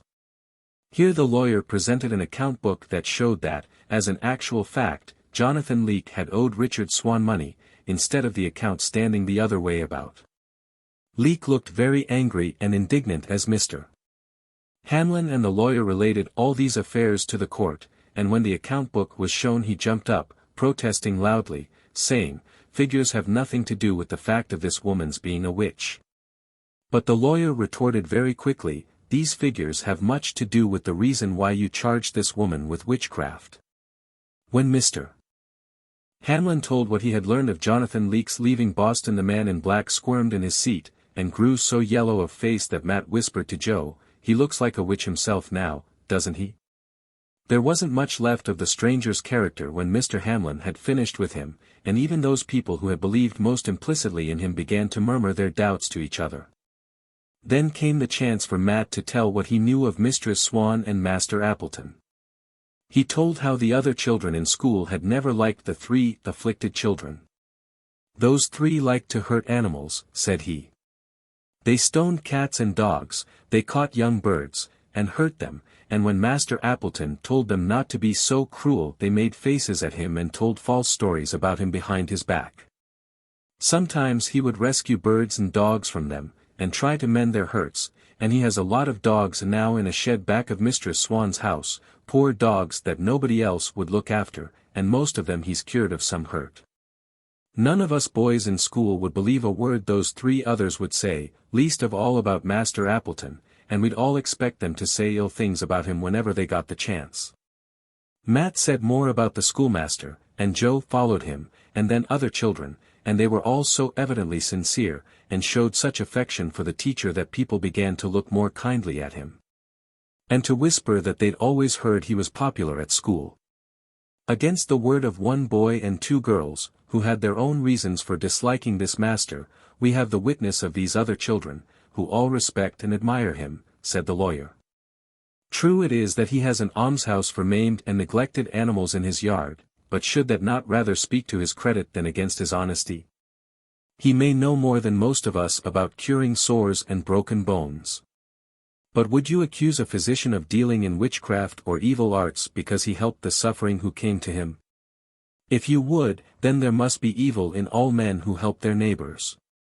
Here Jacob Titus, standing in the back of the courtroom, murmured behind his hand to the man next him, "I always had my doubts of those who deal in herbs and such like. There's something magical in the best of it. And when it's a matter of dogs, why," he shrugged his shoulders, meaning clearly enough that that was carrying magic pretty far.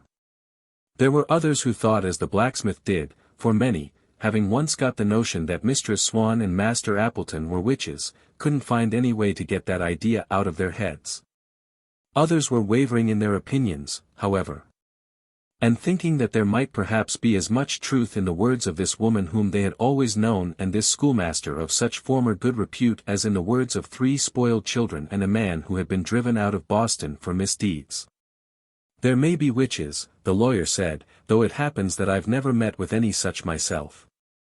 There are rumors of witchcraft all through this province of Massachusetts today, and many stories are told that could scarcely be understood as following the course of nature.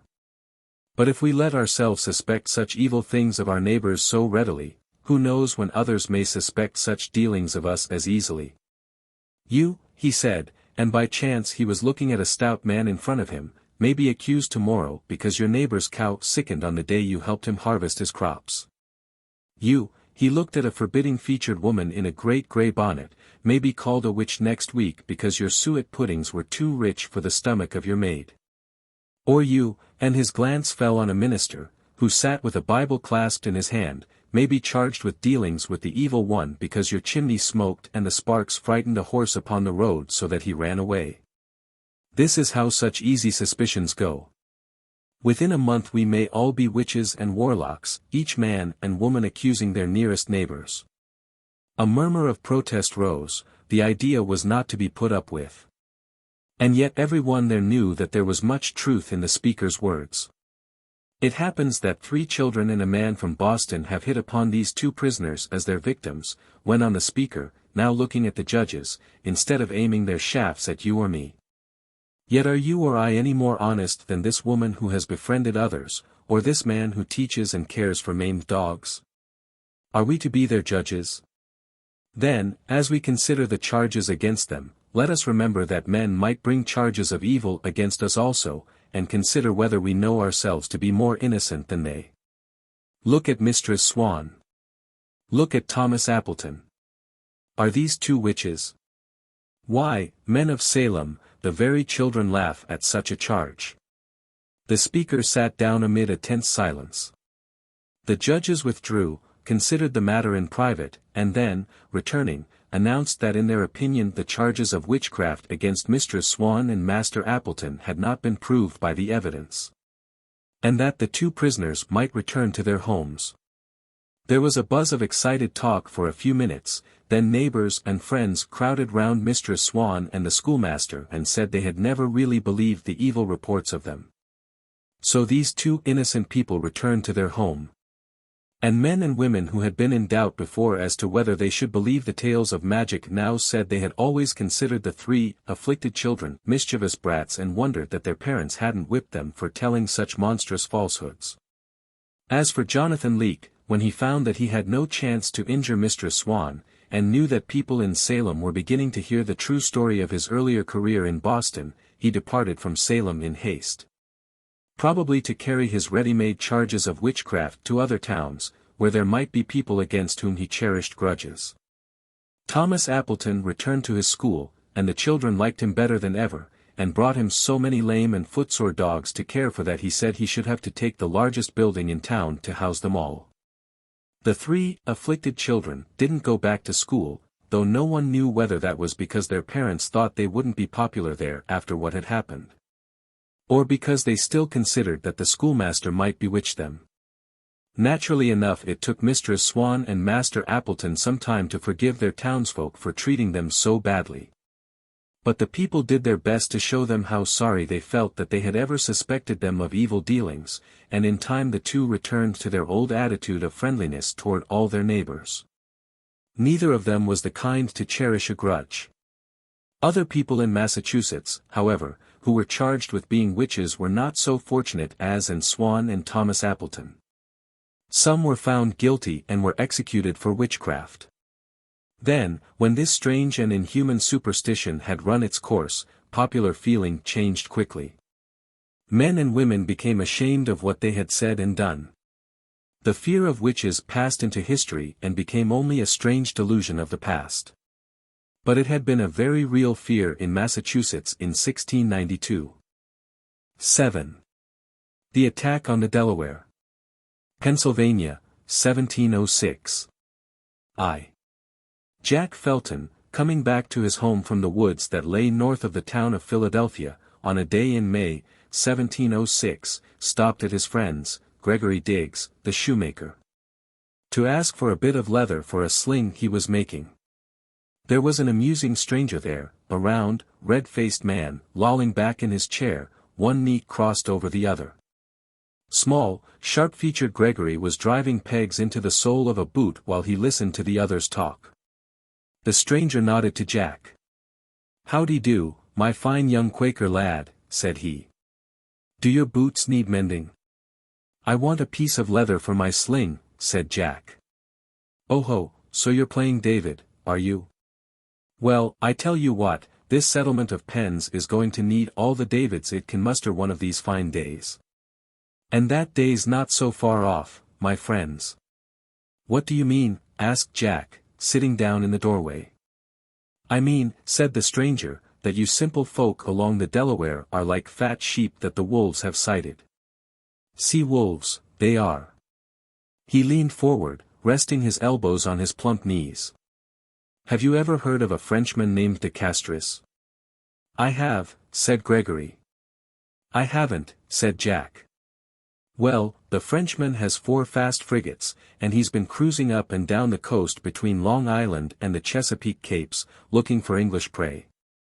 He chased 2 small English corvettes up the Delaware almost to Newcastle. He's captured over a score of merchant ships, and a week ago he landed at Lewes for water and provisions, and carried off the pick of the livestock there." "And what would you have us do, Mr. Hackett?" asked Gregory, picking up another boot. "Arm, and march up and down the river bank? We're peaceable people. We try not to make any enemies, and so we don't expect any enemies to come against us. See how friendly we've lived with the Indians, while the Virginians have been fighting them all the time." The other man smiled, that superior, much amused smile of the wise man arguing with the ignoramus. "And the sheep don't make enemies of the wolves either," said he.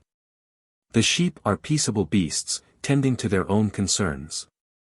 But that doesn't keep the wolves from preying on them, does it? Not by a long chalk, my friend Diggs. As for the Indians, it's only your good fortune that you haven't stirred them up to attack you. You don't think they care any more for you because you make treaties with them, and give them beads and trinkets for their land, and smoke their pipe of peace?" "We've been thinking that," answered Gregory.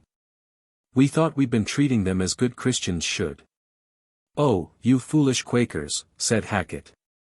"You're worse than sheep, you're like the ostriches that stick their heads in the sand. Look here. Suppose the Indians should drink too much fire water some day and make a raid on your farms, where would your treaties be then?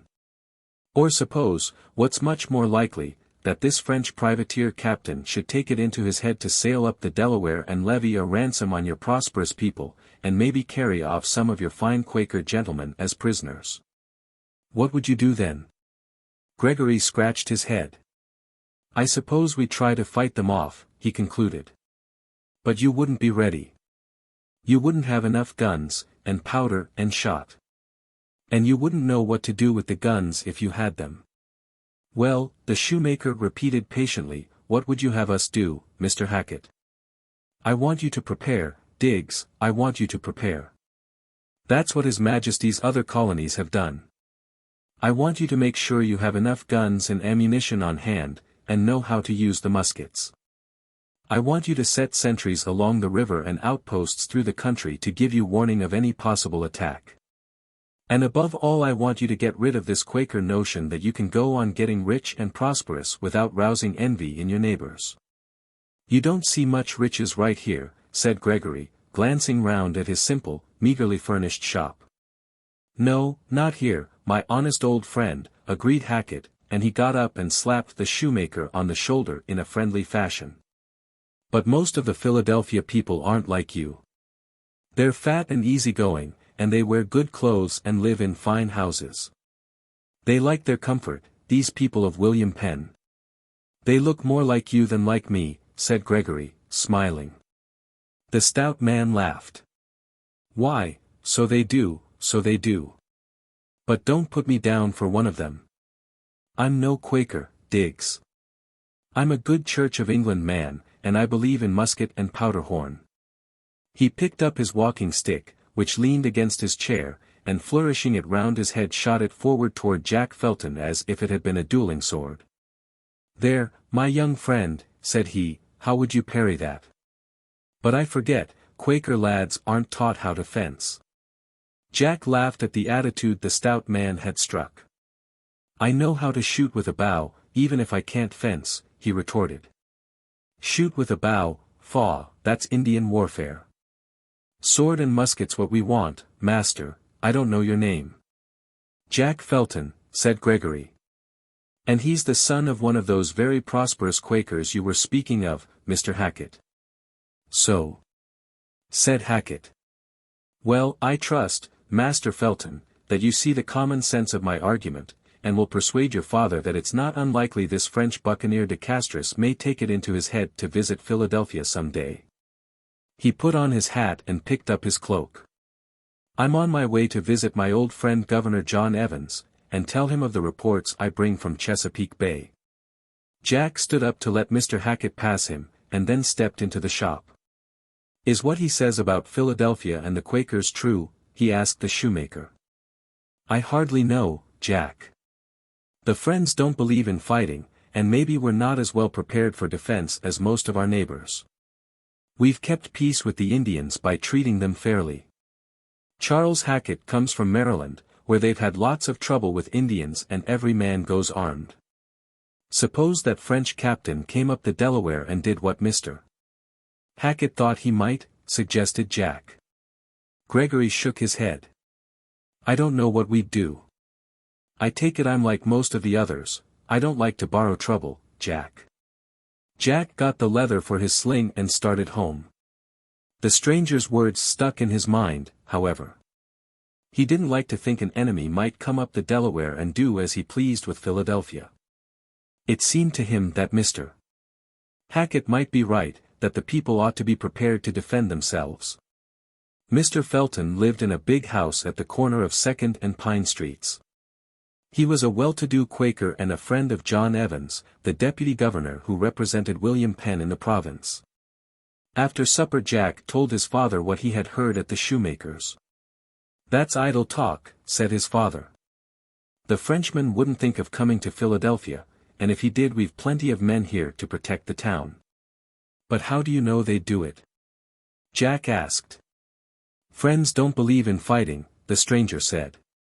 "We don't unless we have to," agreed Mr. Felton. "Don't you bother about such things, Jack. Leave it to Governor Evans." Mr. Felton, however, thinking the matter over, decided that perhaps the governor ought to know that people were talking about a possible attack by the French privateers. And so he wrote a note and sent it over by Jack that evening to the governor's house.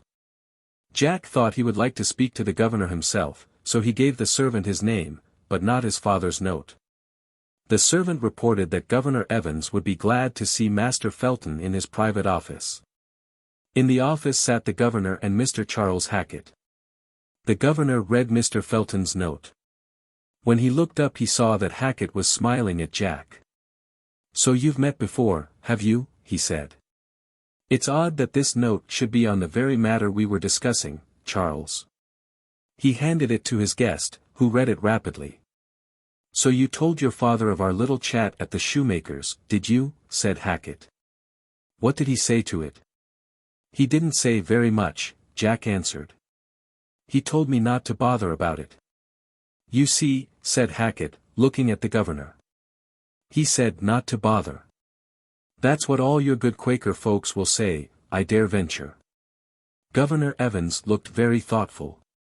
He stroked his smooth-shaven cheek with his hand. "You may be right," he said finally. "They are a hard people to rouse, beyond question. I think we'd better try the plan you and I were talking of, the messenger from Newcastle arriving in the morning with news of what happened there." "Make the message strong," advised Hackett. "Burning, plundering, and pillage." Governor Evans nodded his head. "Tomorrow will be weekly meeting day," he said thoughtfully. "That'll be as good a time as any to try the plan." He turned to Jack. "Thank your father for his message, and tell him that I've already heard the news of the French frigates he speaks of. Good night." Jack bowed to the governor and to Mr. Hackett, who beamed at him and waved his hand in friendly salute. Mystified at the governor's words about a messenger from Newcastle and at Mr. Hackett's mention of burning, plundering, and pillage, Jack went home, and gave his father the governor's answer to his note. He went to bed, wondering if it was possible that this quiet little town of Philadelphia, so peaceably settled on the shore of the Delaware, could possibly be the object of an enemy's attack. Next day was meeting day, and as Jack, his father and mother, his younger brother and sister, went to the red brick meeting house, Philadelphia was calmly basking in the sunshine of a bright May morning. As Mr. Hackett had said, most of the people looked prosperous. William Penn, the proprietor of the province of Pennsylvania, had been generous in his dealings with the settlers. Land was plentiful, and farms, with average care and cultivation, produced splendid crops. The houses in the section near the Delaware, which was the central part of town, stood in their own gardens, with carefully kept lawns and flower beds. People gave each other friendly greetings in passing. It would have been hard to find a more peaceful-looking community. Jack sat quietly through the meeting, and then hurried out of the meeting house to join some other boys. A change had come over the street outside. People were hurrying along it, some were talking excitedly on the corners. Two stout men, who looked as if they rarely took any exercise, were going at a double-quick pace toward Chestnut Street. "What are they hurrying for?" Jack asked the two other boys who had come from the meeting house. "I don't know," answered George Logan. "Let's go see," said Peter Black. The three started for Chestnut Street, a couple of squares away. As they ran along, other boys and men joined them. People who were talking stopped and headed after the crowd. Almost all those who had been to meetings showed their curiosity by walking in the same direction. The quiet street was filled with bustle and noise. There were many people at the crossing of 3rd and Chestnut Streets. Indeed, it looked as if most of Philadelphia was there. Jack caught snatches of sentences. A messenger from down the river. Word from Newcastle. Going to attack us. The French ships, such were some of the words. The boys made their way through the crowd until they looked up Chestnut Street. People were flocking down there too. Jack didn't know there were so many people in the town as he saw in the streets. Then out from 4th Street rode 3 men on horseback and came down Chestnut toward the thickest of the crowd. The riders were Governor Evans, his secretary, and Charles Hackett. The governor reined up and held out his gloved hand to silence the babble of voices. "I have news for you," he cried. The crowd quieted. "A messenger has come from Newcastle with word that a French squadron is sailing up the Delaware. They have chased 2 English ships up the bay. Their crews landed at Lewes, burned the town, plundered and pillaged, and carried off prisoners and cattle. To arms, lest we share the same fate. To arms, to defend our homes and families. Get your arms and make ready to obey the orders I shall issue later." He drew his sword and pointed it toward the Delaware. "Let us show the enemy we are ready for him." There was a moment's silence, then a few shouts, then the crowd began to make away by the side streets, talking excitedly, gesticulating, very much startled at the governor's news. They knew that the English and Dutch settlements along the Atlantic Ocean had often had to defend themselves against enemies, both white and red, but here in Pennsylvania there had practically been no need of defense. They had always been on good terms with their Indian neighbors, and no other enemies had appeared. Now the French privateers meant to treat their town as they had already treated Lewes. Burn, plunder, and pillage. There was no good reason for such an attack. They had done nothing to harm the French. They couldn't understand why anyone should wish to make war on them when they were such peaceable people, always strictly minding their own business. Yet there were the governor's words that the French frigates were sailing up the Delaware, and word had already reached the town through other channels telling of the attack on Lewes. Though the other reports hadn't made the matter out as bad as had the governor's messenger. Well, it looked as though, Quakers or not, they would have to do as Governor Evans bade. Jack ran all the way home. Everywhere people were telling each other the news. Even in front of the meeting house there was an excited group. Philadelphia was no longer peaceful, there was an entirely new thrill in the air. Jack's family had not yet returned. He hurried into the house, and up to the attic where his father's musket hung on the wall. He took it down, he found a powder horn in a chest, he pulled out a sword from behind some boxes in a corner. With musket and sword and powder horn in his arms he went downstairs. The family were just coming in from the street. He held out sword and musket. "Here are our arms, father," he exclaimed. Mr. Felton could not help smiling at the excited face of his son. "You don't intend to be caught napping, do you, Jack?" said he. "Well, I don't think the French will attack us before dinner. You'd better put the weapons away for a while." 2.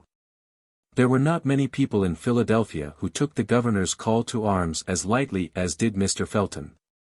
Most of them were scared half out of their wits, and pictured to themselves the French raiders marching into their houses and carrying off all their valuables, to say nothing of ill-treating themselves. They did not stop to consider that the men of Philadelphia must greatly outnumber the raiders, and that, properly armed, they ought to have little trouble in keeping the enemy at bay.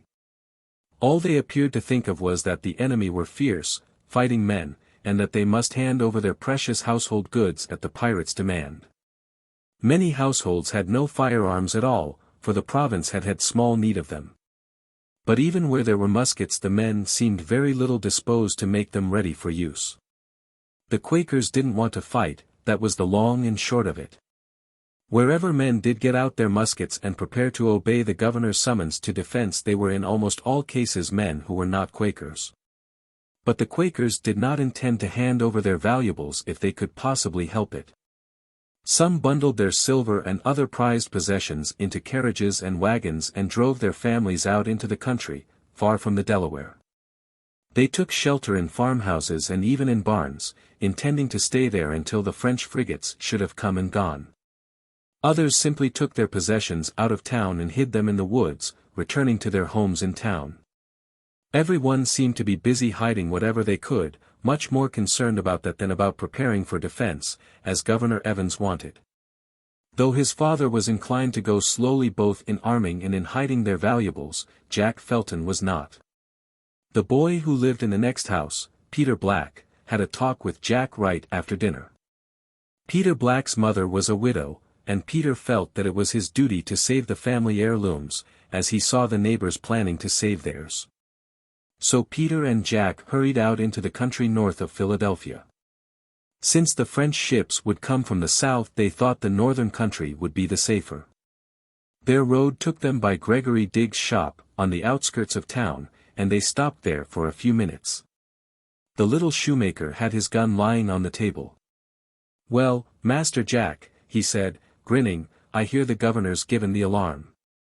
I got out my gun so as not to disappoint Mr. Hackett if he comes along." "We're going to look for a good place to hide things," said Jack. "What are you going to do with the things in your house?" Gregory looked round his shop, at the unplastered walls, the plain, homemade furniture, the few pots and pans that stood near his hearth. "I don't think there's much here for me to hide," said he. "The French can take all my goods if they want to. I could make boots out under a tree if they care to burn my house. You see, that's one of the advantages of being poor, you don't lose any sleep thinking about robbers." "Peter's mother has a lot of things the raiders might take," explained Jack. "Do you know a good hiding place?" "There's a place up in the woods, along a creek, that ought to be pretty safe," said Gregory. "I'll go along to show you." Shouldering his musket, which seemed to be his one valuable possession, the shoemaker led the two boys along the road to the woods. There he took a path that presently brought them to a little stream. The banks were covered with violets right down to the water's edge.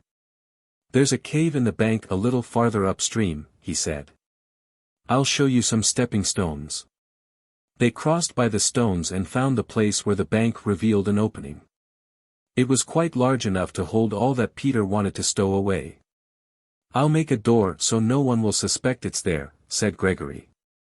He took out his knife, and hunting among the trees found several where the bark was covered with gray-green lichens.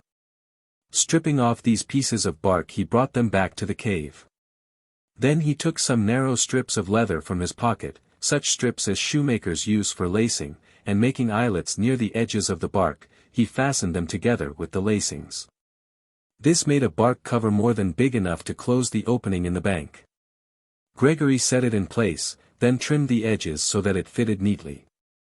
He dug up some of the clumps of violets and replanted them at the base of the bark door. "Now I'll defy anyone to find that cave," he said. "It's the safest hiding place in the province of Pennsylvania. I'll mark a couple of trees so I can find it again," said Peter. With his knife he cut some notches in a couple of willows that bordered the stream. As they went back through the woods, both boys noted the trail carefully, so that they might readily find it another time. On the road wagons and carriages passed them, people flying out of town through fear of the enemy. The shoemaker, his musket perched on his shoulder, in spite of his small size, was the most martial figure to be seen. "I'm afraid our good folk are more bent on hiding than on fighting," Gregory said with a chuckle. "Well, perhaps I'd be the same if I had something to hide." "Do you think Mr. Hackett was right about our people not being ready to fight?" Jack asked. "I think it looks very much that way," said Gregory. "I've seen a lot of people on this road today, but not one with a gun." Leaving Gregory at his house, Jack and Peter walked east to the river and followed the footpath along the Delaware. Skiffs, filled with household goods, were being rowed upstream. Families were seeking refuge in the country north of town. Men and boys along the shore were calling words of advice or derision to the rivercraft. At one place a man was shouting, "There's the French frigates coming up on the Jersey side." The rowers paddled faster, glancing back over their shoulders to see if the alarm was true.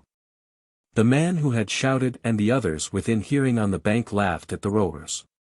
The only boats on the Delaware appeared to be those manned by frightened householders. "Nobody's doing anything to build defenses in case the French frigates do come," said Jack. And indeed there was not a sign of defense anywhere along the shore. If the frigates came they could fire at Philadelphia without an answering shot. When they reached the center of the town the boys found the same confusion. People were talking on street corners. Some were reading the notices that Governor Evans had posted, calling on the men to meet him next day with arms and ammunition. He stated that he wanted to organize a well-equipped militia in case there should be any need of defense. But the boys heard none speak with enthusiasm of the governor's plan. When he got home Jack told his father what he and Peter had done. "Would you like me to take some of our things there too?" he asked. "I'm sure no one could possibly find the place." "No," said Mr. Felton, "I think we'll keep our things in our own house. I'm not going to be driven into hiding just because of a rumor." Even Mr. Felton, intelligent man though he was, did not seem inclined to look with favor on the notion of armed defense. After supper Jack saw the man who lived across the street putting some boxes into a cart before his door. Jack watched him cord and strap the boxes in the cart. "I'm taking my wife and baby into the country for a few days," the neighbor explained. "And you're coming back yourself?" Jack asked. "I don't think so." The neighbor shook his head. "I'm not a fighting man, I don't believe in shedding blood. I'm sure no good Quaker could approve of warfare. I'll stay away till the town's quiet again." "But suppose the French take the town and hold on to it," said Jack. "Perhaps you couldn't get your house again." "Well, there's plenty of country for us all," answered the other. "I suppose you're right," said Jack. "Most people seem to think as you do. But somehow I can't understand how so many people are willing to give in to so few. Aren't our men in Philadelphia as big and strong as the Frenchmen?" "Why yes, of course they are, Jack. But the French come with firearms, and we don't approve of firearms. We'd be glad to reason with them, if they'd listen to us. But men with guns don't generally want to listen to reason. And because they won't listen we run away," said Jack. "I can't understand that." "You will when you're older," said the man, and went indoors for another box. Jack went to Peter Black's, and helped him put his mother's silverware and valuables, securely tied in a sack, into a small handcart. Together the boys pushed the cart through the town and in the direction of the hiding place. They secreted the sack in the cave beside the brook, and trundled the cart back to Gregory's shop. The night was fair and warm, and the shoemaker was sitting outside his house. "The town must be pretty empty by now," he said.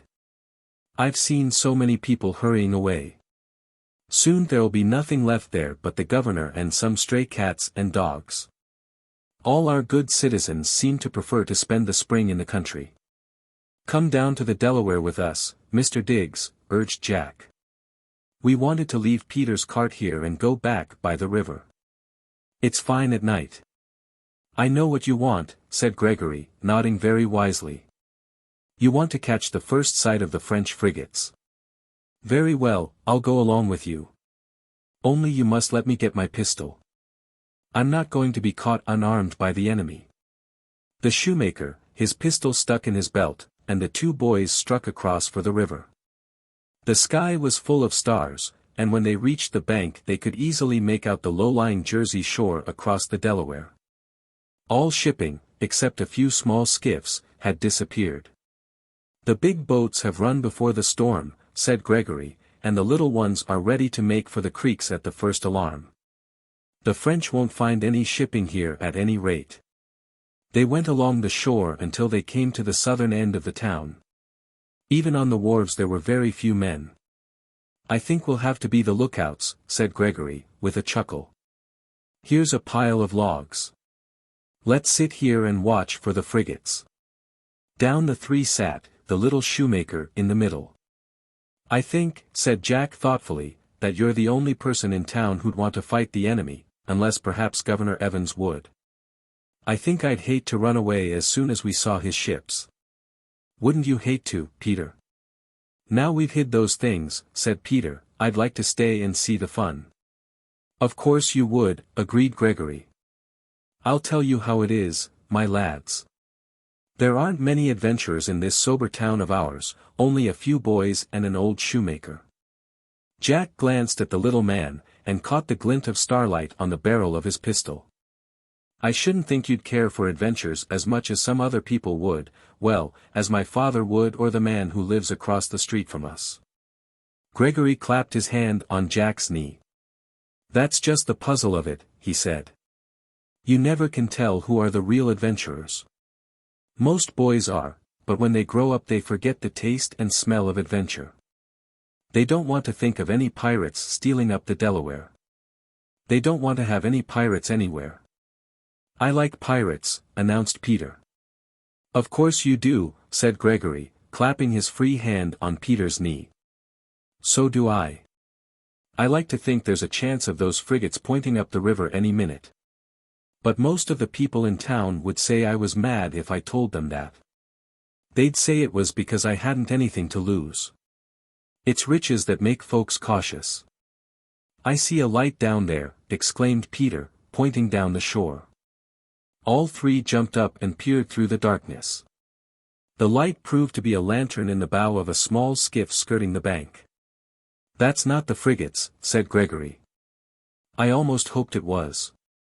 Well, I don't suppose the safety of Philadelphia depends on our keeping watch any longer tonight. It's getting late. Come on, my brave adventurers. Back to town they went, and said good night to Gregory. As Jack passed the governor's house he saw a familiar figure standing at the front gate. The stout Mr. Hackett likewise recognized Jack. So you've not fled from town like the rest, said the man from Maryland.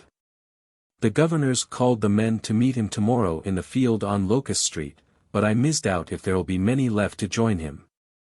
There's one who will be there, answered Jack, pointing down the street after Gregory. Who's that? Inquired Mr. Hackett. Gregory Diggs, the shoemaker. He's got a gun and a pistol, and he won't run away.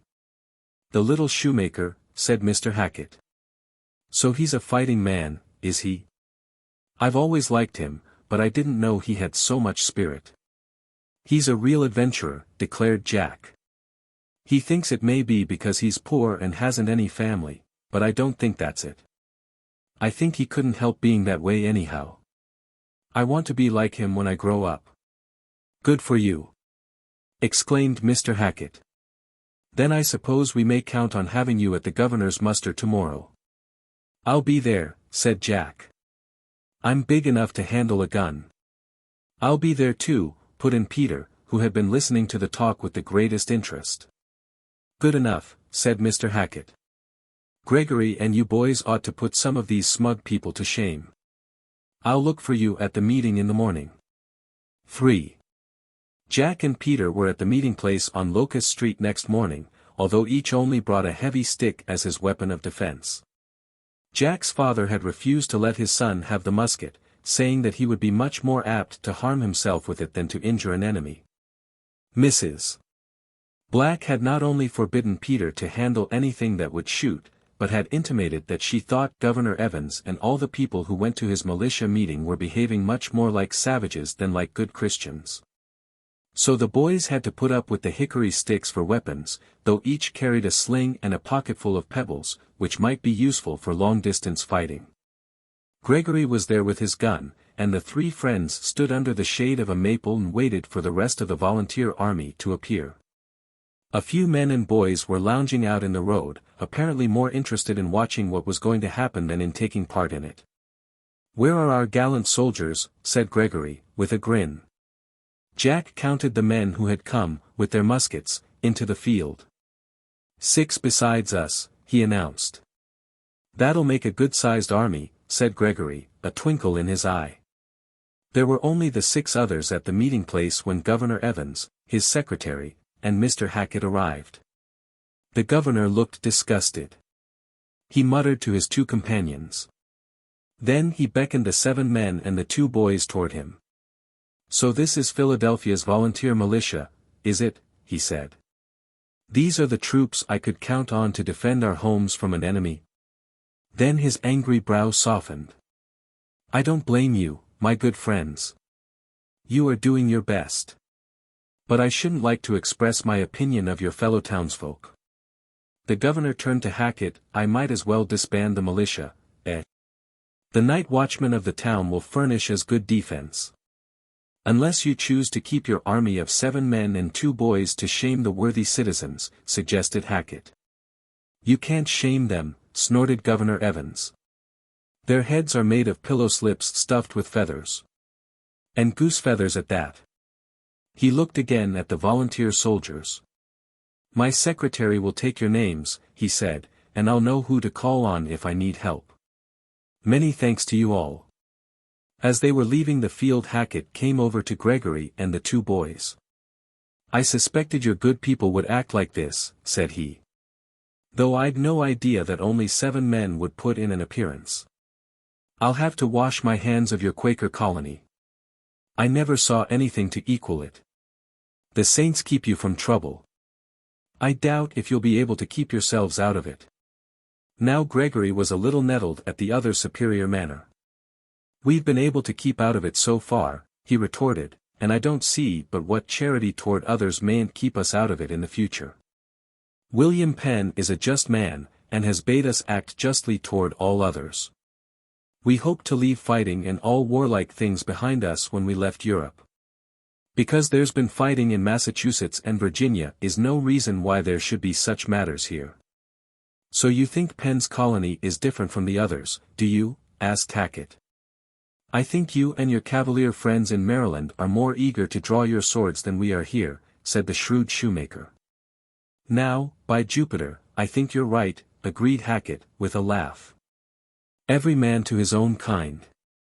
I much prefer Lord Baltimore to your good William Penn. I've seen enough of your worthy Quaker tradesmen. I must get back to Chesapeake Bay." Jack and Peter, sitting on the steps of Mr. Felton's house that afternoon, saw a number of men who worked on the riverfront go past in the street, guns in their hands. There were 5 or 6 in the first group, then a few more, then a larger number. There were small farmers from the southern side of the town, there were servants, there were Negroes. None of those who went by appeared to be of the wealthy, Quaker class. "Where are they going?" Jack asked presently. "Let's go find out," suggested Peter. The boys followed the groups, which grew in size as men from other streets joined in the current. They went to Society Hill on the outskirts of the town. There a crowd had already gathered, some with firearms, some without. The boys pushed their way through the crowd until they reached the front edge. There they heard one speaker after another addressing the throng. The speakers all declared that they would go to the governor, ask for weapons, and tell him they were ready to march against the enemy whenever he should give the order. Nearly 700 men met on Society Hill that day and volunteered for military service.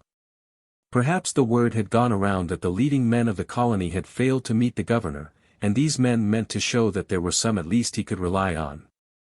However that was, this gathering shamed the other meeting, and when it broke up it sent its delegates to report to Governor Evans. The boys stopped to tell Gregory Diggs what they had seen. Said Gregory, when he had heard the type of men who made up this second meeting, wealth and position make men timid. And then Quakers are overcautious folk. I know how it is. I found it hard enough to shoulder my gun and make up my mind to join the militia. Like as not I wouldn't have volunteered at all if you 2 boys hadn't seemed to shame me into it. But that's the way it is, our good, respectable folk won't fight, and the only ones the governor can rely on are the poor and the down-at-heels, and a penniless shoemaker and 2 boys. Master Hackett was right about Penn's province. At his home Jack told his father of the day's happenings. And I'm very much surprised our friends and neighbors didn't help Governor Evans better, he concluded. "Only 7 at one meeting, and a great many at the other," said Mr. Felton. "Well, that shows our friends aren't very warlike, doesn't it, Jack?" "But I think they ought to be," protested the boy. "So does Governor Evans," agreed Mr. Felton. "And it's my opinion that he and that truculent friend of his, Charles Hackett, planned this whole scare just to see how warlike the people of Philadelphia are. I think he arranged to have that messenger arrive from Maryland with that story about the French frigates. It's true enough they landed at Lewes, but they did little harm there beyond taking a few cattle and some wood and water they needed. I don't believe they had the slightest intention of coming up the river to Philadelphia. But it gave the governor a good chance to see what the people would do if the French had been coming. Most of the people believed it, or they wouldn't have hidden their valuables, and so many of them run away," said Jack. "Oh, yes, they believed it," assented Mr. Felton. "And I guess the governor is thoroughly out of temper with most of us. But as a matter of fact he didn't need any militia to protect us from a raid." That was the truth of the situation, as Philadelphia found out a few days later. The governor had laid a plot to find out what the people would do if their town were threatened with attack by an enemy. He thought that the Delaware River was insufficiently protected. He wanted to form a strong militia. His ruse had worked. But to his disgust he found that the more respectable and wealthy part of the community, the Quaker portion, had no wish either to strengthen the defenses of the Delaware or to enroll in a militia. His stratagem had at least taught him that much about them. The Quakers brought the goods they had hidden back to town. Those who had gone into the country returned to their homes as soon as it was known that the French frigates had sailed down the Delaware to the sea instead of up it to Philadelphia. They did not like Governor Evans for the trick he had played on them. As the governor himself said, for weeks afterward they would stand on the other side of the street and make faces at me as I passed by. As a result of the governor's stratagem, most of the Quakers in Philadelphia signed a petition to William Penn, who was then in England, urging him to remove Evans from the governorship. William Penn did not like to do this. He had appointed Evans at the suggestion of some very powerful men at the English court, and he did not want to antagonize them, or Evans himself for that matter, for so slight a cause. He wrote a letter to Evans, however, mildly reproving him for the trick he had played, and making it clear that he himself was no more in favor of warlike measures than were the Quakers in his colony. Governor Evans held his office for almost 3 years after this event, and was finally called back to England for very different reasons. Penn's province did have less warfare than the neighboring colonies, partly because of the just way in which Penn and his settlers dealt with the Indians, partly by good fortune. No enemy attacked Philadelphia. But as men pushed out into the country west of the Delaware, they began to come into conflict with the Indians. Often these settlers were able to protect themselves, but sometimes they felt that the men living securely in Philadelphia ought to help them in their effort to enlarge the province. After the defeat of the English General Braddock by French and Indians in western Pennsylvania, the settlers found the Indians more difficult to handle. So the men of the frontier formed independent companies of riflemen and fought in their own fashion. They demanded, however, that the Governor and General Assembly at Philadelphia should aid them with supplies, if they were unwilling to furnish soldiers. The Assembly in Philadelphia refused to send the supplies. The news spread along the border, and the settlers, the mountaineers and trappers, set out for the Quaker city on the Delaware. 400 or 500 of them marched into town, men clad in buckskin, their hair worn long, armed with rifles, powder horns, bullet pouches, hunting knives, and even tomahawks they had taken from Indians.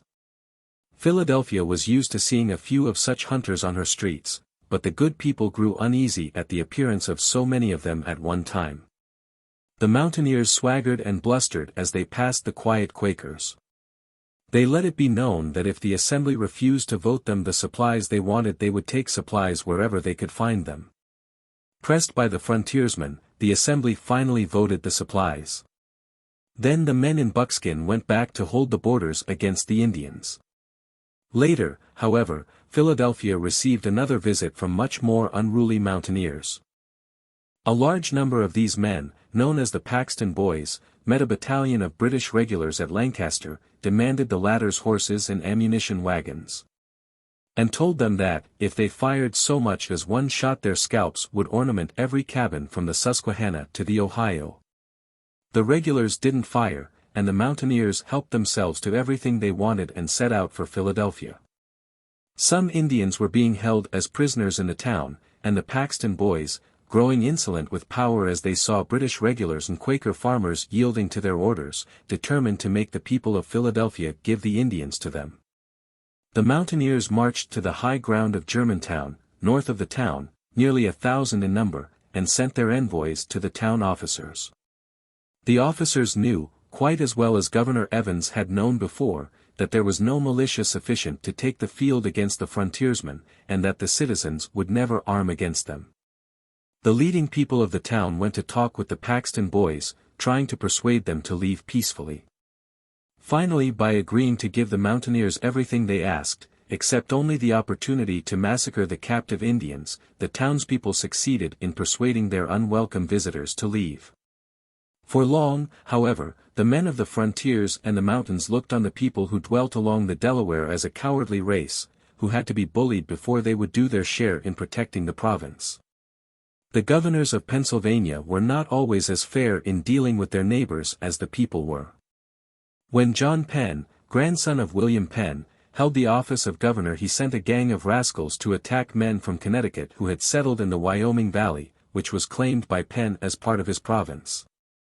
The settlers had built homes and planted crops in the Wyoming Valley, and they had no intention of letting John Penn's mercenary troopers despoil them without a fight. They built a fort, and defied the governor's soldiers. John Penn's men had finally to retreat before their stubborn resistance. The attack on the Wyoming settlers was in 1770, and only 5 years later the men of Lexington and Concord fired the shots that were to echo from New Hampshire to Georgia. In the war that followed, Pennsylvania did her part. Philadelphia, then the leading city of the colonies, became the home of the new government. In the very street where Governor Evans had urged the townsfolk to organize a militia to fight a few French frigates, men went to Independence Hall to proclaim a declaration of independence against the King of England. No one could have accused Philadelphia in July, 1776, of a lack of patriotic spirit. The Liberty Bell rang out its message to all, to the Quaker descendants of William Penn's first settlers as well as to those of other faiths who had come to his province since. And all alike responded to its appeal to proclaim liberty throughout the world. 8. The Pirates of Charlestown Harbor. South Carolina, 1718. Anthony Evans was rowing slowly round the southern point of Charlestown, the bow of his boat pointing out across the broad expanse of water that lay to the east. It was early morning of a bright summer day, and the harbor looked very inviting, the breeze freshening it with little dancing waves of deep blue, tipped with silver, and bringing the salt fragrance of the ocean to the sunlit town. Deep woods ringed the bay, here and there tall, stately palmettos standing out on little headlands, looking like sentries stationed along the shore to keep all enemies away. Anthony loosened his shirt at the throat and rolled his sleeves higher up on his sunburned arms. He had finished school a few days before, and was to have a fortnight's holiday before starting work in his father's warehouse. He loved the water, the two rivers that held his hometown in their wide-stretched arms, the little creeks that wound into the wilderness, teeming with fish and game, the wide bay, and the open ocean. His idea of a holiday was to fish or swim, row or sail, and he meant to spend every day of his vacation on the water. In the bow of his boat was a tin box, and in that box were bread and cold meat and cake, and a bottle of milk, his lunch, and possibly his supper too. Slowly the town receded across the gleaming water. It grew smaller and smaller as Anthony watched it from his boat, until it looked to him like a mere handful of toy houses instead of the largest settlement in His Majesty's colony of South Carolina. He half shut his eyes and rested on his oars, letting the wind and the waves gently rock his boat. Now Charlestown became a mere point, a spot of color on the long, level stretch of green. He opened his eyes and looked over his shoulder at the wide expanse of blue. Then he pulled toward the southern shore, planning to follow it for a time. There would be more shade there as the sun grew warmer. The depths of the woods looked very cool and inviting as he rode along close to them. Great festoons of gray moss hung from the boughs of the live oaks, festoons that were pink or pale lavender where the sun shone on them.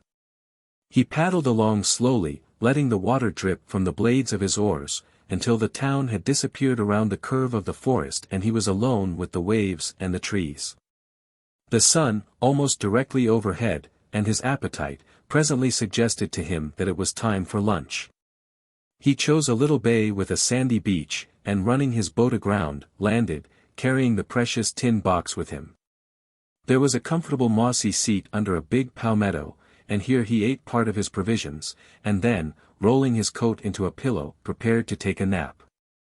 The air was full of spices from the woods, warm and sleep-beguiling.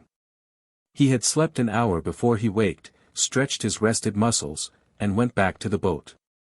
He had a mind to do a little exploring along this southern shore. The water was smooth, and he felt like rowing. Rapidly he traveled along the shore, peering into bays and inlets, covering long stretches of thick forest. While the sun made his westward journey, the air grew cooler, and the shade stretched farther across the sea. There would be a moon to see him home again, and he was weatherwise enough to know that he had nothing to fear from the wind. The sun was almost setting when the rowboat rounded a wooded point and swung into a bay. Antony was following the shoreline, so he did not bother to look around, but pulled steadily ahead, keeping about the same distance from the bank. Then, to his great surprise, a voice directly ahead hailed him. "Look where you're going, son. Ease up a bit on your oars, and you'll get to us without bumping." He looked around and saw 3 men fishing from a boat. They must have kept very quiet not to have attracted his attention. He slowed the speed of his boat by dragging his oars in the water, but even so he swept pretty close to the fishermen, and one of them, with a quick turn of his own oar, brought the larger boat side on to Antony's. "Pull in your oar," the man ordered. To avoid a collision Antony obeyed. The man caught the gunwale of Antony's boat, bringing the two side by side. All 3 of the men were grinning. "Well, now, lad," said the man at the oars, "where were ye bound at such a pace? Going to row across the ocean or down to St. Augustine? Bound out from Charlestown, weren't ye?" Antony smiled. "I was doing a little exploring," he answered. "I didn't know there were any fishermen down along here." The man's grin widened. "Ye didn't, eh? Well, there's quite a lot of us fishermen down along here. Take a look." He gestured over his shoulder with his thumb. Antony turned and saw that at the other end of the bay were a number of boats, men on the beach, and that the hull and spars of a good-sized ship stood out beyond the trees of the next headland. The man in the bow of the other boat, a slim, dark fellow with a straggling black mustache, pulled in his fishing line. "And now you've done your exploring, you'll make us a little visit. It wouldn't do to go right back to Charlestown tonight." He stood up, and with the agility of a cat stepped from his boat to Antony's and sat down on the stern seat. Antony had plenty of nerve, but somehow neither the words of the man at the oars nor the performance of the dark fellow was altogether reassuring. The 2 men now in the other boat were big swarthy chaps, with many strange designs tattooed on their brawny arms, and the one who sat in the stern wore gilded earrings and had a good-sized sheath knife fastened to his belt. They didn't look like the men he was used to seeing about Charlestown. They weren't disagreeable, however. The man at the oars gave Antony's boat a slight shove, which sent them some distance apart, and then dropped his fishing line into the water again. "See you 2 later," he said, still grinning. "Keep an eye on the lad, Nick." Nick sat leaning forward, his arms on his knees, his black eyes twinkling at Antony. "Don't you be feared of this nest," said he. "I don't say that some mightn't well be, but not a lively young limb like you. What's your name?" Antony told him. "And why might some be afraid?" he asked, his curiosity rising. "Because," said Nick, "that sloop round the point belongs to Old Man Teach, and she flies a most uncommon flag at her masthead." "Blackbeard!" exclaimed the boy, his eyes wide with surprise and sudden fear. Now don't be scared, said Nick. Some do call him Blackbeard, but he don't make trouble if he's handled right. They said he was down around the Indies, after Spanish ships, said Anthony. He's been in a good many places, said the other. Spanish galleys pay well, but trade's trade, wherever you find it. This Nick was a pleasant fellow, with nothing piratical looking about him, unless you considered the skull and crossbones tattooed on his right forearm as a sign of his trade. He smiled in a very friendly fashion. We've got a little matter on hand now that brings us up to Charlestown. Some of the crew's sick, and we want drugs and other things for 'em. He chuckled, as though the notion was amusing.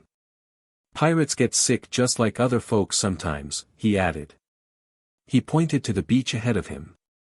Row us up there, Tony. There was nothing for Anthony to do but obey, and somewhat assured by the mild manner of Nick, he pulled at his oars until the boat grounded in shallow water. Don't mind a little wetting, Dee, said Nick, stepping over the side. Anthony followed, and they drew the boat high and dry on the shore. Come along, said Nick, and he turned to lead the way. Men were working on a couple of overturned skiffs, men were lounging about doing nothing, men who looked nowise different from the fellows Anthony saw in his own town. They paid no particular attention to him, and Nick led him along the shore through the woods that covered the headland, and out on the other side. Here was a snug harbor, with a good-sized ship at anchor, men on the shore and more men on the ship's deck. Nick shoved a small boat into the water, motioned to Anthony to climb in, and with a few strokes brought them to the ship's side. He made the boat fast, and climbed a short rope ladder to the deck. Don't be scared, he muttered, he don't eat boys. He led the way to where a stocky man with a heavy black beard sat in a chair smoking a long pipe. Here's a lad, said Nick, nodding to the chief, we picked up as he was rowing down along the coast from Charlestown. He wanted a taste of salt air, and something better to do than what he'd been doing. And we didn't want him to go back home and tell what he'd seen down here. Blackbeard was certainly black, and there was a scar on one side of his face that didn't add to the beauty of his appearance, but he wasn't ferocious looking, not as fierce in fact as several men Anthony knew at home. He puffed at his pipe a minute before he spoke. We're going up to the town tomorrow morning, he said. What's the talk about us there? They thought you were chasing Spanish ships from Cuba and St. Augustine, answered Anthony, and I think they were pretty glad you were doing it. They were, snorted Blackbeard. That's always the way of it. Fight the enemy and you're a hero, but don't for the love of heaven come near us. Smooth-faced rascals all. Keep an eye on him, Nick, and he jerked his head to show that the audience was over. Not so terrible, was he, said Nick, as they went aft. Now I'll show you some folks you know. They came to the window of the cabin, and he indicated that he wanted Anthony to look inside. Half a dozen men and a couple of small boys were in the cabin, a most disconsolate-looking lot. To his great surprise Anthony recognized the nearest as Mr. Samuel Wragg, a prominent merchant of Charlestown. The faces of all the others were familiar to him. What's Mr. Wragg doing there? He demanded. He isn't a pirate, too. No, he's no pirate, chuckled Nick. He's what you might call a hostage. You see, all that merry-looking crowd sailed from your town a few days ago, bound for England, but we met their ship when she reached the bar and we asked him to come on board us. Thought we might be able to accommodate him better, you see. We overhauled 8 ships within a week out there, and that's pretty good business, better than what we've done with your Spanish dons lately. But there's no denying the dons do carry the richer cargoes. And what are you going to do with them? Asked Anthony. That's for old Teach, the chief there, to make out. I've a notion your friend Mr. Wragg and the others in there are going to help us get that store of drugs and supplies I was telling you of. Let's be going ashore. I don't want those mates of mine to eat all the fresh fish before we get back to M. Blackbeard's men, pirates and desperadoes though they were, seemed no rougher to Anthony than any other seafaring men he had met at Charlestown. They carried more pistols and knives perhaps than such men, but though he listened eagerly he heard no strange ear-splitting oaths nor frightening tales of evil deeds they had committed. Nick looked after him almost like an older brother, saw that he had plenty to eat, helped him gather up wood for the fire they lighted on the shore after supper. There were a number of these small fires, each with a group of swarthy-faced men round it. As Big Bill, the man who had first hailed Antony and caught the gunwale of his boat, explained, Blackbeard's men were glad to stretch their legs ashore whenever they got the chance. Their pipes lighted, the pirates sat about the campfires as the moon flooded the sea with sparkling silver. Nick told Antony how he had run away from his English home in Devon when he was a boy, and had shipped on board a merchantman out of Bristol. He had followed the sea year in, year out, until one day the captain of his ship had suddenly given up being a peaceful merchantman and had begun to hold up and rob any well-laden vessels he happened to meet. There was more profit in such a life, he said, and a great deal more excitement. Then he went on to tell Antony that many great sea captains had really been pirates, and that both the people in England and the American colonists really liked the pirates as long as they preyed on Spanish commerce and the ships of enemies. King Charles II of England, he said, though he pretended to frown on piracy, had actually made Morgan, the greatest pirate of them all, a knight and appointed him governor of his island of Jamaica. In most seaport towns, said Nick, the townsfolk are glad enough to have us walk their streets, spend our Mexican doubloons, and sell them the silks and wine we bring in, without asking any questions about where we got them. We're as good as any other traders then, maybe better, because we don't haggle so over a bargain. But when we hold up one o' their own precious ships they sing a song about us from t'other side their mouths. So he talked on, boastfully enough, about the doings of the sea rovers, but the boy, listening intently, thought that every now and then it sounded as if the dark man were making excuses for himself and his mates. The fires burned down, and most of the men hunted soft beds under the forest trees. The summer night was warm, and the air was fresher here than in the close bunks on the ship. Big Bill and Nick and Antony found a comfortable place for themselves.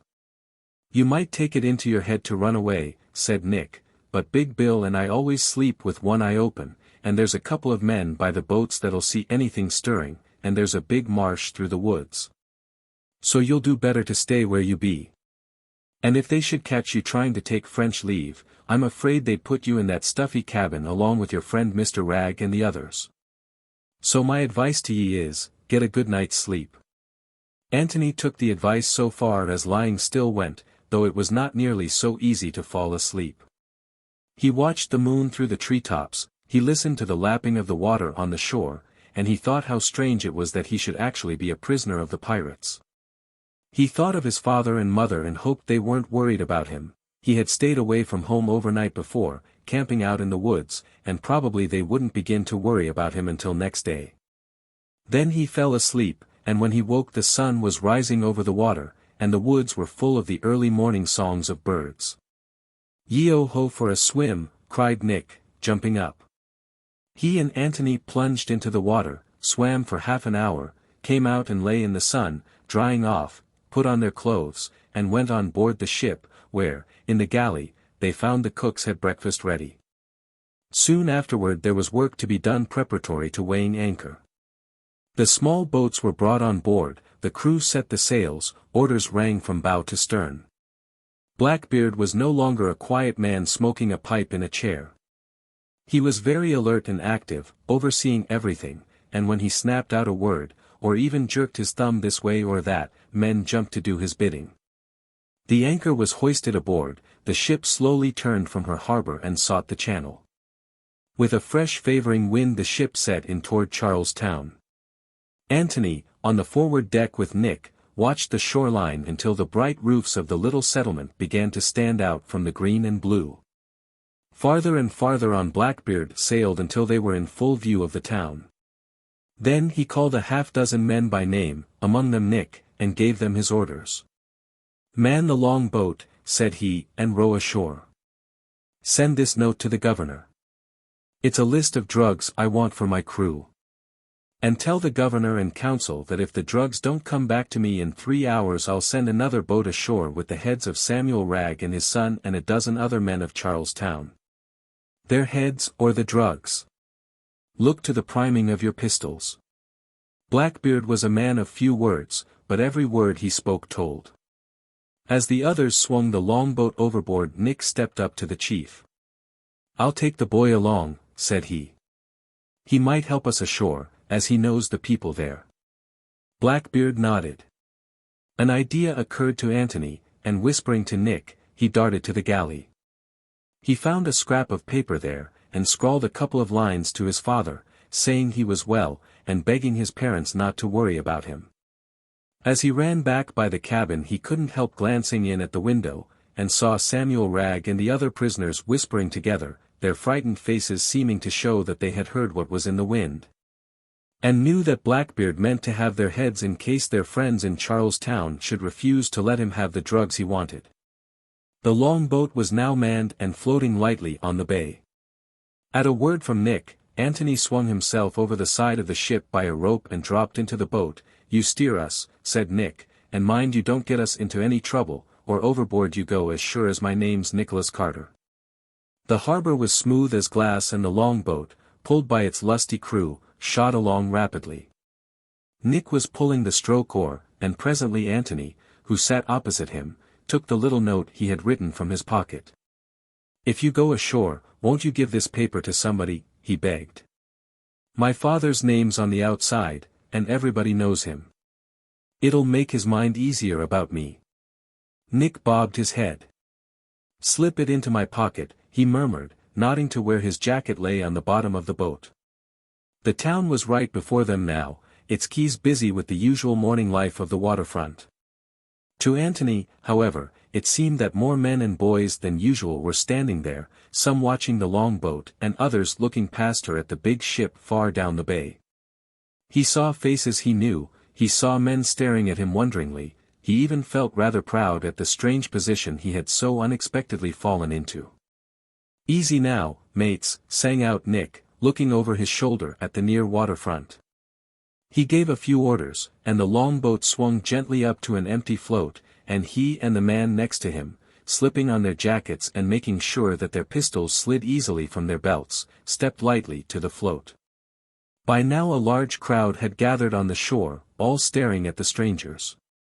Nick and his fellow pirate, cool as cucumbers, walked up the plank that led from the float to the dock. There Nick made a little mocking bow to the men and boys of Charlestown. "Who's governor here?" he demanded, with the assurance of an envoy from some mighty state. Several voices answered, "Robert Johnson is the governor." Nick took from an inner pocket the paper Blackbeard had given him. "One of you take this message to Governor Robert Johnson. It comes from Captain Teach, sometimes known as Captain Blackbeard. He entertains certain merchants of your town on board his ship, Mr. Samuel Wragg and others. And should any of you harm me or my mates while we wait for the governor's answer, Captain Teach will feel obliged, much to his regret, to do the same to your worthy townsmen on his ship." There were murmurs and exclamations from the crowd, and whispers of, "It's Blackbeard. It's the pirates," and the like. As no one stepped forward, Nick now pointed to a man in a blue coat who stood fronting him. "Take this message," he said, and spoke so commandingly that the man stepped forward and took it. Then he beckoned a boy to him and gave him Antony's note. "For Mr. Jonas Evans," he said. "Make sure he gets it." After that he sat down on a bale of cotton, pulled out a pipe, filled it with tobacco, and lighted it. The other pirate did the same. The bright sun shone on the brace of pistols each man wore in his belt. The man in the blue coat hurried to Governor Johnson with the message from the pirate chief. The governor read the message, demanding certain drugs at once, on pain of Samuel Wragg and the other merchants of Charlestown losing their heads. The governor sent for the council and read the message to them.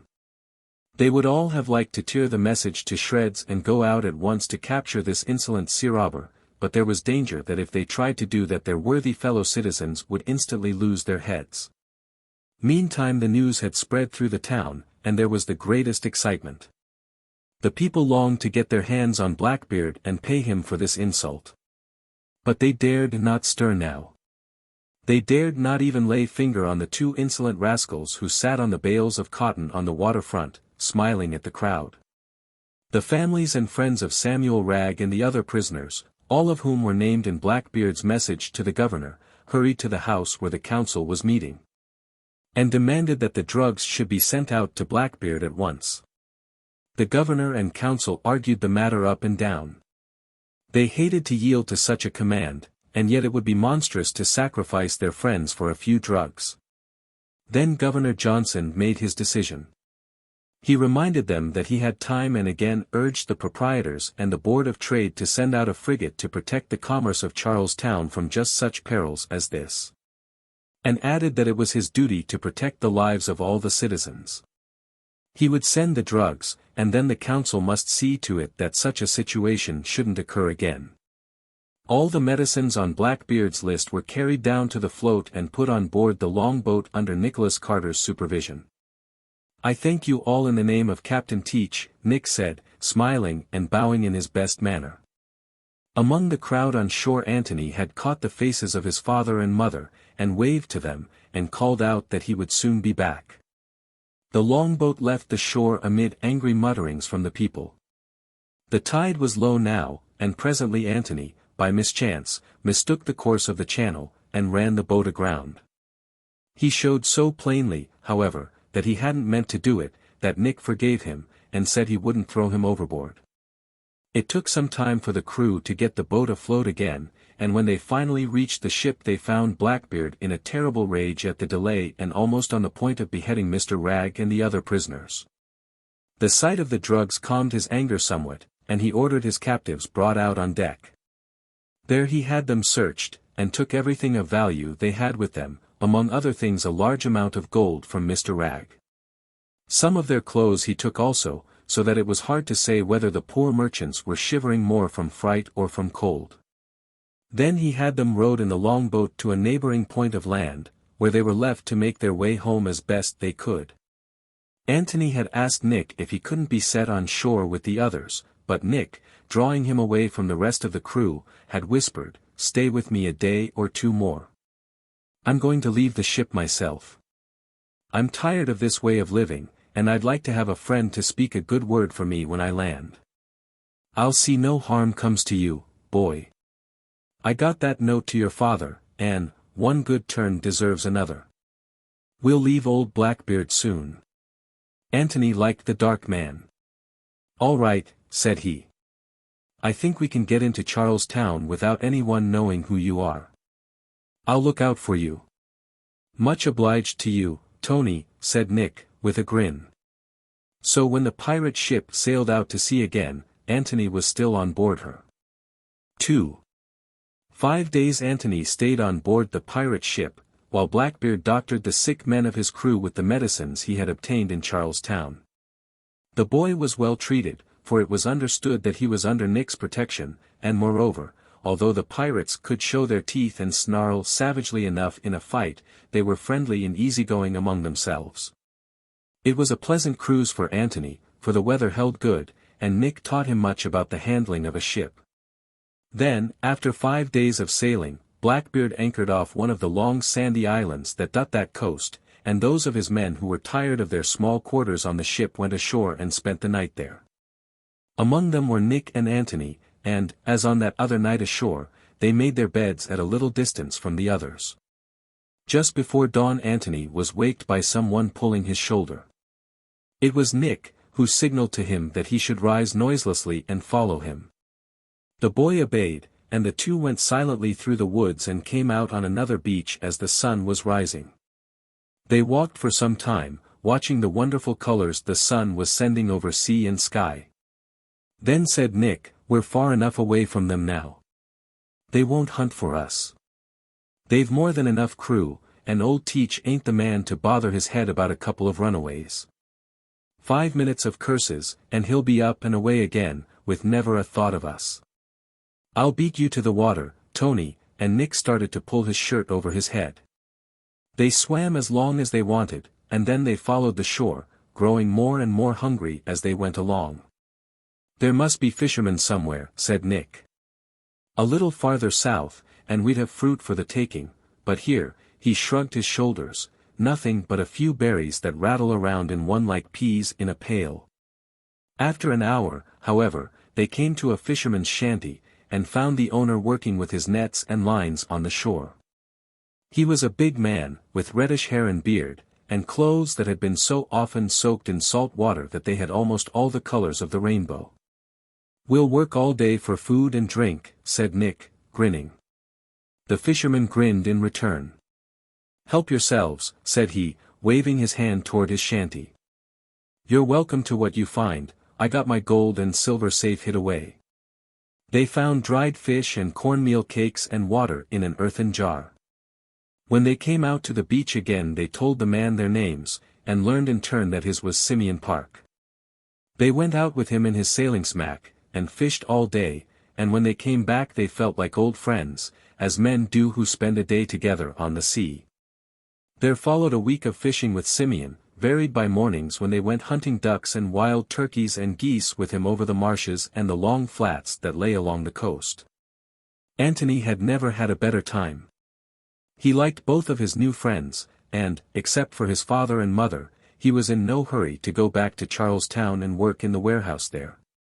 At the end of the week Simeon Park suggested that they should take the smack for a cruise, fishing and gunning as chance offered. So they put to sea again, this time in a much smaller vessel than Blackbeard's merchantman. They met with one small gale, but after that came favoring winds. Presently they found themselves near Charlestown harbor again. They camped on shore one night, and Antony told Nick that he must be heading for home shortly. Next morning the boy was waked by the big fisherman, who pointed out to sea. 3 big ships were standing off the coast, and even at that distance they could see that the Jolly Roger, of a pirate, the Skull and Crossbones, flew from the masthead of the biggest vessel. Guns boomed across the water. "The 2 sloops are after the big fellow," exclaimed Simeon Park.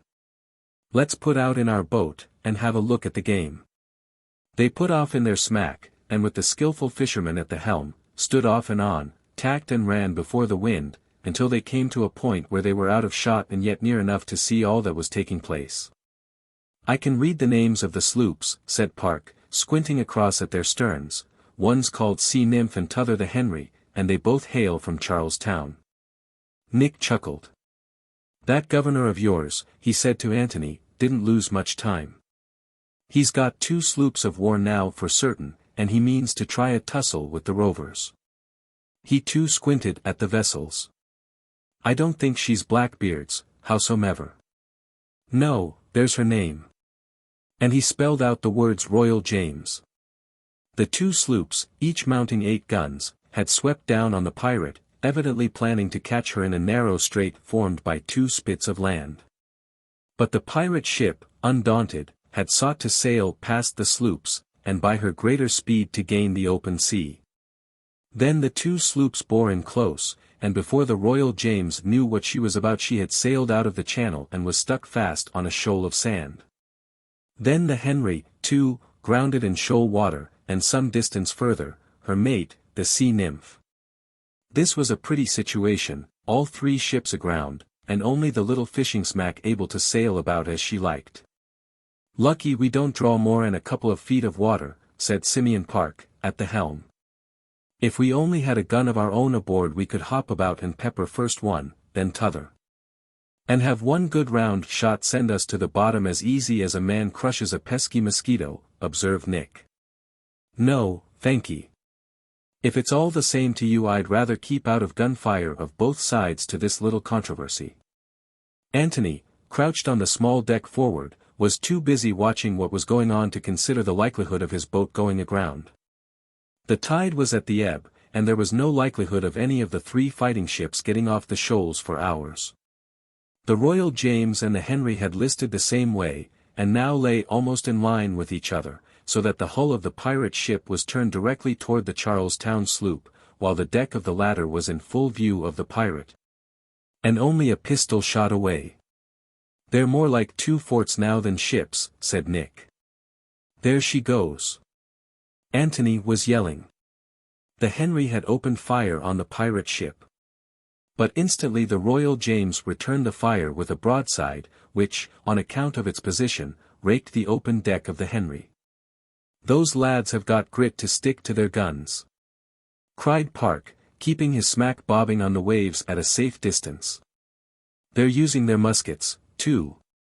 Antony cheered every time shots blazed from the Henry and held his breath to see what damage the answering fire of the pirate did to his own townsmen. The other Charlestown sloop, the Sea Nymph, was aground too far downstream to be of any help to her mate. Her crew, like the crew of 3 in the fishing smack, could only watch from a distance, and cheer as the battle was waged back and forth. And waged back and forth it was for a long time, while men were shot down at the guns, and parts of each ship shot away, and the sea scattered with wreckage, and the air filled with smoke and the heavy, acrid odor of powder. "The pirates getting the best of it," shouted Simeon Park, after some time of fighting. It looked that way. Her crew were yelling exultantly, and her captain had called to the sloop, demanding that the latter's crew haul down their flag in surrender. At length, however, the tide began to turn, and with it the chance of victory for the pirates. The Henry floated from the shoal first, and her captain prepared to grapple with his enemy and board her. Then the Sea Nymph floated, and headed up to aid her consort. The pirate chief, seeing the chances now 2-1 against him, yelled to his crew to fight harder than ever, and the Royal James blazed again and again with broadsides, making a desperate stand, like a wild animal brought to bay. The rail of the Henry was carried overboard, and to the 3 in the fishing smack it looked as if some of the crew had gone over with it. Antony forgot the sea fight. He was calling directions to Park to steer his boat so as to near the wreckage. He saw a man with his arm thrown over a piece of the railing, and he called encouragement to him. The fisherman sent his boat dashing ahead, and the man in the water, hearing Antony's voice, tried to swim in his direction. "Easy now!" cried the boy, and the boat swept up to the wreckage, and lay there, with loosely flapping sail, while Antony and Nick leaned far over her side and drew the man on board. They laid him on the deck, while Park, at the tiller, brought his boat about and scurried away from the line of fire. The man was not badly hurt. He had a flesh wound in one shoulder, and was dazed from having been flung into the sea with the railing. "Never mind me," he said. "Look for others." The 3 looked over the water, but though they saw plenty of floating wreckage, they spied no other men. "She's striking her flag," cried Park. They all looked at the fighting ships, and saw that the pirate had hauled down his flag, and heard the cheers of victory from the Henry and the Sea Nymph. Antony jumped up and down and yelled with the best of them. The men of Charlestown were having their revenge on the sea rovers who had so openly flouted them a short time before. "That's the end of Blackbeard," cried the wounded man, sitting up and watching the crews of the 2 sloops as they prepared to board the other vessel. Nick shook his head. "Not Blackbeard," he said. "Whoever that rover may be, he's not old Teach, I know." The gunsmoke drifted away across the water, and Park, at Nick's suggestion, headed his boat for shore. The dark man had no wish to sail up to the sloops from Charlestown just then, thinking it not unlikely that some of the crew might remember him as Blackbeard's agent at the Charlestown dock. So they skirted the shore till they reached a good landing place. There they camped, binding the sailor's wounded shoulder as best they could, cooking dinner, for they were all ravenously hungry, and resting on the sand. There the sailor, Peter Duval, told them how angry Governor Johnson and the men of Charlestown had been when Blackbeard had sailed away with his medicines, leaving Samuel Wragg and the others, plundered and almost stripped, to find their way home. And how Colonel Rhett had sworn that with 2 sloops he would rid the sea of the pirate, and had sailed forth to do it. In return Antony told the sailor who he was, and they planned that in a day or 2 they would return home. "And Nick there is going back with me," added Antony, nodding toward the dark young fellow who sat on the beach with them. Now Duval had heard how Blackbeard or some of his men had kidnapped the son of Jonas Evans, and he had his own suspicions concerning what manner of man this dark-haired fellow might be. Yet he could not help liking the man, who had certainly helped to do him a good turn, and even if he had been a pirate there was no reason why he shouldn't have changed his mind about that way of living and have decided to become an honest citizen. So he nodded his head approvingly, and said, "That's good. The old town needs some likely-looking men, and shifted about so that the warm sand made a more comfortable pillow for his wounded shoulder. Next day they sailed back to Simeon Park's cabin, and there Nick discovered a pair of shears and cut his black mustache and cropped his hair close, so that he looked more like one of the English Roundheads than he did like a sea rover. "Now, mates," said he to Antony and Duval, "I'm a wandering trader you happened to meet in the woods. Tony stole away from Blackbeard's men one night, and found Park's cabin here. Then I came along, and a day or two later the three of us picked Duval out of the sea. What d'ye say to that, mates?" "I say," said Duval, winking, "that with the lad and me to speak up for you, they'll be glad to have you in Charlestown, whatever you may be." He added sagely, "Folks aren't over particular in the colonies about your granddaddy. Many of them came over from the old country without questions asked as to why they came.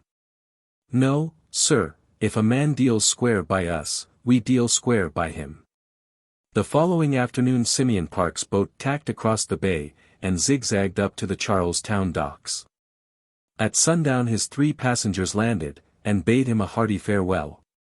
Few people were about, and none, as it chanced, who knew them, so that the 3 walked straightway up the street along the harbor, Nick in the middle, looking as innocent as if he had never seen the town before.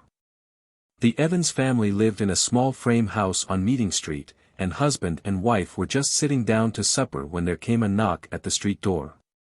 Jonas Evans opened the door, and his son sprang in and caught him around the shoulders. "Here I am, Dad," he cried. "Safe and sound again." After that bear-like squeeze he rushed to his mother, and gave her the same greeting, while she exclaimed, and kissed him again, and called him all her pet names. "And I've brought a friend home with me, Nicholas Carter," said Antony. "I met him along the coast, and he's been very good to me, so you must be good to him. He's a splendid fellow," he added loyally. "And he and a fisherman and I pulled Peter Duval out of the water after the big sea fight the other day. Any friend of my boys is my friend," said Mr. Evans, and he caught Nick by the hand and drew him into the house. Then he shook hands with Duval, and so did Mrs. Evans, almost crying in her delight at having her son home again, and they both urged the sailor to stay and have supper with them, but he said that now that he had seen his 2 mates safely home he must dash away to his own family. Antony and Nick sat at the supper table and ate their fill while Jonas Evans told them the news. Colonel Rhett had sailed out from Charlestown with his 2 sloops and after a great battle had captured the pirate ship. He thought he had captured Blackbeard, but found he was mistaken. The pirate had turned out to be a man named Stede Bonnet, a man who came of a good family and owned some property, a gentleman one might say, a man who had been a major in the army, and a worthy citizen of Bridgetown. Once he had repented of his pirate's life, and taken the king's pardon, but he had gone back to his lawless trade, and been one of the fiercest of his kind. No one in Charlestown could understand why such a man had a liking for such a business. Mr. Evans supposed that it must be because of the wild adventures that went with the career of the sea rovers. Here Antony caught a smile on Nick's face, and knew that his friend was thinking there were many reasons why respectable fellows turned outlaws. Some drifted into it, as Nick had done as a boy, and found it easier to stay in than to leave. Colonel Rhett, Jonas Evans added, had returned to Charlestown with the Royal James as a prize, and with Stede Bonnet and 30 of his crew in irons. 18 of the men of Carolina had been killed in the sea fight, and many more badly wounded. Then, when he could eat no more, Antony told his story. "And I hope, Dad," he finished, "that you can find a place for Nick in the warehouse. And on Sundays," he added to his friend, "we'll get out on the water, and go gunning and fishing." "Any honest work," said Nick, with his familiar smile, "till I can get my bearings, and see what I'm best fitted for." He thought he might endure the warehouse for a week or so, but already he felt the call to the old free life of the rover.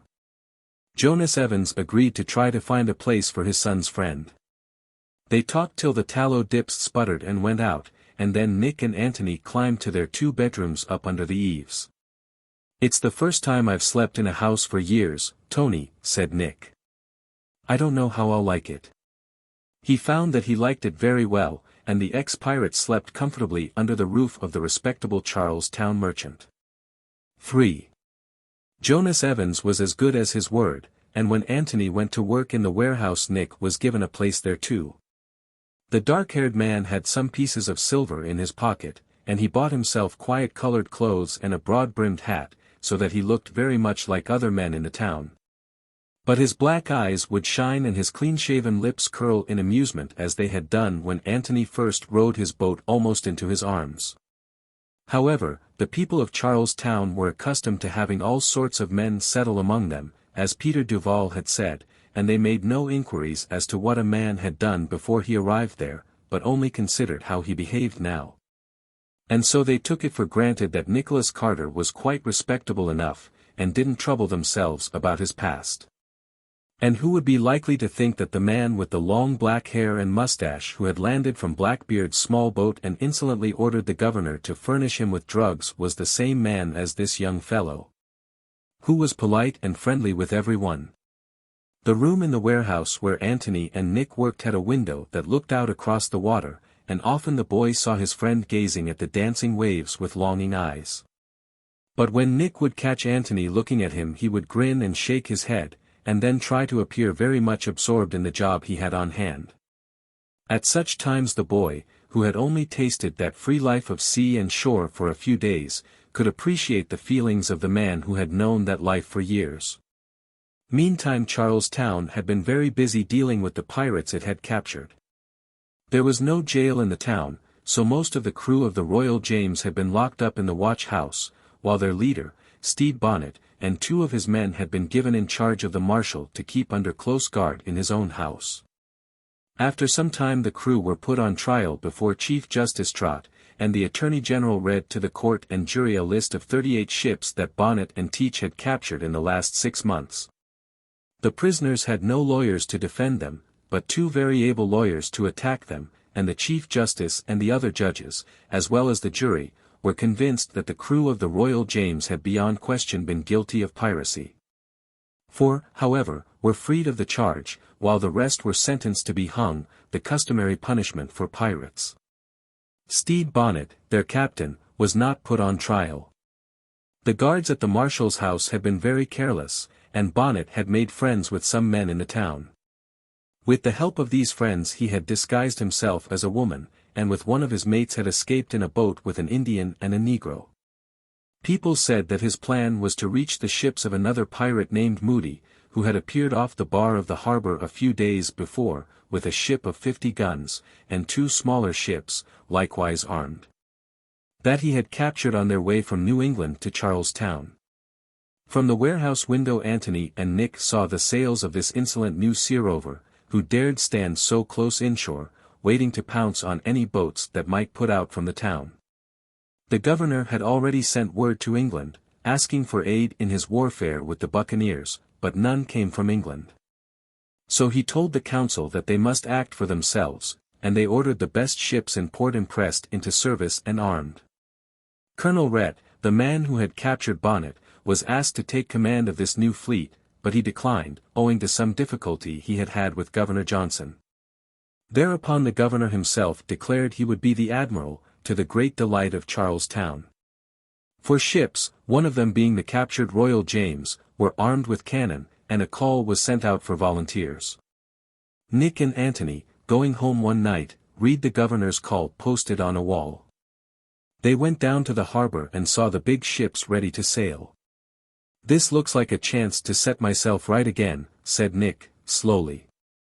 "I wouldn't fight my old mates or Blackbeard, but I don't see any reason why I shouldn't help to clear the sea of Moody or any other rascal.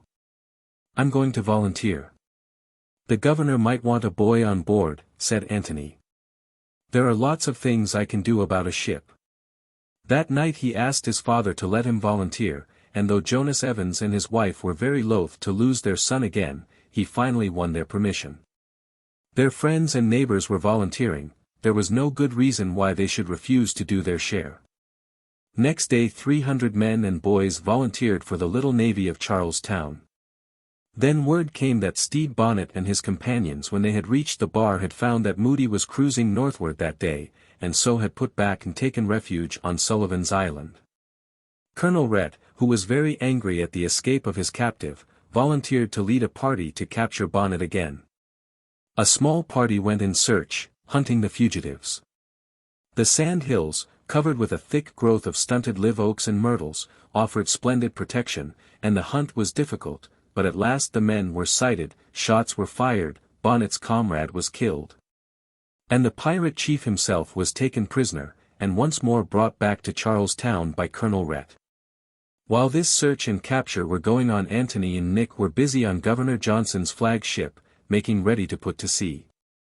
Lookouts caught sight of the pirate Moody's vessels returning, sailing closer and closer in, actually coming inside the bar, as though they meant to attack the town itself. But inside the bar they stopped, and casting anchor, quietly rode there, while the sunset colored their sails, and men and women of Charlestown, on the quays and from the roofs and windows of their houses, watched them and wondered what might be the pirates' plans. That night Governor Johnson, from his flagship, gave the order to the other ships of his small fleet to follow him, and they all slipped their moorings and stole down the harbor to the fort, and waited there. At dawn next day the 4 ships from Charlestown, with their guns under cover and no signs of war about their decks, crossed the bar, heading toward the sea. The pirates supposed them to be peaceful merchantmen, and let them sail past him, and then had his ships close in on their track, in order to cut off their retreat. What he had often done before with merchantmen he did now. He ran up the black flag and called to the ships to surrender. But Governor Johnson had planned to get his enemy into just this position. The pirate fleet now lay between his own ships and the town. He hoisted the royal ensign of England, threw open his ports, unmasked his guns, and poured a broadside of shot into the nearest pirate ship. Antony, from the deck of the flagship, could see the sudden surprise and alarm on the faces of the pirate crew. The pirate chief was a clever skipper, however. By wonderful navigating he sailed his ship straight for the open sea, and actually managed to get past Governor Johnson. The latter followed in swift pursuit, and as the ships were now somewhat scattered, the flagship signaled the Sea Nymph and the Royal James to look out for the pirate sloop. Soon these ships and the sloop were close together, yardarm to yardarm, and a desperate fight underway. The men of Charlestown fought well. They drove the pirates from their guns, they swarmed aboard the pirate ship, and killed the pirates who resisted them. Most of the pirates fought to the last inch of deck room, refusing to surrender. A few took refuge in the hold, and threw up their hands when the enemy surrounded them. Then the crews of the Sea Nymph and the Royal James sailed the captured sloop back to the harbor, where the men and women who had been listening to the guns cheered wildly. In the meantime the governor's flagship was chasing the pirate flagship. Antony and another boy stood near Johnson, ready to run his errands whenever needed. Nick was of the crew that manned one of the forward cannon. It was a long stern chase, but Johnson slowly drew up on the other. The buccaneers threw their small boats and even their guns overboard in an attempt to lighten their ship, but the ship from Charlestown was the faster, and at length overhauled the rover. A few broadsides of shot, and the black flag came fluttering down from the masthead. The governor and part of his crew went on board and the pirates surrendered. Antony, dogging the governor's steps, was by him when the hatches were lifted. To his great astonishment he saw that the hold was filled with frightened women. The governor turned to the captured rover captain. "What does this mean?" he demanded, pointing to the women, who were now climbing to the deck with the help of the Charlestown crew. "When we captured this ship," said the rover, "we found she was the Eagle, bound from England to Virginia, carrying convicts and indentured servants. We'd have set them ashore at the first good chance." It was true. There were 36 women on board, sailing from England to find husbands and homes in the New World. The pirates had changed the name of the ship, and taken her for their own use, but had had no chance to land the women safely. The governor had another surprise that day. He found that the captain of this fleet of pirates was not Moody, as all Charlestown had supposed, but an even more dreaded buccaneer, Richard Worley. This Richard Worley had been on board the sloop, and had been killed in the fierce fighting on her deck that morning. Antony and Nick were of the crew that brought the captured Eagle, with her cargo of women, back to shore. Their kind-hearted people of Charles Town took care of the frightened passengers. In the town that night there was great rejoicing over the defeat of two of the rovers who infested that part of the seas, Stede Bonnet and Richard Worley. It was true that Blackbeard and Moody were still at large, but it might well be that the fate of their fellows would prove a warning to them that the people of Charles Town meant business. Governor Johnson and his crews went back to their regular business, and the town grew quiet again. Neither Moody nor Blackbeard again troubled the good people there. Weeks later it was learned that Moody had heard how Charles Town was prepared for him, and that he had gone to Jamaica, and there taken the king's pardon, which was granted to all pirates who would give up their lawless trade before the following 1st of January. Afterward word came that Blackbeard had been captured by a fleet sent out by Governor Spotswood of Virginia, and commanded by officers of the Royal British Navy. Stede Bonnet's crew had already been tried and found guilty of piracy.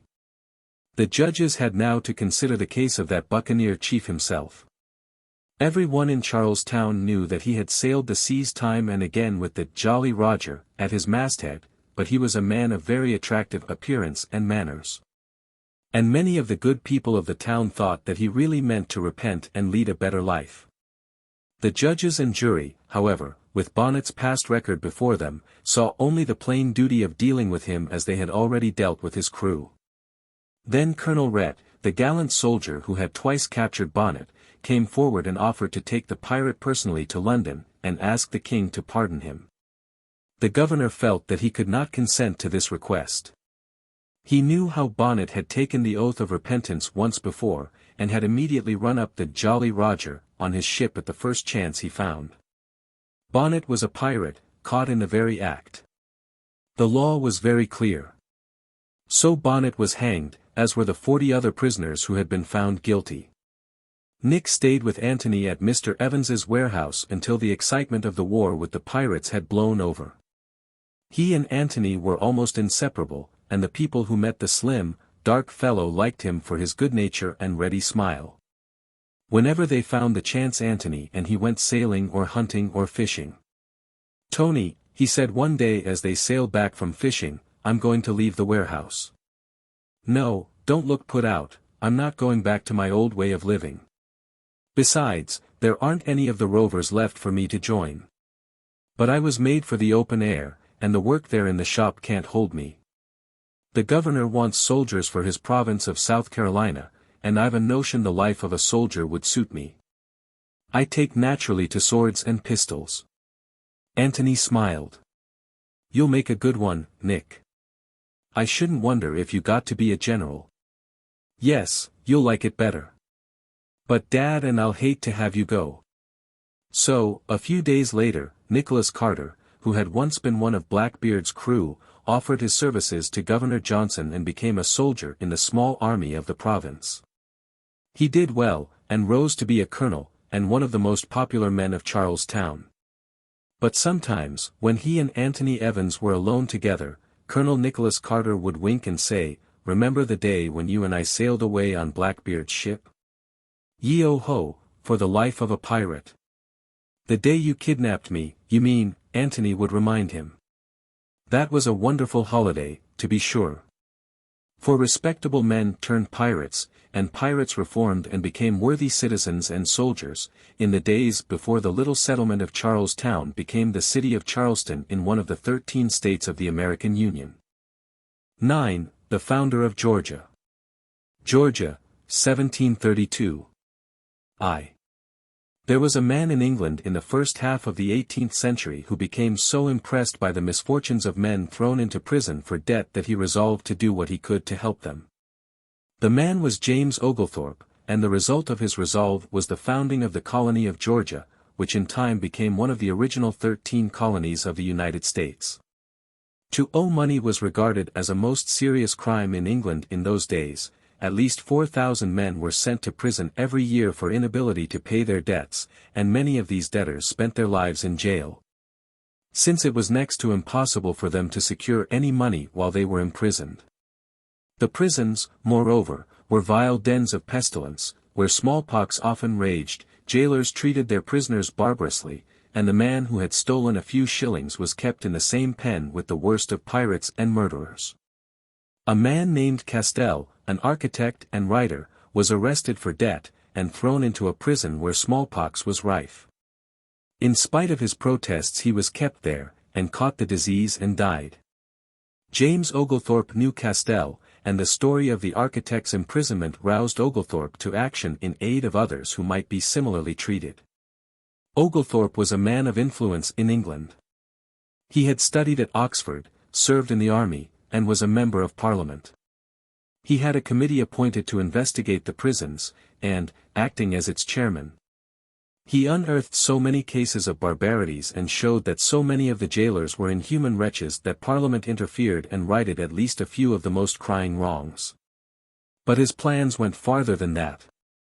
He wanted to give men who had the misfortune to be in debt a chance to start new lives, not simply to stay in jail with no chance to better their condition, and to this end he looked across the ocean to the great, unsettled continent of America, and planned his new home for debtors there. Oglethorpe succeeded in interesting some of the most prominent men of England in his plan, and on June 9, 1732, King George II granted them a charter for a province to be called Georgia, which was to consist of the country between the Savannah and the Altamaha rivers and to extend from the headsprings of these rivers due west to the Pacific Ocean. The seal of the patrons of the new province bore on one side a group of silkworms at work, with the motto, Non sibi, sed aliis, not for themselves, but for others, showing the purpose of the patrons, who had agreed not to accept any grant of lands or profit from them for themselves. On the other side of the seal were two figures representing the boundary rivers, and between them a figure of Georgia, a liberty cap on her head, a spear in one hand, a horn of plenty in the other. Some of the patrons were content with the lofty ideals expressed in the seal and the charter, but James Oglethorpe meant to see the noble project carried out. With a commission to act as colonial governor of Georgia, Oglethorpe sailed with about 120 emigrants for America in November, 1732. In 57 days he reached the bar outside Charleston. There the colonists of South Carolina welcomed the new arrivals warmly, for they were glad to have a province to their south to shield them from their Spanish enemies. The governor ordered his pilot to conduct the ship to Port Royal, some 80 miles to the south, from whence the emigrants were to go in small boats to the Savannah River. Oglethorpe meanwhile went to the town of Beaufort and then sailed up the Savannah to choose a promising site for his new town. The high cliff known as Yamacraw Bluff caught his eye, and he chose for his site that high land on which the city of Savannah stands. Half a mile away dwelt the Indian tribe of the Yamacraws, and their chief, Tomochichi, sought the white leader and made gifts to him. One gift was a buffalo skin, painted on the inside with the head and feathers of an eagle. "Here is a little present," said the chief, offering the skin. "The feathers of the eagle are soft, and signify love, the buffalo skin is warm, and is the emblem of protection. Therefore love and protect our little families." We may be sure that Oglethorpe promised to live in friendship with them. On February 12 the colonists reached their new home, and camped on the edge of the river, glad to escape from their long stay on shipboard. 4 tents were set up, and men cut trees to provide bowers for their immediate needs. 4 pines sheltered the tent of Oglethorpe, and here he lived for a year, while men laid out streets and built houses and his city of Savannah began to take shape.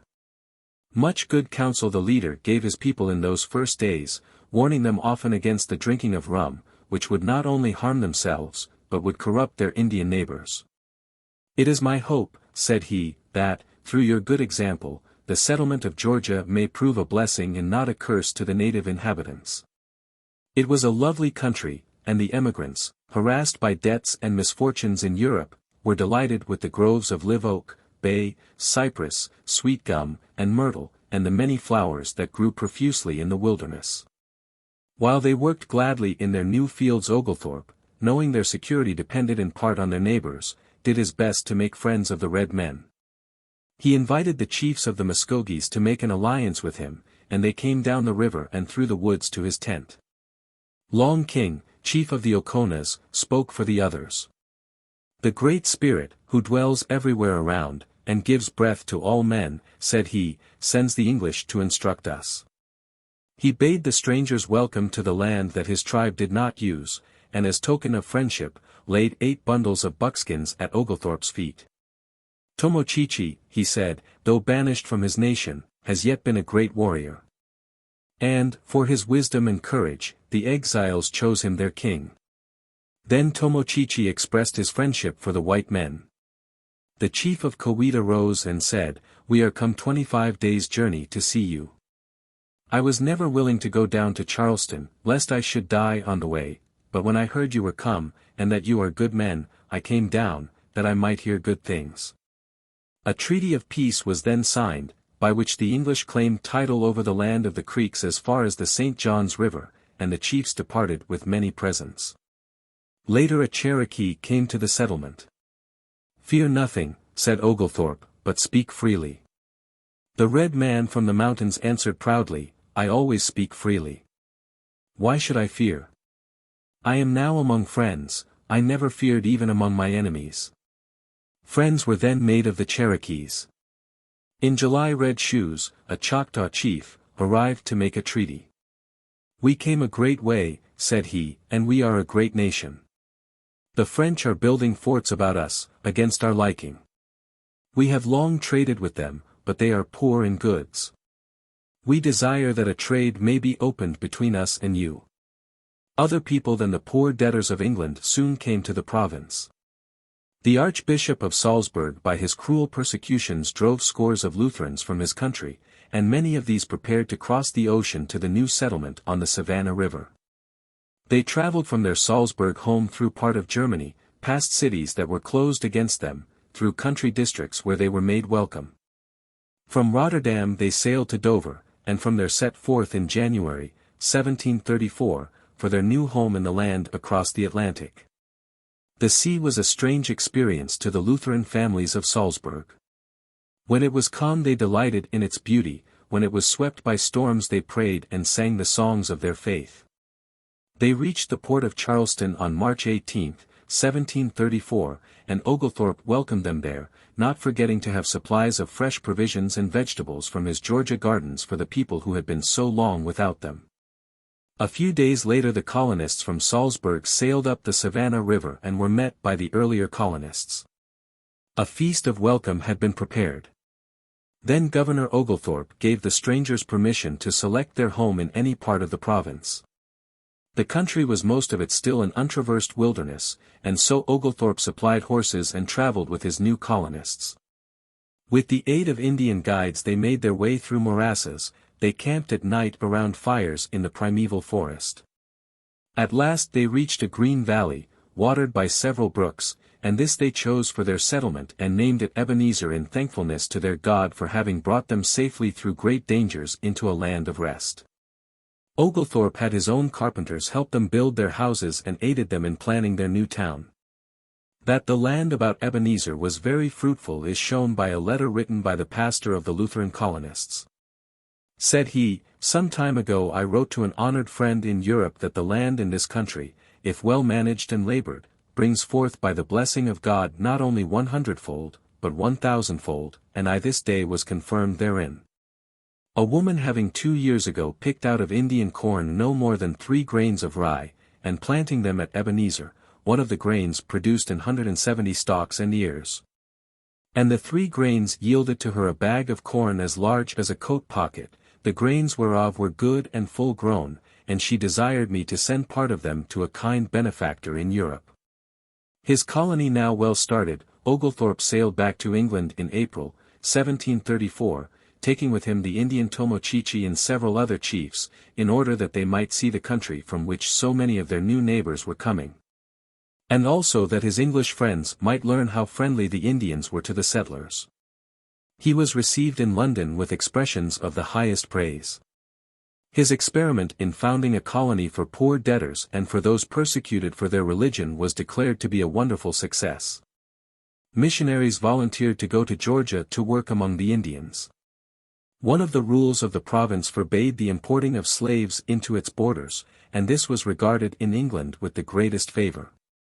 Yet a little later people in Savannah were petitioning the trustees of the province to allow them to have slaves, and many an influential man in England argued in favor of the slave trade.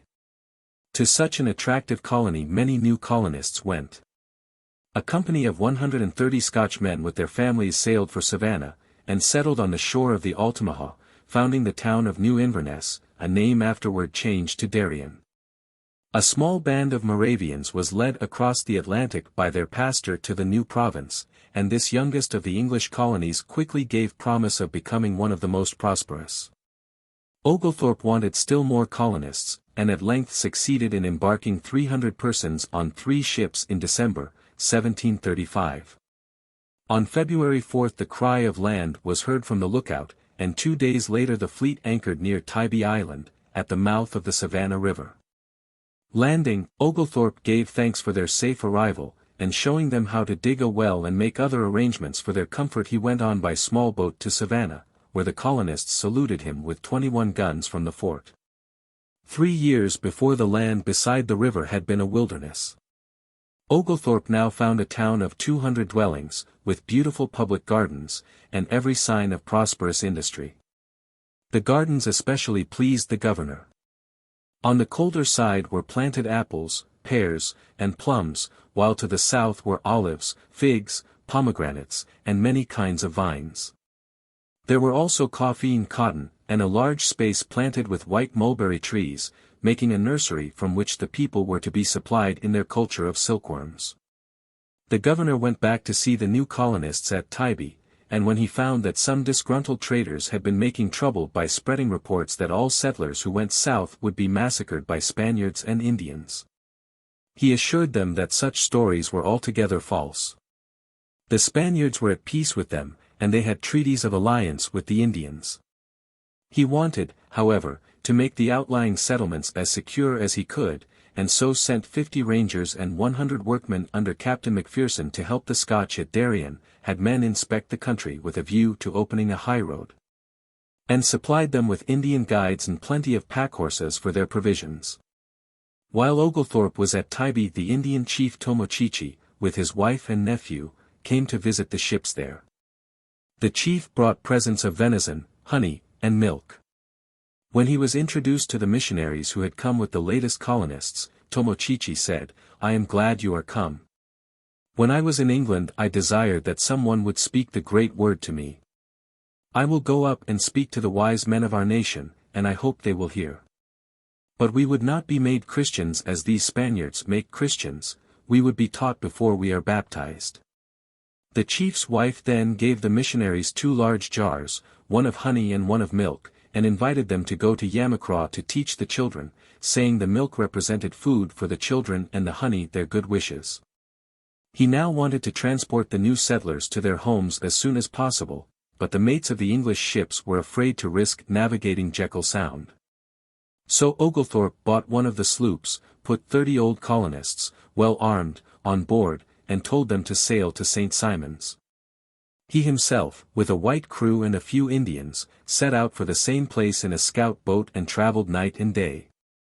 The Indians showed the white men their way of rowing, a short stroke and a long stroke alternately, what they called the Yamasee stroke.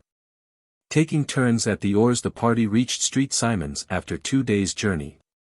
They found the sloop already there, and the governor gave a large reward to the captain for being the first to enter that port.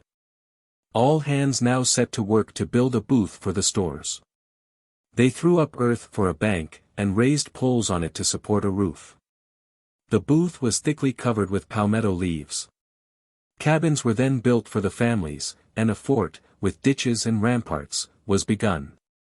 Next Oglethorpe went to Darien, dressing in Highland costume out of compliment to the Scotchmen there. The Highlanders, clad in kilts, with broadswords, targets, and firearms, gave him a royal welcome. Their captain invited the governor to sleep in his tent on a soft bed with sheets and curtains, a great luxury in the wilderness, but Oglethorpe preferred to sleep in his plaid at the guard fire, sharing everything, according to his custom, with his men. He found that the Scotch at Darien had already built a fort, defended by 4 cannon, a chapel, a guard-house, and a store. They were on the friendliest terms with their Indian neighbors, and hunted buffalo through the Georgia woods with them like members of their own tribe. In the Georgia woods there was plenty of game, rabbits, squirrels, partridges, wild turkeys, pheasants and roebuck. There were also rattlesnakes and alligators, and the alligators so frightened the settlers at first that Oglethorpe had one of them caught and brought to Savannah, so the people might grow familiar with it and lose their fear of it. He wanted now to mark out his boundaries with the Indians, and also to learn what had become of Mr. Dempsey, a commissioner he had sent to confer with the Spanish governor of Florida, who had not been heard from. In 2 scout boats, with 40 Indians, he rowed across Jekyll Sound, sleeping one night in a grove of pines, and the second day reached an island formerly called Wisso or Sassafras, but which Tomochichi had now christened Cumberland in honor of the young English prince he had met in London. Here Oglethorpe marked out a fort to be called St. Andrews, and left a few white men to carry out its building. The governor rode on through the marshes, and came to an island covered with orange trees in blossom. The Spaniards had called this Santa Maria, but Oglethorpe changed its name to Amelia, in honor of an English princess. They also changed the name of the next island they reached from the Spanish San Juan to Georgia. Here was an old fort supposed to have been built by Sir Francis Drake, and Oglethorpe sent one of his captains to repair it. They climbed some heights and Tomochichi pointed out the St. John's River, the boundary line of Spanish territory. A Spanish guardhouse stood on the other side. "All on this side the river we hunt," said Tomochichi. "It is our ground. All on the other side they hunt, but they have lately hurt some of our people, and we shall drive them away. We will stay until night behind these rocks, where they cannot see us, then we will fall upon them." Oglethorpe tried to persuade them not to attack the Spaniards, and got them to stay near Amelia Island while he went in one of the scout boats to the guardhouse to find out what had happened to Mr. Dempsey, the agent he had sent to St. Augustine. He found no one in the guardhouse and so returned to the camp, where all his party were except Tomochichi, who had gone scouting. That night the governor's sentry challenged a boat. 4 Indians jumped out, all of them in a rage. They said to Oglethorpe, "Tomochichi has seen enemies, and has sent us to tell you and to help you." "Why didn't Tomochichi come back?" asked the governor. "Tomochichi is an old warrior," the Indians answered, "and will not come away from his enemies till he has seen them so near as to count them. He saw their fires, and before daylight will be revenged for the men whom they killed while he was away. But we shall have no honor, for we shall not be there." Oglethorpe asked if there were many of them, and the messengers answered, "Yes, a great many, for they had a large fire on high ground, and Indians never make large fires except when so strong as to defy all resistance." This didn't suit Oglethorpe at all, and he immediately ordered all his men into their boats, and rowed to the Indian chief's hiding place, some 4 miles away. He found the chief and his men and urged them not to attack the Spaniards that night.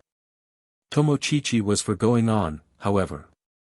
"Then," said the governor, "you go to kill your enemies in the night because you are afraid of them by the day. Now I do not fear them at any time. Therefore wait until day, and I will go with you and see who they are." Tomochichi reluctantly agreed to wait. "We do not fear them by day," said he, "but if we do not kill them tonight they will kill you tomorrow." At daylight the whole party started toward the foe. Soon they saw a white flag flying on the shore and white men near it. But, to Oglethorpe's delight, the men turned out not to be Spaniards, but one of his own officers, Major Richards, with Mr. Dempsey and his mates, back from Florida. The agent reported that his party had had many adventures, but had finally reached St. Augustine, where Don Francisco, the governor, had welcomed them and given them letters for Oglethorpe, asking for an answer in 3 weeks. The expedition returned to Frederica, where the governor read his men the contents of the Spaniards' letters. These were full of flattering phrases, but there was also complaint that the Creeks had attacked Spaniards, and requests that Oglethorpe should restrain his Indian allies.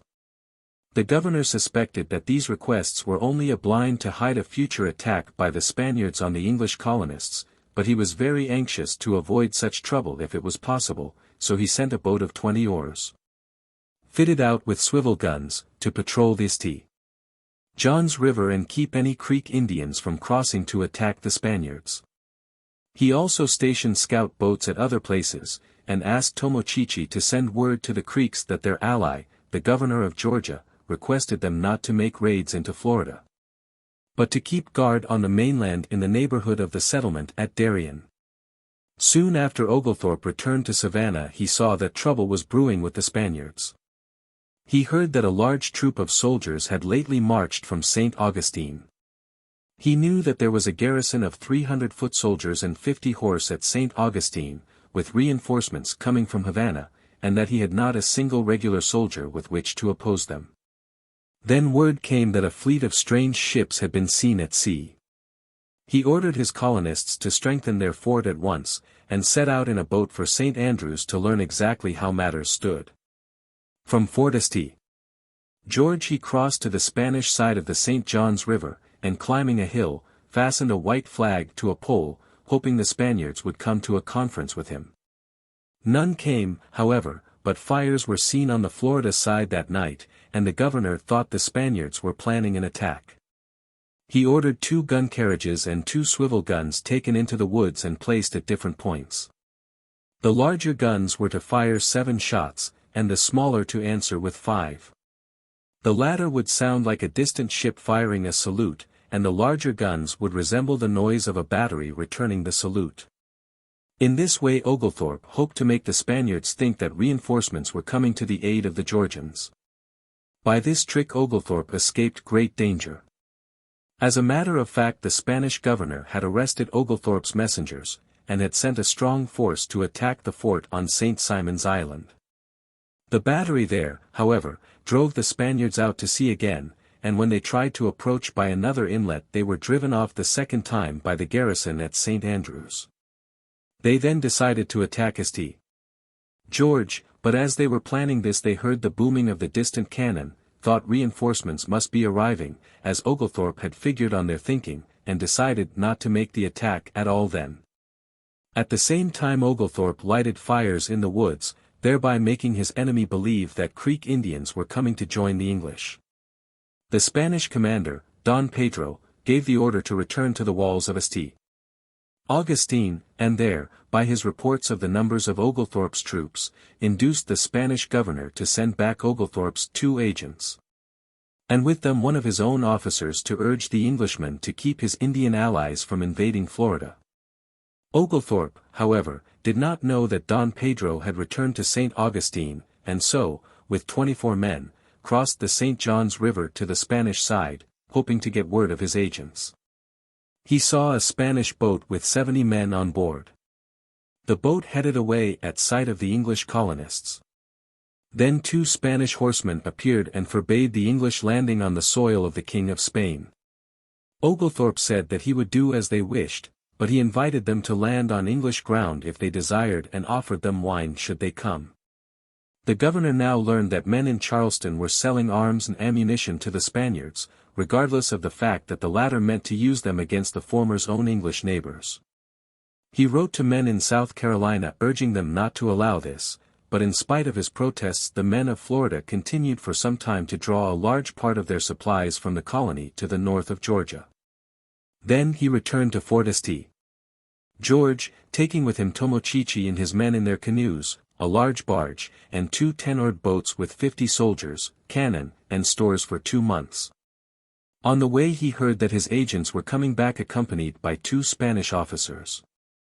He did not want the Spaniards to learn the strength of his garrison, so he gave orders that they should be entertained on board his ship the Hawk, on the excuse that the country was full of Indians who might otherwise attack the Spaniards. Tents were set up on Jekyll Island, the Scotch men dressed in their plaids, the whole garrison assumed its most martial air, and Oglethorpe, attended by 7 officers, embarked for the Hawk. His purpose being to impress the Spaniards with the size of his forces. The Spaniards were impressed. They promised on their part to right the wrongs that Oglethorpe's Indian allies complained of, and gained a promise from him in return that he would do his best to keep the Creeks and other tribes from molesting the Spanish settlers. Later, on his return to Savannah, the governor made a treaty with the Spanish governor. More and more bickering arose, however, between the settlers of the two nations, and so Oglethorpe sailed for England in November, 1736, hoping to win aid for his colony from the British government. 2. Oglethorpe had no sooner reached England than word came that the governor of Florida had ordered every English merchant to leave his territory and was planning for warfare. The King of England at once appointed Oglethorpe commander-in-chief of all his troops in Carolina and Georgia, and ordered a regiment to be raised and equipped for service there. Troops were sent from Gibraltar, and meantime the governor busied himself in urging men and women to go out with him to America as colonists. The terms he offered them were so promising that finally he sailed from Portsmouth with 5 transports, carrying 600 men, women, and children, besides arms and provisions. In a little more than 2 months this new party reached St. Simon's Island. The settlers there, who had been fearing an attack by the Spaniards, were delighted to welcome the general and his company. Oglethorpe went to work at once to strengthen the forts, to build roads between the forts and the towns, and to station scout ships to give notice of any hostile fleet. Then he went to Savannah, where cannon roared at his approach and the settlers crowded about to welcome their trusted governor and general. Tomochichi and the chiefs of the Creek nations came to assure him of their loyalty and offered to serve him at any time against their common enemies the Spaniards. General Oglethorpe well knew how important the help of the Indians might be to him, and so decided to journey through the wilderness to visit the various tribes. This meant a long and perilous trip. It is partly described for us. Through tangled thickets, runs an account of the journey, along rough ravines, over dreary swamps in which the horses reared and plunged, the travelers patiently followed their native guides. More than once they had to construct rafts on which to cross the rivers, and many smaller streams were crossed by wading or swimming.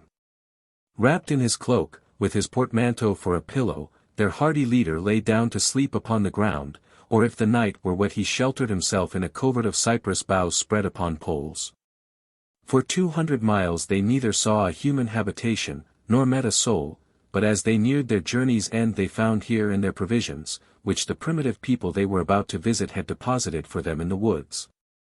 When within 50 miles of his destination, the general was met by a deputation of chiefs who escorted him to Coweta.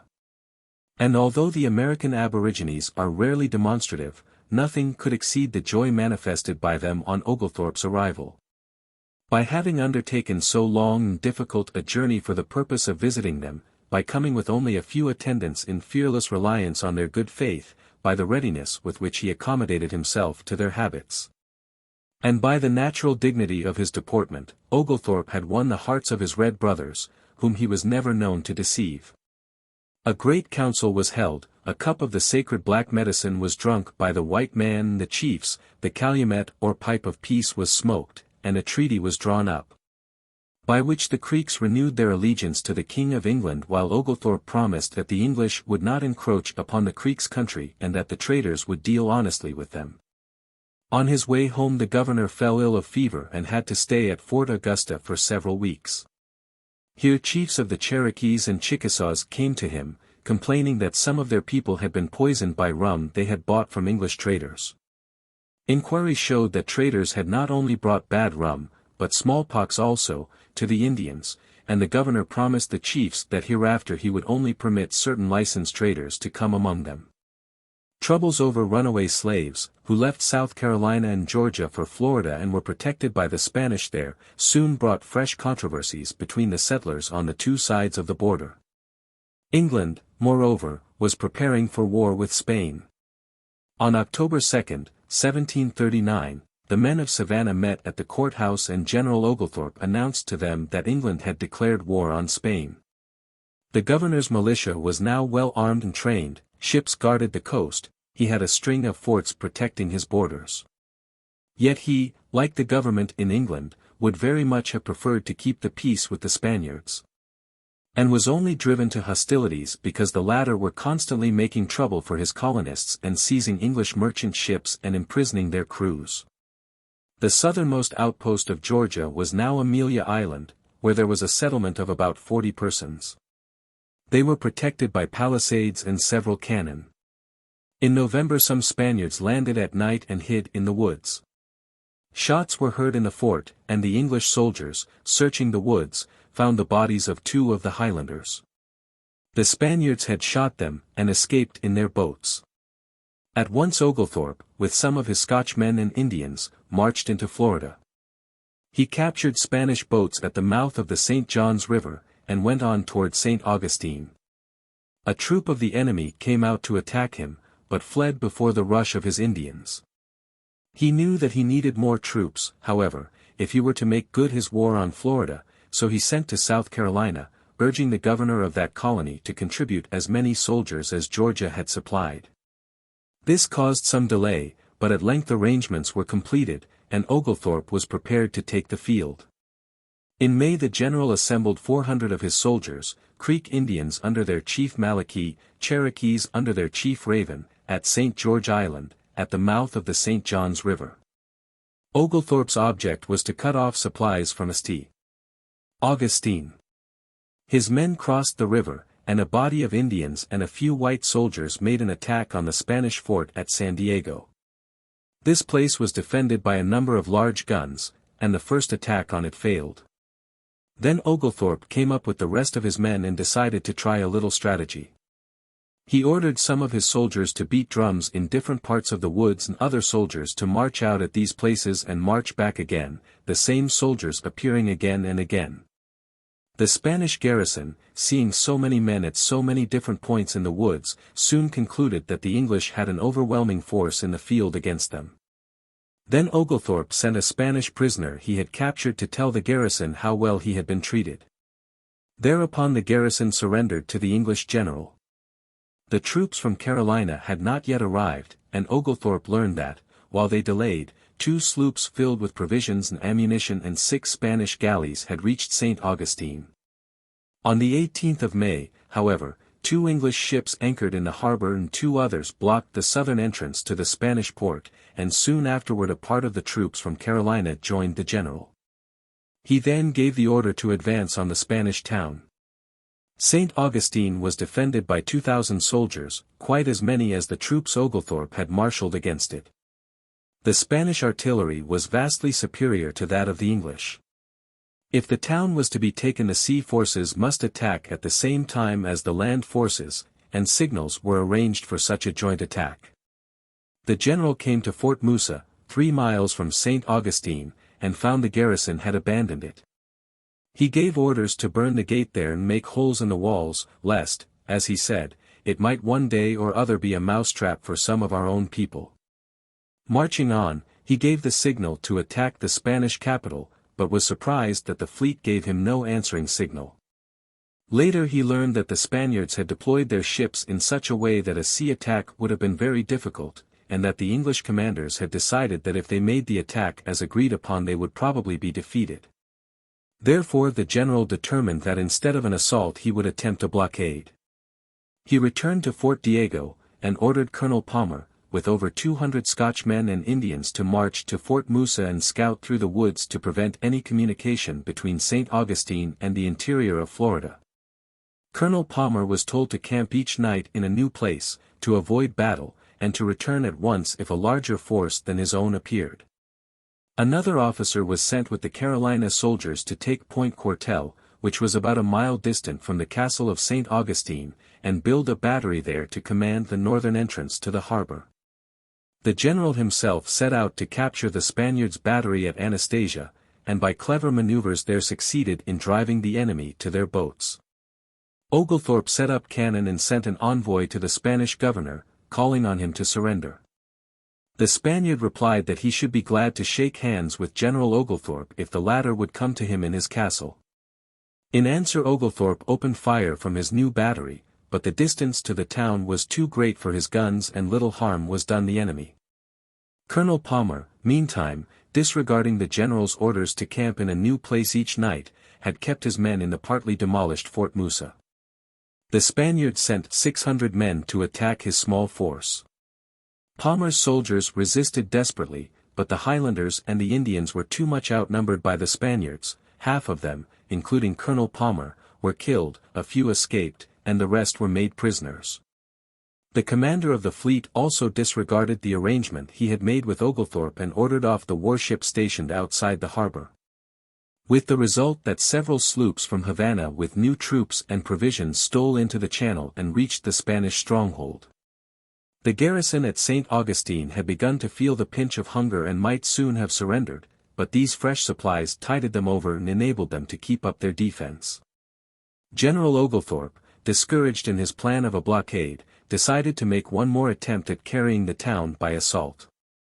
The British Commodore, Pierce, was to attack with his fleet while Oglethorpe led his soldiers by land. The colonial troops and Indians were ready to open fire, and only waited the signal from the ships. They waited in vain, however. Instead of keeping his agreement, Commodore Pierce quietly sailed away with all his ships. Sending word to General Oglethorpe that it was now the season when hurricanes might be expected off the Florida coast and that he didn't intend to risk His Majesty's fleet there any longer.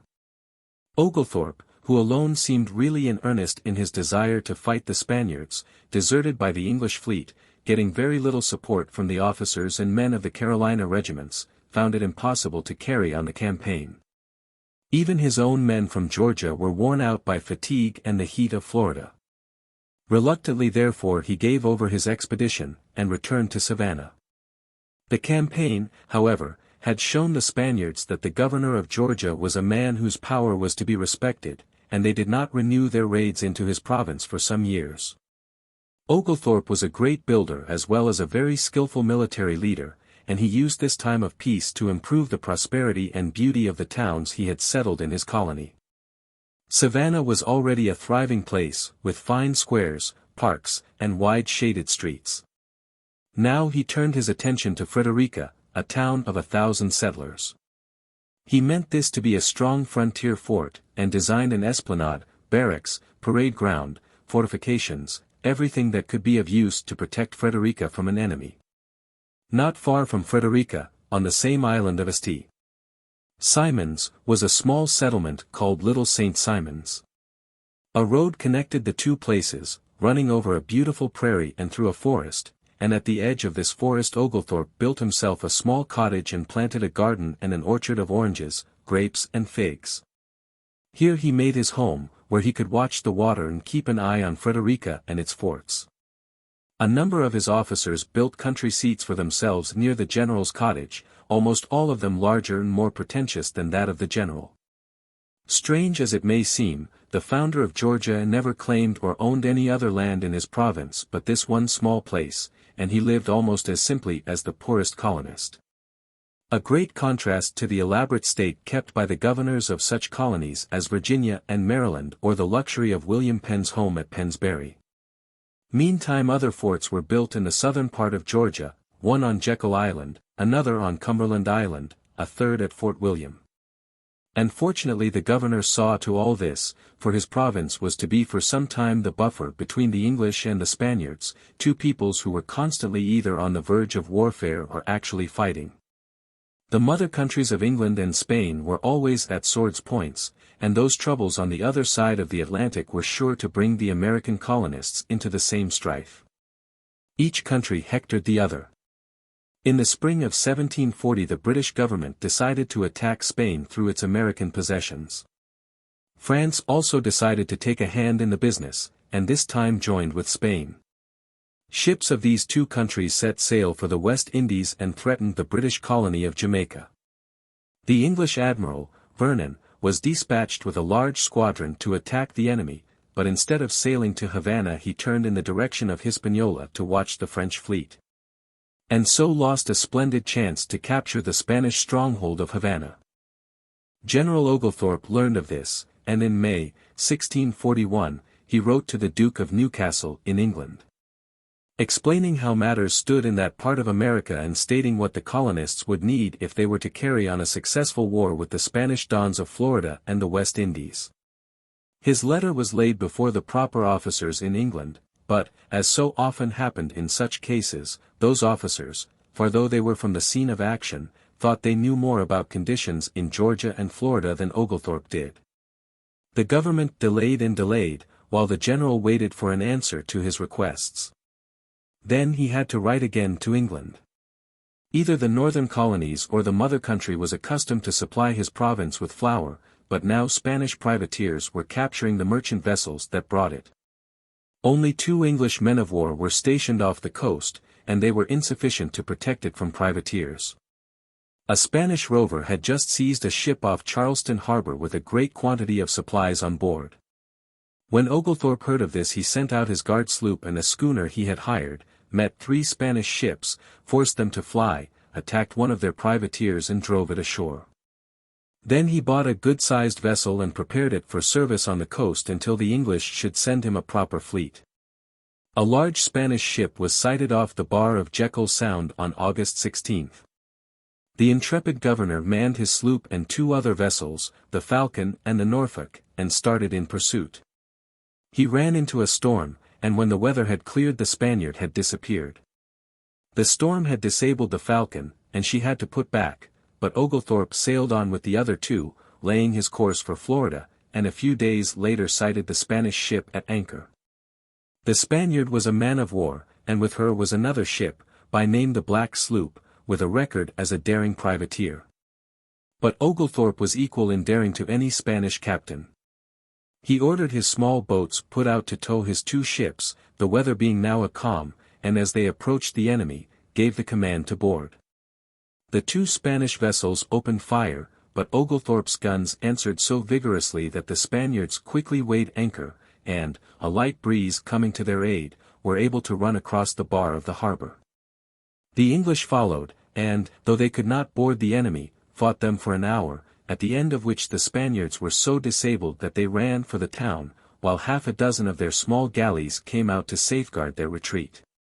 Other Spanish vessels were lying in the harbor, but none dared to attack the 2 ships of Oglethorpe, and the governor spent that night at anchor within sight of the castle of St. Augustine. Next day he sailed for the open sea again, and there cruised up and down outside the bar, as if daring the Spaniards to come out to meet him.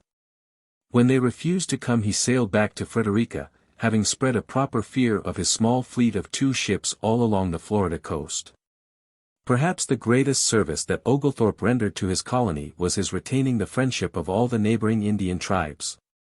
This he did by always treating them fairly and impressing them with his sincere interest in their own welfare.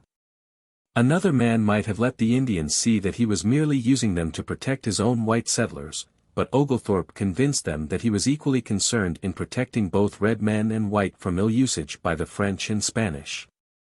Georgia moreover needed the friendship of the native tribes much more than the other English colonies did.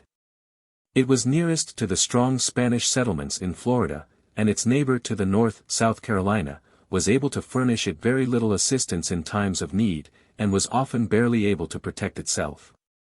Had the Creeks, the Chickasaws and Cherokees been allies of the Spaniards or the French instead of allies of Georgia, the English settlers would have found themselves in hot water most of the time. The general had difficulty in corresponding with England and letting the people there know what he needed.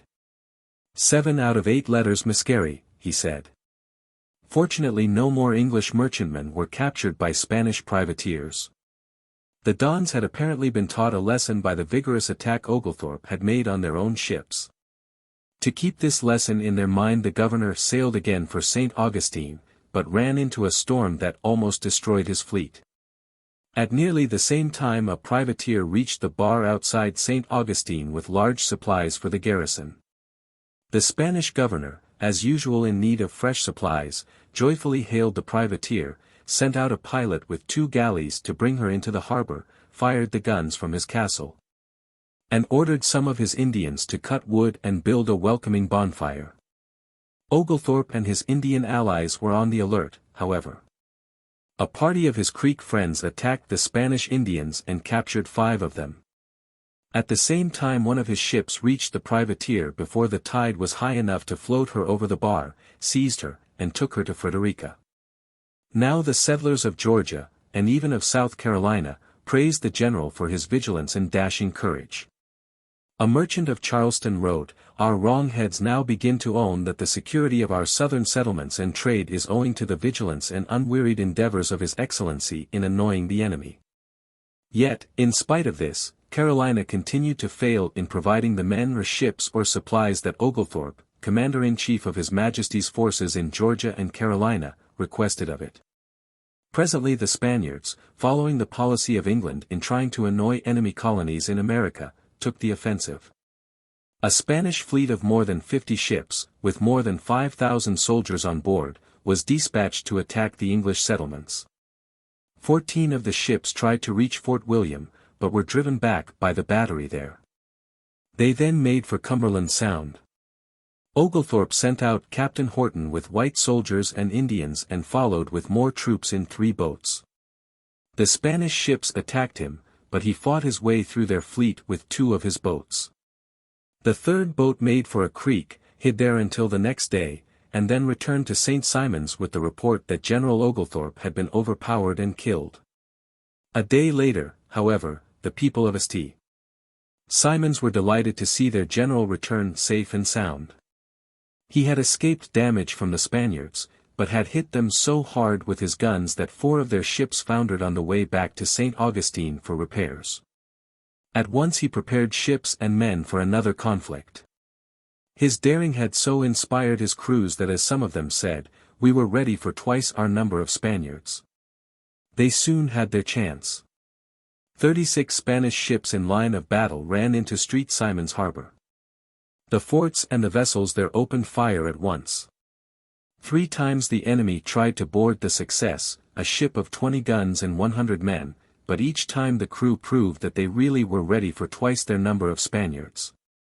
After fighting for 4 hours the Spaniards gave up the battle and sailed up the river in the direction of Frederica. Oglethorpe called a council of war. In view of the great number of Spanish ships it was decided to destroy the batteries at St. Simon's and withdraw all the forces to Frederica. This was quickly done, and that evening some of the enemy landed and took possession of the deserted and dismantled fortifications. Meantime the general learned from some prisoners captured by the Indians that the Spaniards had land forces of 5,000 men and had issued commands to give no quarter to the English. As Mr. Rutledge of Charleston later wrote, the Spaniards were resolved to put all to the sword, not to spare a life, so as to terrify the English from any future thought of resettling. Oglethorpe was now in a most dangerous situation. The enemy had numerous ships, a great many soldiers, and were evidently determined to settle matters once for all with their neighbors. The fate of the English colonies of Georgia and South Carolina might depend on the outcome of the next few days. Spanish outposts tried to reach the fort at Frederica, but were driven back by Indian scouts. The only road to the town was by the narrow highway, where only 3 men could walk abreast, with a forest on one side and a marsh on the other. Artillery could not be carried over it, and it was guarded by Highlanders and Indians in ambush. Yet, after many attempts, the Spaniards managed to get within 2 miles of the town. Oglethorpe now led a charge of his Rangers, Highlanders and Indians, so fiercely that all but a few of the enemy's advance guard were killed or made prisoners. The Spanish commander was captured. The English pursued the retreating Spaniards for a mile, then posted guards, while the general returned to the town for reinforcements. The Spaniards again marched up the road and camped near where the English lay hid in ambush. A noise startled them and they seized their arms. The men in ambush fired, many Spaniards fell, and the rest fled in confusion. As a Spanish sergeant said, the woods were so full of Indians that the devil himself could not get through them. For a long time the place was known as the Bloody Marsh. Oglethorpe marched his troops over the road to within 2 miles of the main Spanish encampment, and there halted for the night. The enemy withdrew to the ruined fort at St. Simon's, where they were sheltered by the guns of their fleet. Oglethorpe went back to Frederica, leaving outposts to watch the Spaniards. There he found that his provisions were running low, and he knew that no more could be brought in since the enemy blocked the sound. He told the people, however, that if they had to abandon their settlement they could escape through Alligator's Creek and a canal that had been cut through General's Island. And he assured his little army of 800 men that they were more than a match for the whole Spanish expedition. Presently Spanish galleys came up the river, but Indians, hid in the long grasses, prevented the soldiers from landing. When they approached the town, the batteries opened such a hot fire that the galleys fled downstream much faster than they had come up. English prisoners, escaping from the Spaniards, began to bring word that the enemy were much discouraged. Many Spaniards had fallen sick, and the soldiers from Cuba were wrangling with the men from Florida. Oglethorpe therefore planned a surprise for the enemy and marched to within a mile of their camp. He was about to attack when one of his soldiers, a Frenchman who had volunteered but was in reality a spy, fired his gun and ran from the general's ranks. The Frenchman was not caught, and the general knew that he would tell the Spaniards how few English soldiers there were. So Oglethorpe tried a trick of his own, hoping to make the Frenchman appear to be a double spy. He hired a Spanish prisoner to carry a letter to the spy. The letter was in French, Oglethorpe later said, as if from a friend, telling him that he had received the money, and would strive to make the Spaniards believe the English were very weak. That he should undertake to pilot their boats and galleys, and then bring them into the woods where the hidden batteries were. That if he could bring about all this, he should have double the reward, and that the French deserters should have all that had been promised them. The Spanish prisoner got into their camp, Oglethorpe said, and was immediately carried before the general. He was asked how he escaped and whether he had any letters, but denying this, was searched and the letter found. And he, upon being pardoned, confessed that he had received money to carry it to the Frenchman, for the letter was not directed. The Frenchman, of course, denied knowing anything of the contents of the letter, or having received any money or had any correspondence with me. Notwithstanding which, a council of war was held and they decided the Frenchman a double spy, but the general would not suffer him to be executed, having been employed by himself. While the Spaniards were still in doubt as to the strength of Oglethorpe's forces, some English ships arrived off the coast. This decided the Spaniards to leave, and they burned the barracks at St. Simon's and took to their ships in such haste that they left behind some of their cannon and provisions. Hearing that ships had been sighted, Oglethorpe sent an officer in a boat with a letter to their commander. But when the officer embarked, he found no ships were to be seen. Later the general learned that one of the vessels sighted came from South Carolina, and that the officer in command had orders to see if the Spanish fleet had taken possession of the fort at St. Simon's, and if it had to sail back to Charleston at once. Here was further proof that the plucky governor of Georgia could expect little assistance from the sister colony on the north. By now some of the Spanish ships were out at sea, and others had landed their soldiers at St. Andrews in a temporary camp. A couple of days later 28 of their ships sailed up to Fort William and called upon the garrison to surrender. The English officer there answered that he would not surrender the fort and defied the Spaniards to take it. The latter tried. They landed men, who were driven off by the guns of soldiers hidden in the sand dunes. Their ships fired on the fort, but were disabled by the return fire of the Georgia batteries. After a battle of 3 hours the Spaniards withdrew from the scene and returned to their base at St. Augustine. With a few ships and 800 men Oglethorpe had defeated a Spanish fleet of 56 vessels and an army of more than 5,000 soldiers. Small wonder that the people of his province couldn't find praise enough for their leader. George Whitefield, a famous clergyman of Savannah, wrote of this war against the Spanish Dons, "The deliverance of Georgia from the Spaniards is such as cannot be paralleled but by some instances out of the Old Testament." The Spaniards had intended to attack Carolina, but wanting water, they put into Georgia, and so would take that colony on their way. They were wonderfully repelled, and sent away before our ships were seen. The governors of the colonies of New York, New Jersey, Pennsylvania, Maryland, Virginia, and North Carolina sent letters to Oglethorpe thanking him for his valiant defense of the southern seaboard and expressing their gratitude to God that Georgia had a commander so well fitted to protect her borders. The governor of South Carolina and most of his officers had done little or nothing to help their neighbor. But the people of that colony thoroughly disapproved of this failure to be of assistance, and a number of them sent a message to Oglethorpe in which they said, if the Spaniards had succeeded in their attempts they would have destroyed us, laid our province waste and desolate, and filled our habitations with blood and slaughter. We are very sensible of the great protection and safety we have so long enjoyed by having your excellency to the southward of us. Had you been cut off, we must, of course, have fallen. Even after this defeat, however, the Spaniards of Florida continued from time to molest the Georgia borders.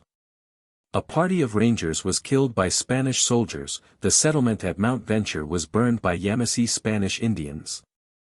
Oglethorpe had to be on the watch constantly lest the French or the Spanish should raid his territory. And the English government, though he wrote them time and again, neglected to send him proper reinforcements. In the spring of 1743 the general was again camped on the St. John's River. He heard that a Spanish army was marching against him, and he resolved to attack them before they should attack him. His Indian allies stole up on the enemy, and surprising them, drove them back in confusion. The Spaniards took shelter behind one of their forts, and Oglethorpe could not manage to draw them out to battle. He marched his men back to Frederica, and there by Indian scouts, by sentry boats, kept an eye on the Spaniards, ready to spring out to meet them should they renew their raids at any time. His soldiers never faltered in their obedience to the general's orders, his Indian allies, though they were often tempted, never forsook their allegiance to him. The Spaniards tried many times to buy the red men over to their side. Semili, a chief of the Creeks, went to St. Augustine to see what was being done there. The Spaniards offered to pay him a large sum of money for every English prisoner he would bring them, and showed him a sword and scarlet clothes they had given a chief of the Yamasees. They said of Oglethorpe, "He is poor, he can give you nothing. It is foolish for you to go back to him." The Creek chief answered, "We love him. It is true he does not give us silver, but he gives us everything we want that he has. He has given me the coat off his back and the blanket from under him." In return for his loyalty to his English friend the Spaniards drove the Indian from St. Augustine at the point of the sword. The general had spent all his own money in protecting his people in Georgia, and the English government would not send him the sums he said were urgently needed for the province. Therefore he decided that he must go to England and see what could be done there. He put his forts on the border in the best possible shape for defense, appointed a deputy governor in Savannah, and sailed for England in July, 1743. Was the colonial hero received with the praise his great services deserved from England? Instead of praise he was harshly criticized for this or that trivial matter, though a few of the wiser men came forward to do him honor. Parliament would not vote him the money his colony needed, he had difficulty in finding enough money to pay his personal debts. Yet he kept on appealing for aid for Georgia, while the government took the same attitude it had taken towards so many of the other American colonies, and appeared of the opinion that the province across the Atlantic must look after itself. Fortunately for Georgia, Oglethorpe had so trained its soldiers, had so befriended its Indian neighbors, had so protected it by forts that the colony was now able to go its own way without English help. In 1744 Oglethorpe married Elizabeth Wright, the heiress of Cranham Hall, a manor in Essex. He was also in that same year chosen as one of the officers to defend England from a threatened invasion by France. His services were not needed for that purpose, but in the next year he was given the rank of Major General and took part in the suppression of the rebellion of the Young Pretender. This kept him in England, and he left the government of Georgia to the care of the men he had trained there. From time to time, however, he bestirred himself to send new colonists across the sea to Savannah. When the rebellion was ended General Oglethorpe and his wife settled at Cranham Hall. Here he lived the life of a country gentleman, delighting in the peace and quiet after his many turbulent years in Georgia. He lived to see the American Revolution, though he took no part in it. He said that he knew the people of America well. That they could never be subdued by arms, but their obedience could ever be secured by treating them justly.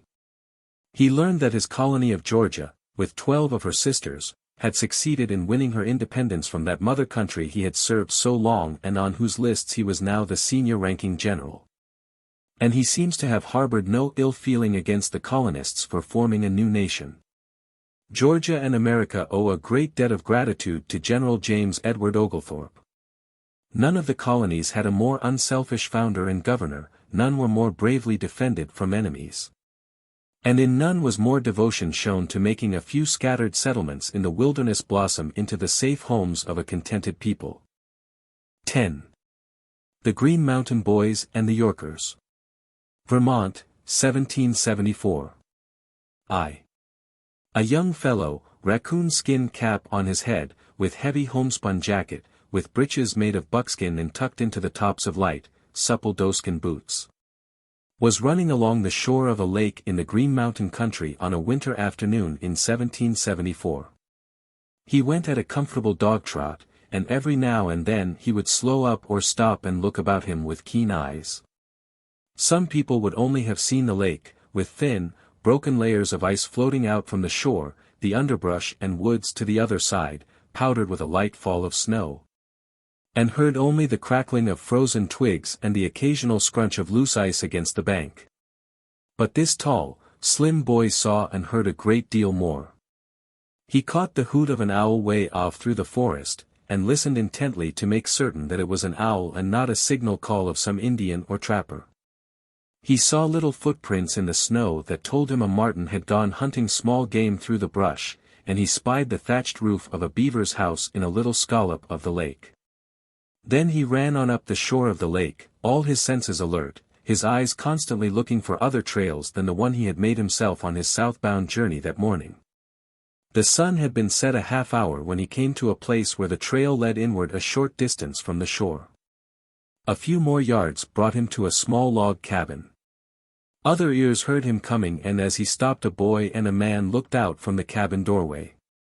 "You made good time of it, Jack," said the boy at the door. "Did you really get to Dutton's?" "Did I get there?" chuckled the runner. "I got there a good hour before noon." "And what did they say there?" asked the man at the door. "That the Yorkers mean to settle this land themselves. If they can," he added, with a grin. "That's what all the men said down at Dutton's, if they can, and they shook their fists when they said it." Jack Sloane shook his fist in imitation of the men. "Not if the Green Mountain boys can help it. Not by a jugful. No, sir," he added. The man grunted approvingly and stepped back into the cabin. The boy came out. "I got a silver fox today," he declared proudly. "The biggest one I ever saw, too." "Did you, Sam? That's fine. I saw plenty of tracks, heard a bull moose calling, too, but I didn't have time to stop. Gee, but my legs are tired now. I'm going to lie down by the fire and rest a bit." He went inside, where the man was busy frying bacon and boiling coffee, and taking a blanket from a bed in the corner spread it out before the fire and stretched himself comfortably on it. "Dutton wanted to know when you'd be sending him some more skins, Peter," he said. "He wants to get them over to Albany early this year, in case there should be more trouble with the Yorkers." "I can send him some next week," was the answer. "There's a dozen mink and a dozen otter out in the shed now, and a lot o' beavers and martens, and 4 fine foxes." "Did they say anything about Ethan Allen, Jack?" "They said he was down at Bennington." "My, but that bacon smells good." "They had corn cake and molasses down at Dutton's, and I ate so much I didn't think I'd ever be hungry again, but I am all right now." Peter Jones, the trapper, laughed. "I never saw the time when you and Sam wasn't ready for food." Sam came in soon, like a bear cub scenting food, and the three had supper and then made things snug for the night. The weather was growing colder. Peter, taking a squint at the sky, allowed that he thought the lake would be frozen clear across by morning. They brought in a good stock of wood and built up the fire, and then sat down in front of it to hear what Jack had to tell them of the news at Dutton's trading post. At that time, in 1774, there was a great dispute between the two colonies of New Hampshire and New York as to which owned the country of the Green Mountains. New York stretched way up on the west shore of Lake Champlain, and New Hampshire extended from the northern boundary of Massachusetts up along the eastern shore of the Connecticut River. Now Massachusetts reached as far west as a line drawn south from Lake Champlain, and the governor of New Hampshire claimed that his colony extended as far west as Massachusetts. He quoted his colony's grant from the King of England to prove his claim, and he sent word to Governor Clinton of New York that he meant to settle the great Green Mountain tract that lay between the Connecticut River and Lake Champlain. Governor Clinton sent back word to Governor Wentworth of New Hampshire that the province of New York claimed all that land under the charter of King Charles II to his brother the Duke of York. New Hampshire settlers, however, went into this debatable land and built homes and began to farm there. Governor Wentworth granted lands, known as the New Hampshire Grants, to any who would settle there, and a township was organized west of the Connecticut River, and was named Bennington. The country was very fertile, the woods and rivers were full of game, and it was a tempting land to take. But the New Yorkers looked on the land as greedily as did the men from New Hampshire, and soon both provinces were sending their sheriffs and other officers to enforce their own laws there. New York appealed to the King of England to settle the dispute, and he declared that the western bank of the Connecticut River should be the boundary line, giving all the Green Mountain country to the province of New York. By this time, however, there were a great many people from New Hampshire living there, and they meant to keep their homes no matter what the New York governor might do. What he did was to order the settlers to give up their grants from New Hampshire and buy their lands over again from New York, which charged 20 times as much as New Hampshire had. A few settlers did this, but most of them refused. A meeting of the latter was held at Bennington, and they resolved, as they said, to support their rights and property in the New Hampshire grants against the usurpations and unjust claims of the Governor and Council of New York by force. As law and justice were denied them, the settlers began to resist all New York officers who came to arrest them or try to eject them from their homes. Surveyors who came to run new lines across lands already granted by New Hampshire were forced to stop. No matter how secretly a sheriff with a party of Yorkers, as the New York officers were called, came to a farm in the disputed land, there were sure to be settlers there to meet the Yorkers and drive them away. The settlers had scouts all through the country, every trading post was a rallying point. A military force was organized, and chose Ethan Allen, a rugged, eloquent man, to be its colonel. The governor of New York declared that he would drive these men into the Green Mountains, and when they heard this Ethan Allen's followers took the name of Green Mountain Boys for themselves. Peter Jones was a hunter and trapper. The two boys, Jack and Sam, were the sons of men who had moved into the country on New Hampshire grants and taken up farm land. The boys had wanted to learn more of the woods than they could on their father's farms, and so had joined Peter at his cabin. He had taught them woodcraft and Indian lore, how to paddle a canoe, how to shoot straight, how to track the animals they wanted. All three were ready at any time to go to the help of settlers who might be driven from their land by New York officers. Jack told the news of Dutton's trading post, and then the hunter and the boys went to bed. Outside the cabin the wind whistled and sang. By morning the wind had dropped, but the air was very cold. Peter was up soon after dawn, putting fresh wood on the fire. The boys followed him shortly, getting into warm clothes as quickly as they could. They ate breakfast, and went outdoors. The lake was a field of ice, the trees were stiff with frost, the cold air nipped and stung their faces viciously. There was plenty of work to do. Soon Peter set out to visit a line of traps to the south, and the boys went through the woods northwest to look at other traps. They came to the frozen bed of a little stream and a couple of beaver traps. There were no animals there. Perhaps the night had been too cold to tempt them from their homes. "I shouldn't think any animals would have gone prowling round last night," said Sam. "I know I wouldn't," said Jack, "if I was a beaver." They pushed on through the woods until they came to an open pasture. They had started across it when they heard a crow calling overhead. "Must be a fox somewhere about," whispered Jack. "Let's see if we can find him, even if we haven't got our guns." They went back to the edge of the woods, making as little noise as they could, for they knew that a fox depends more on his ears than on his eyes. They stopped behind the trees and after a few minutes saw a big gray fox trotting slowly along the edge of the woods. Dropping to their knees the boys crept forward to a hummock and hid back of it. The fox stood still, looked about, and then started at a slow gait across the meadow. The fox was more than 100 yards away from the boys when Jack began to squeak like a meadow mouse. No Indian or hunter could have heard the sound at half that distance, but the air was very still and Jack knew the fox's big ears were very sharp. True enough, the fox did hear it and stopping, looked around. Again Jack gave the squeak of the meadow mouse. The fox came leaping lightly over the frozen hassocks of the meadow toward the two hidden boys. Every few yards he would stop and cock his ears over the long grass to listen. Each time he did this Jack squeaked, lower and lower each time, and every time the fox came on again, more and more cautiously, as if he were afraid of frightening the game he was hunting. The fox got within 50 yards, and from there the boys, crouching behind their hummock, were in plain view of him. The fox looked sharply, distrustingly at the hummock. Had either boy moved his head or arm the fraction of an inch, the fox would have shot off like an arrow to the woods. Neither did move, however. Jack waited until he judged from the fox's attitude and the set of his ears that his suspicions were vanishing, and then he squeaked again, very faintly now.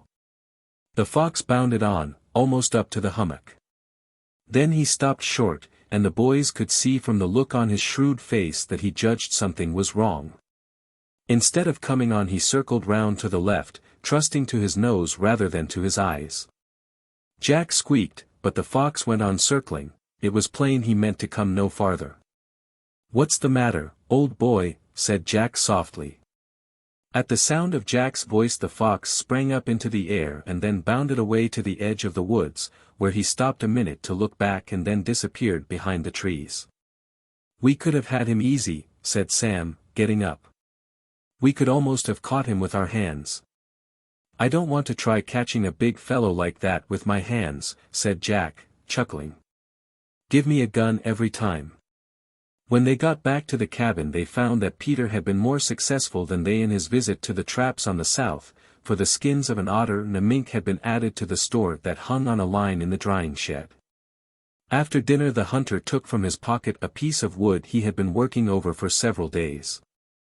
"I'm going to see if I can't fool a pickerel with this," he announced, holding out the little decoy for the boys to look at. The wood was cut to represent a minnow, was weighted on the bottom with lead, and had fins and a tail made of tin.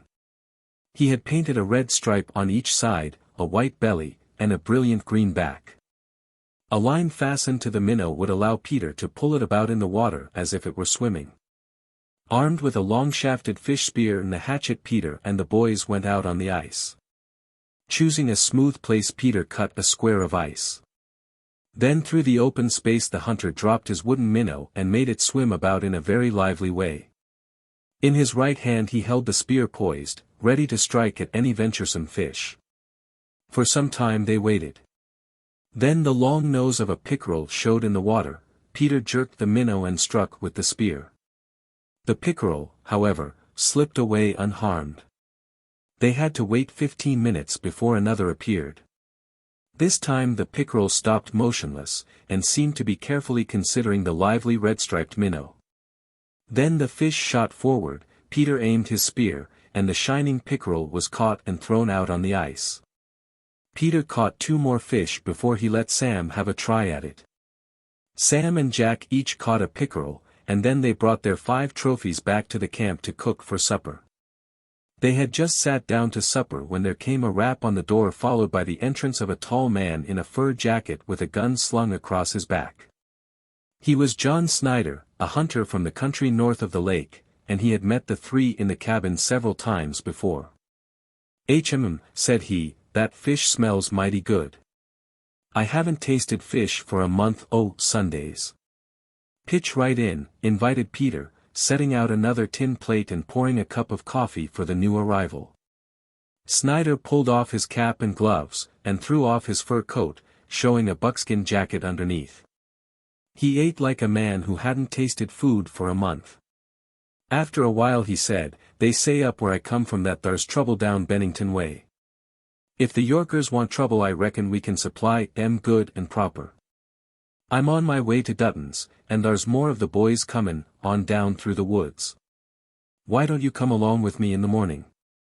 "We was planning to go when we'd got a few more skins," said Peter. "But we've got a fair-sized stock, and I don't know but what we might go along with you." "That's what the word is," said Snyder. "Green Mountain boys to Bennington."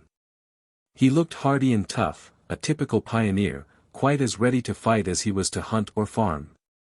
That night the guest slept on the floor before the fire, rolled in a blanket, and soon after dawn next morning the four set out, pulling two heavy sleds to which the furs and skins were securely strapped. All four of the party were used to long trips on foot, often carrying considerable baggage. There were few post roads through that part of the country, and horses would have been little use in traveling through such rough and wooded stretches. So most of the new settlers, and particularly those who were hunters, copied the customs of the Indians and trained themselves to long journeys afoot, varied occasionally by canoeing when they reached open water. The party of four traveled fast, in spite of the heavy sleds. Peter Jones, not very tall but very wiry, all sinew and muscle, and Sam, red-haired, freckle-faced, and rather stocky, pulled one sled, and big, raw-boned, weather-beaten Snyder, and slim, Indian-like Jack the other. Presently they left the lake and came into more open country, where they could see snow-powdered hills stretching away to the clear blue horizon. Now they made better time, for there was no underbrush to catch the sleds and stop them. On they went until they saw a number of cabins grouped about a larger frame building, then they broke into a run, and dashed up with a shout before Dutton's trading post. The shout brought 3 or 4 men out to see what was the matter. They called the newcomers by name, and Big Bill Dutton, seeing the sleds, told Peter Jones to bring his furs inside.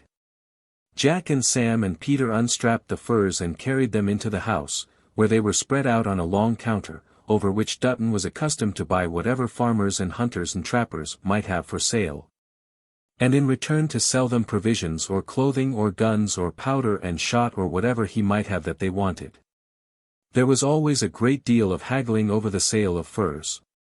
Peter had to point out what unusually fine skins of otter and beaver and mink, of marten and fox he had brought, and Dutton had to argue that this fur was rather scanty, that other one very much spotted. But at last they reached an agreement. Peter was paid in cash for the pelts, and they were carefully stowed away by the trader, to be sent at the first good opportunity over to Albany, from where they would go by boat down the river to New York. Meantime Jack and Sam, outside the house, were listening to the stories of the men who had gathered at Dutton's.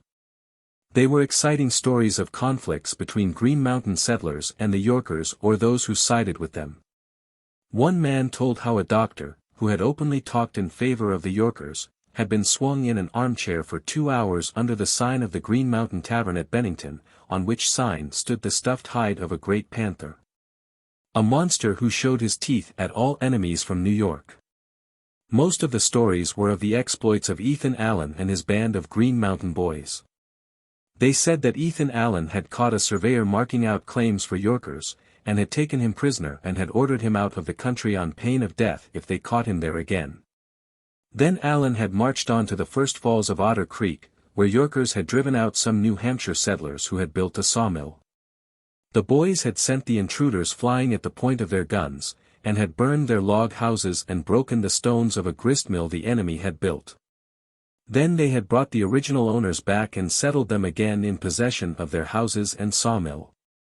All through that part of the country similar things were taking place.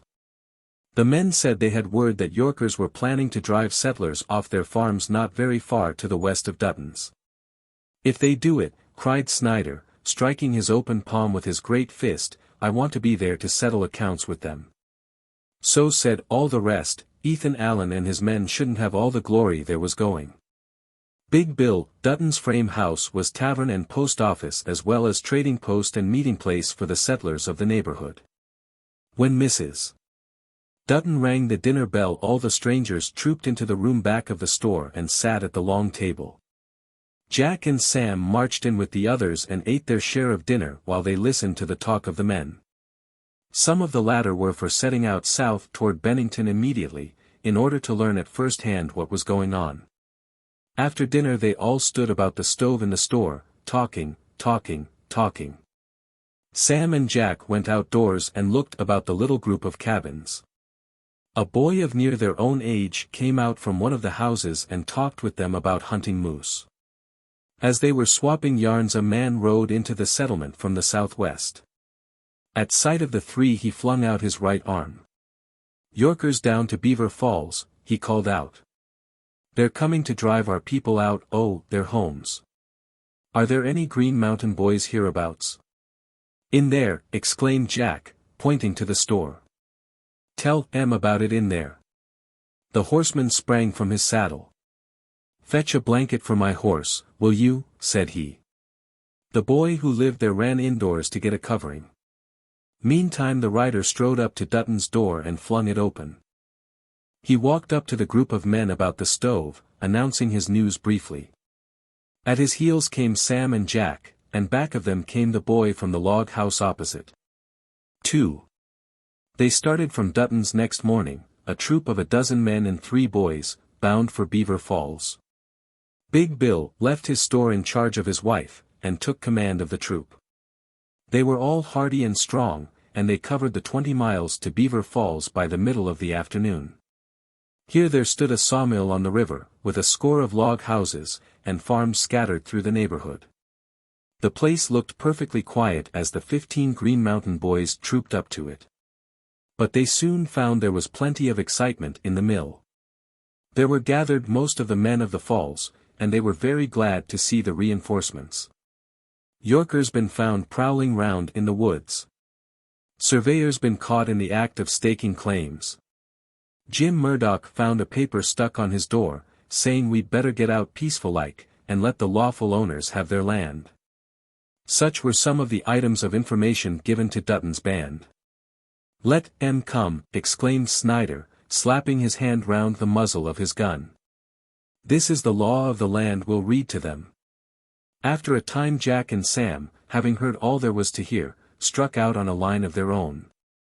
They followed the bank of the river until they came to woods, and then skirted the forest southward. This brought them at length to a wide trail with frozen wool ruts. Down this road they went, passing occasional cabins, until they came to a crossroad where they found a man looking perplexedly about him, as if undecided which road to take. Where's Farmer Robbins' place? He asked. The place that used to belong to Elijah Robbins. We don't know, said Jack. We're strangers here. There's a maple grove back of it, said the stranger, that's all I know about it. I was told to stick to this road, but they didn't say nothing about any forks in it. This goes to Beaver Falls, said Sam, pointing to the one they had taken, and that, he added, indicating the crossroad to the right of him, would take you through thick woods to the river. I don't reckon it's either those roads then, said the man, and, bobbing his head at Sam, he stalked off to the left. The 2 boys watched until the man was almost hidden by the trees. Then Jack turned to Sam. You don't want to tell all you know to strangers, he said. Make the other man tell you what he's up to first. Sam's round face, not nearly so shrewd as the older boys, looked perplexed. Why shouldn't I tell him about those other roads? He asked. Because I think he may be one of the Yorkers, and the less we tell them about the lay of the land round here the better. Do you really think he was? Exclaimed Sam, his tone of voice showing that he had expected a Yorker to be a much more terrifying-looking creature than this stranger. What did he want of Farmer Robbins' place then? I don't know, answered Jack.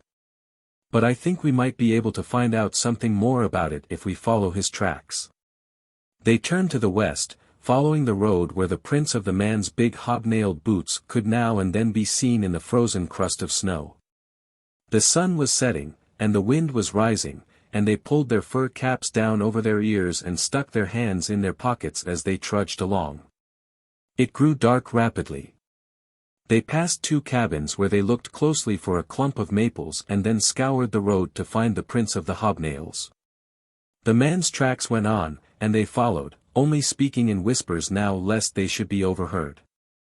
At the 3rd log house they stopped.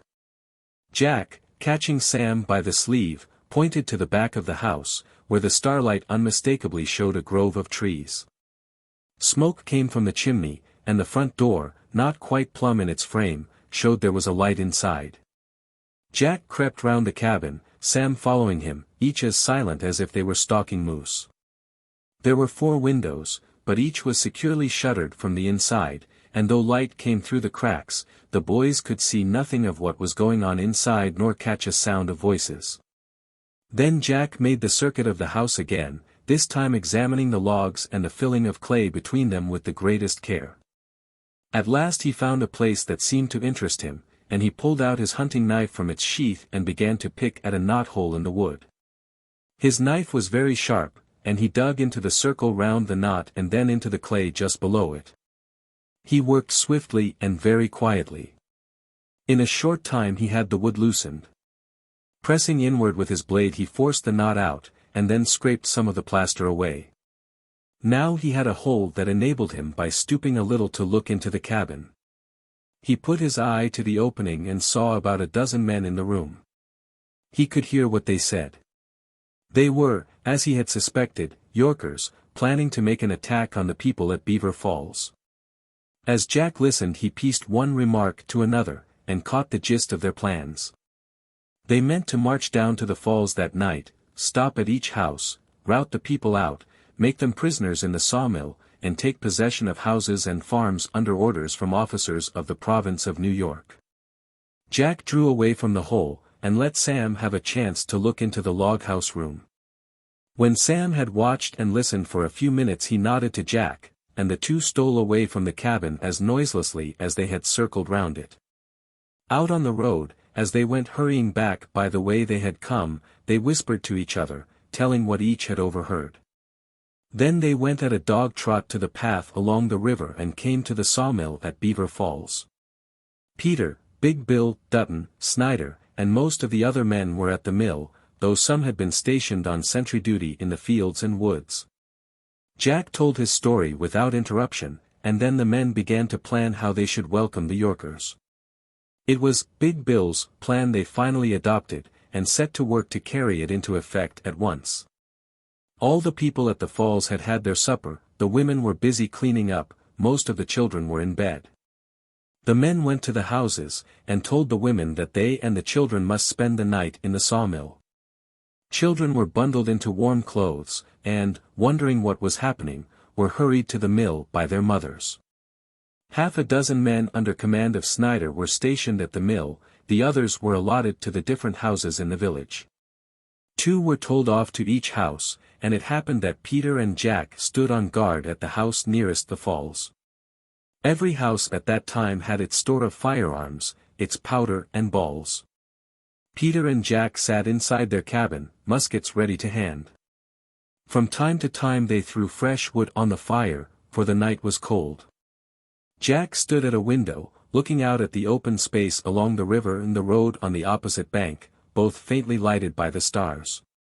Midnight came, but there was no sign of the Yorkers. Presently it seemed to Jack that it must be nearly dawn. Peter, standing at a window on the other side of the door from Jack, suddenly said, "Look! There, coming through the trees to the left of the mill." Jack looked and saw men coming into the road, a good many of them, more than he thought he had seen at Farmer Robin's house. They came along the road, crossed the wooden bridge below the falls, passed by the mill, evidently taking it for granted there would be no one there at this hour, and marched into the clearing before the log houses. There they divided into small parties, each party heading for a separate cabin. "Ready now," cautioned Peter. "We've got 2 to handle. I'll take the first." Jack stepped back from the window and laid his hand on the bolt of the door. "Wait till I give the word," whispered Peter. From outside there came a loud voice. "Open your door in the name of the Sheriff of New York." There followed knocks on the door, and other orders, all to the same intent. Peter waited until the owner might be supposed to rouse and get to the door. Then he whispered, "Now." Jack drew back the bolt and opened the door enough for the men to enter single file. One man stepped in, the other followed at his heels. Peter caught the first man in his arms, and, taking him altogether unawares, threw him to the floor with a wrestler's trip. Jack, throwing his arms round the second man's knees, brought him down with a crash. Lithe and quick as an eel, Jack squirmed up to the man's chest and gripped the Yorker's throat in his hands. In a minute or two the man underneath was almost breathless. "Do you surrender?" panted Jack. The Yorker tried to nod. Peter had wrenched his man's gun away, and was copying Jack's tactics. His man was partly stunned by the sharpness of the fall and made little attempt to free himself from Peter's grasp. Finding himself attacked by a thoroughly prepared and resolute man, he had no notion as to how many other such men there might be in the house. It was clearly a case where it was best to save one's skin as whole as one could. So, when Peter said, "Keep still there, will you?" the Yorker grunted, "I will," and made no attempt, unarmed as he was, to try further conclusions with the sinewy hunter. Peter had a coil of rope ready. Now he cut 2 lengths of this, tossed one over to Jack, who still kept his knee on the chest of his man, and used the other to tie the arms of his own prisoner. Then he helped the Yorker to his feet. Meantime Jack had followed his example with the other, and shortly both prisoners were standing before the hearth while their captors searched their pockets for firearms and knives. "I must allow," said one of the Yorkers, "you two were mighty sharp. We figured that when you people here heard we were acting under sheriff's orders you'd do as you were told. We don't pay no more attention hereabouts to what a Yorker sheriff says than if he was a catamount, no, not so much as that," returned Peter. "What do you men mean by marching into a peaceful village and trying to turn people out their lawful homes?" "Well, the village certainly looked peaceful enough," said the Yorker, "but I don't see as how we've turned many folks out their homes yet." "And I don't think you will," Peter assured him. "Jack, take a look outside and see what's happened." Jack went out, and going from house to house, found that wherever the Yorkers had demanded admittance the Green Mountain Boys had worked their trick beautifully. In 2 or 3 houses it had taken some time to make the enemy prisoners, but in each case the elements of surprise and determination had won the day. The Yorkers had expected to meet frightened villagers. Instead they had found themselves confronting well-prepared Green Mountain Boys. Under direction of Big Bill Dutton the prisoners, all with their arms securely tied behind them, were marched out into the road. "You say you came to Beaver Falls to carry out the law," said Dutton to the Yorkers. "Well, tomorrow we'll march you all down to Bennington, and see what the law has to say about this business." Then he sent Sam to the sawmill with word to Snyder to have the women and children return to their own houses. When the sawmill was empty the Green Mountain Boys marched their prisoners into it, and loosened their bonds so that they could be fairly comfortable. In spite of the high feeling between the 2 parties, there was practically no bad blood, for no one had been wounded in the contest, and the Yorkers could appreciate the clever way in which their opponents had turned the tables on them. In most respects the men were much alike. Men of the New York Grants and the New Hampshire Grants had both gone into the wilderness and met the same problems there. Men from both provinces had fought against the French and Indians, and this little fight as to which province owned the land of the Green Mountains was in a way a family affair. So prisoners and captors swapped yarns, told hunting stories, and exchanged the news of their own neighborhoods. Jack and Sam and the boy from Dutton sat in a corner of the mill and listened to the men. Dawn began to break in the east. Some women brought hot coffee and ham and bacon from the houses, and the men, both captors and captives, ate and drank, and then some of them stretched out on the floor and took short naps.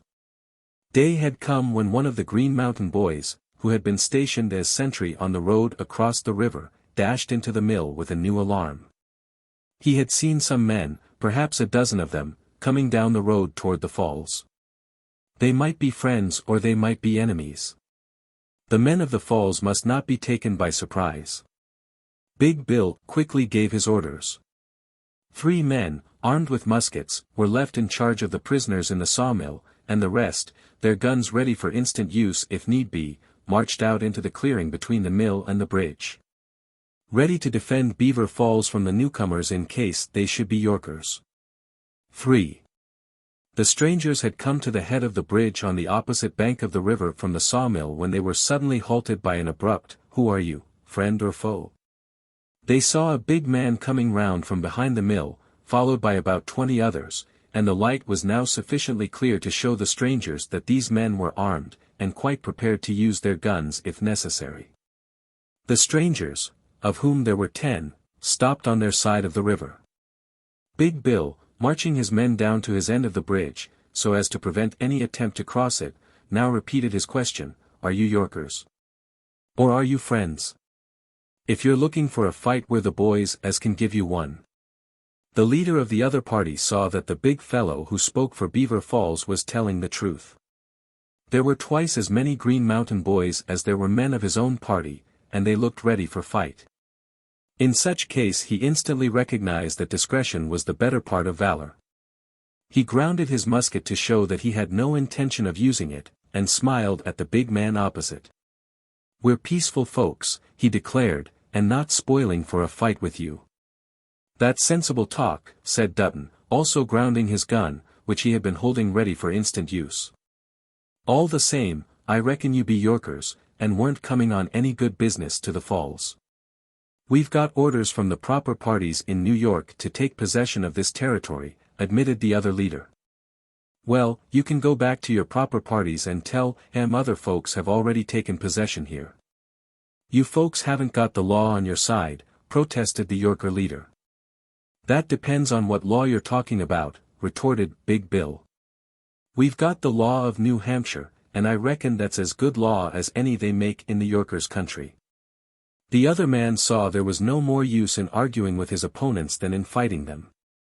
"You're a pretty slick lot," he said in a conciliatory tone. "Can't catch you boys asleep, can we?" "Some o' your men tried to last night," said Dutton.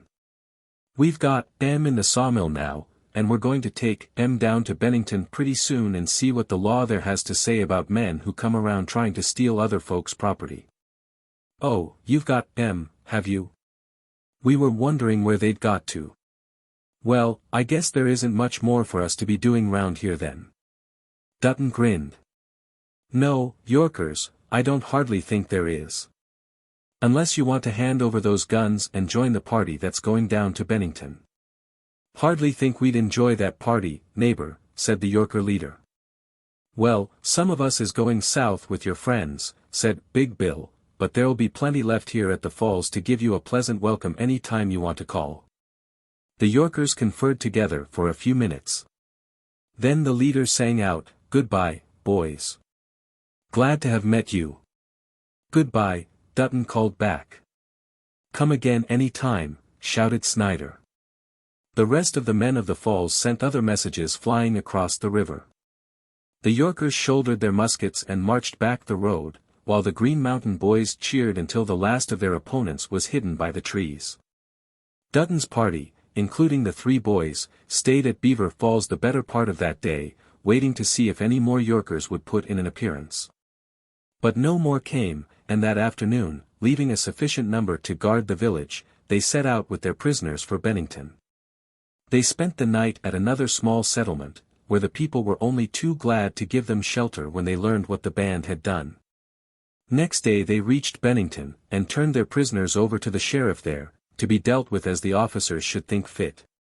In Bennington, which was a very primitive town, but the center of that part of the country, Jack and Sam heard much about the border strife. They heard that the governor of New York had offered rewards for the capture of certain Green Mountain boys, £100 apiece for the arrest of Ethan Allen and Remember Baker, £50 apiece for Seth Warner and 5 others. The governor also ordered that any people who should resist the commands of New York officers should be arrested and taken to Albany for trial. All of Big Bill's party, Jack and Sam among them, were therefore now liable to be arrested by New York officers. The people of Bennington and the Green Mountain boys, however, only laughed at these proclamations of the New York governor. They were quite ready to defend themselves if any came to arrest them. While they were at Bennington, Ethan Allen and the others who had been declared outlaws issued a proclamation of their own.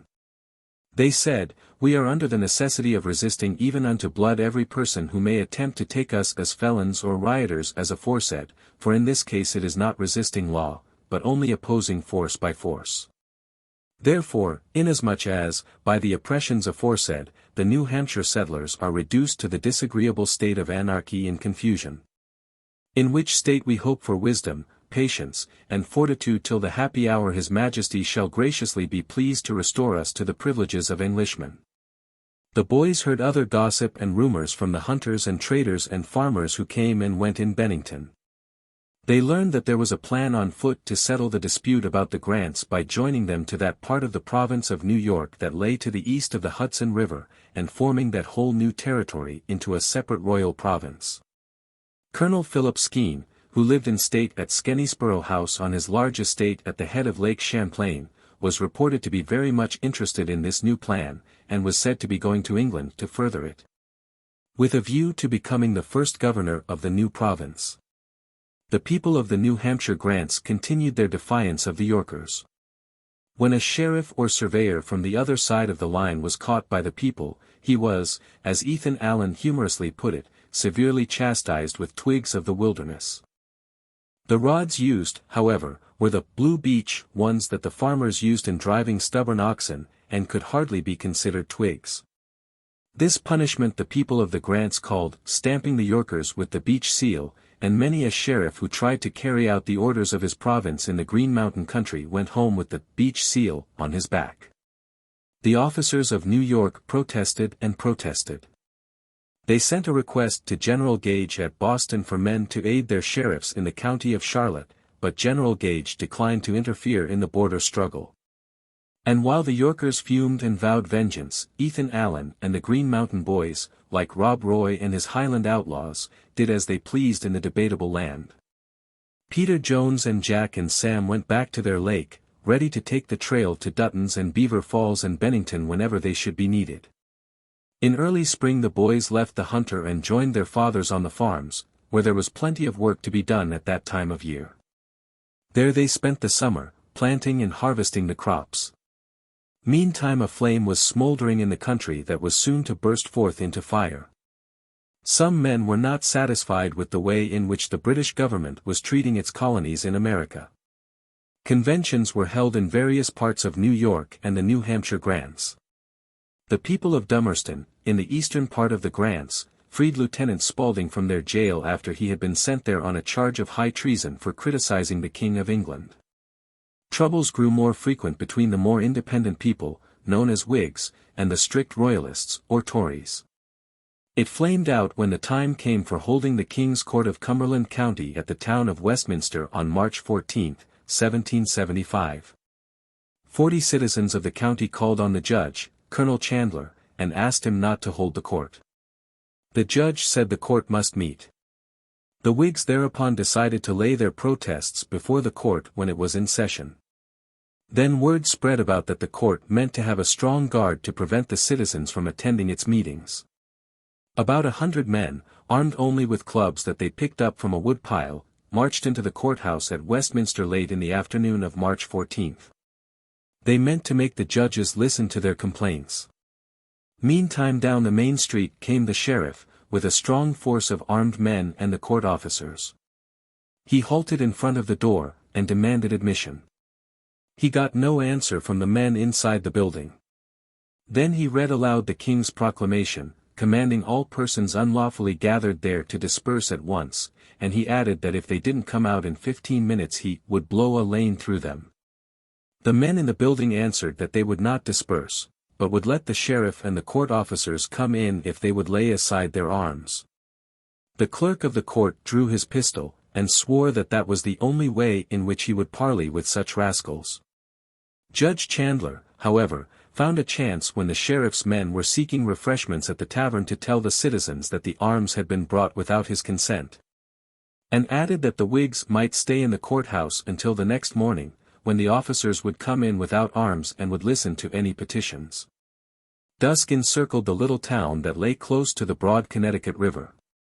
The Whigs stayed in the courthouse, a single sentry stationed at the door. The people shut their houses for the night, while the tavern did a good business.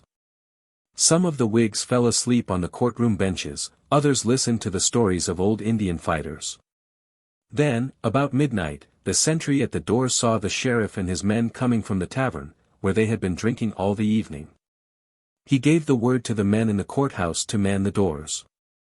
The sheriff's force marched to within 10 rods of the main door and halted. The order was given to fire. 3 shots answered the order. A louder order was given, followed by a volley that killed one of the defenders, fatally wounded another, and severely wounded a number of others. Then the sheriff's party rushed in on the defenders, who were only armed with clubs, and taking some of them prisoners, carried them off to jail. Some of the Whigs escaped, fighting their way through the sheriff's force with their clubs. Here, at the town of Westminster, in the Grants, the first blows were struck that preceded the coming revolution. Those of the men who escaped from the courthouse carried the news of the bloodshed to the Whigs all through the neighboring country. And so quickly that before noon of the next day 200 armed men reached Westminster from the province of New Hampshire. Before that night everyone who had had a part in the shooting of the citizens at the courthouse was seized and held under a strong guard. Still more Whigs, roused by the story of what the king's officers had done, poured into the little town from the southern part of the county, and even from the colony of Massachusetts. So that by the following day it was said there were in the little village 500 soldiers all ready for war. All these men met and voted to choose a committee to act for them and see that justice was done. This committee ordered that all those who were known to have taken part in the shooting should be put on trial at the next court. Then the men of the Grants, and those from New Hampshire and from Massachusetts, went back home. But the men of the Grants heard news later that spring of 1775 that made them forget the affair that was called the Westminster Massacre, and the trial of the sheriff's soldiers was neglected in the whirl of far more exciting events. One day in April came the word that the farmers of Lexington and Concord had fired on the redcoats who marched out from Boston. The spirit of revolt, smoldering so long, leaped into instant flame at the news. All through the colonies from New Hampshire down to Georgia men vowed to stand beside the farmers of Massachusetts and defy His Majesty, King George III. The men of the Grants, who had been resisting the orders of the royal governor of New York, the Green Mountain Boys, who had driven Yorkers time and again from their country, were among the first to arm for independence. And Yorker fought side by side with Green Mountain Boy in the War of the Revolution. Peter Jones, and Jack and Sam, Snyder, Big Bill, Dutton, and the others who had made the stand at Beaver Falls, were among the men and boys who flocked to the flag of Ethan Allen when he took the field in the Green Mountain country. And Ethan Allen's boys won some of the greatest victories of the Revolution, at Crown Point and Fort Ticonderoga on Lake Champlain, and in many battles along the Canadian border. The people of the Grants also met and declared their territory a free republic, belonging neither to New Hampshire on the east nor to New York on the west, and choosing for themselves the beautiful name of Vermont, which means Green Mountain. 13 states formed the original Union of the United States, and Vermont became the 14th state of the Union in 1791. By that time Green Mountain Boys had become a name of great honor, and the Yorkers were their staunchest friends and allies.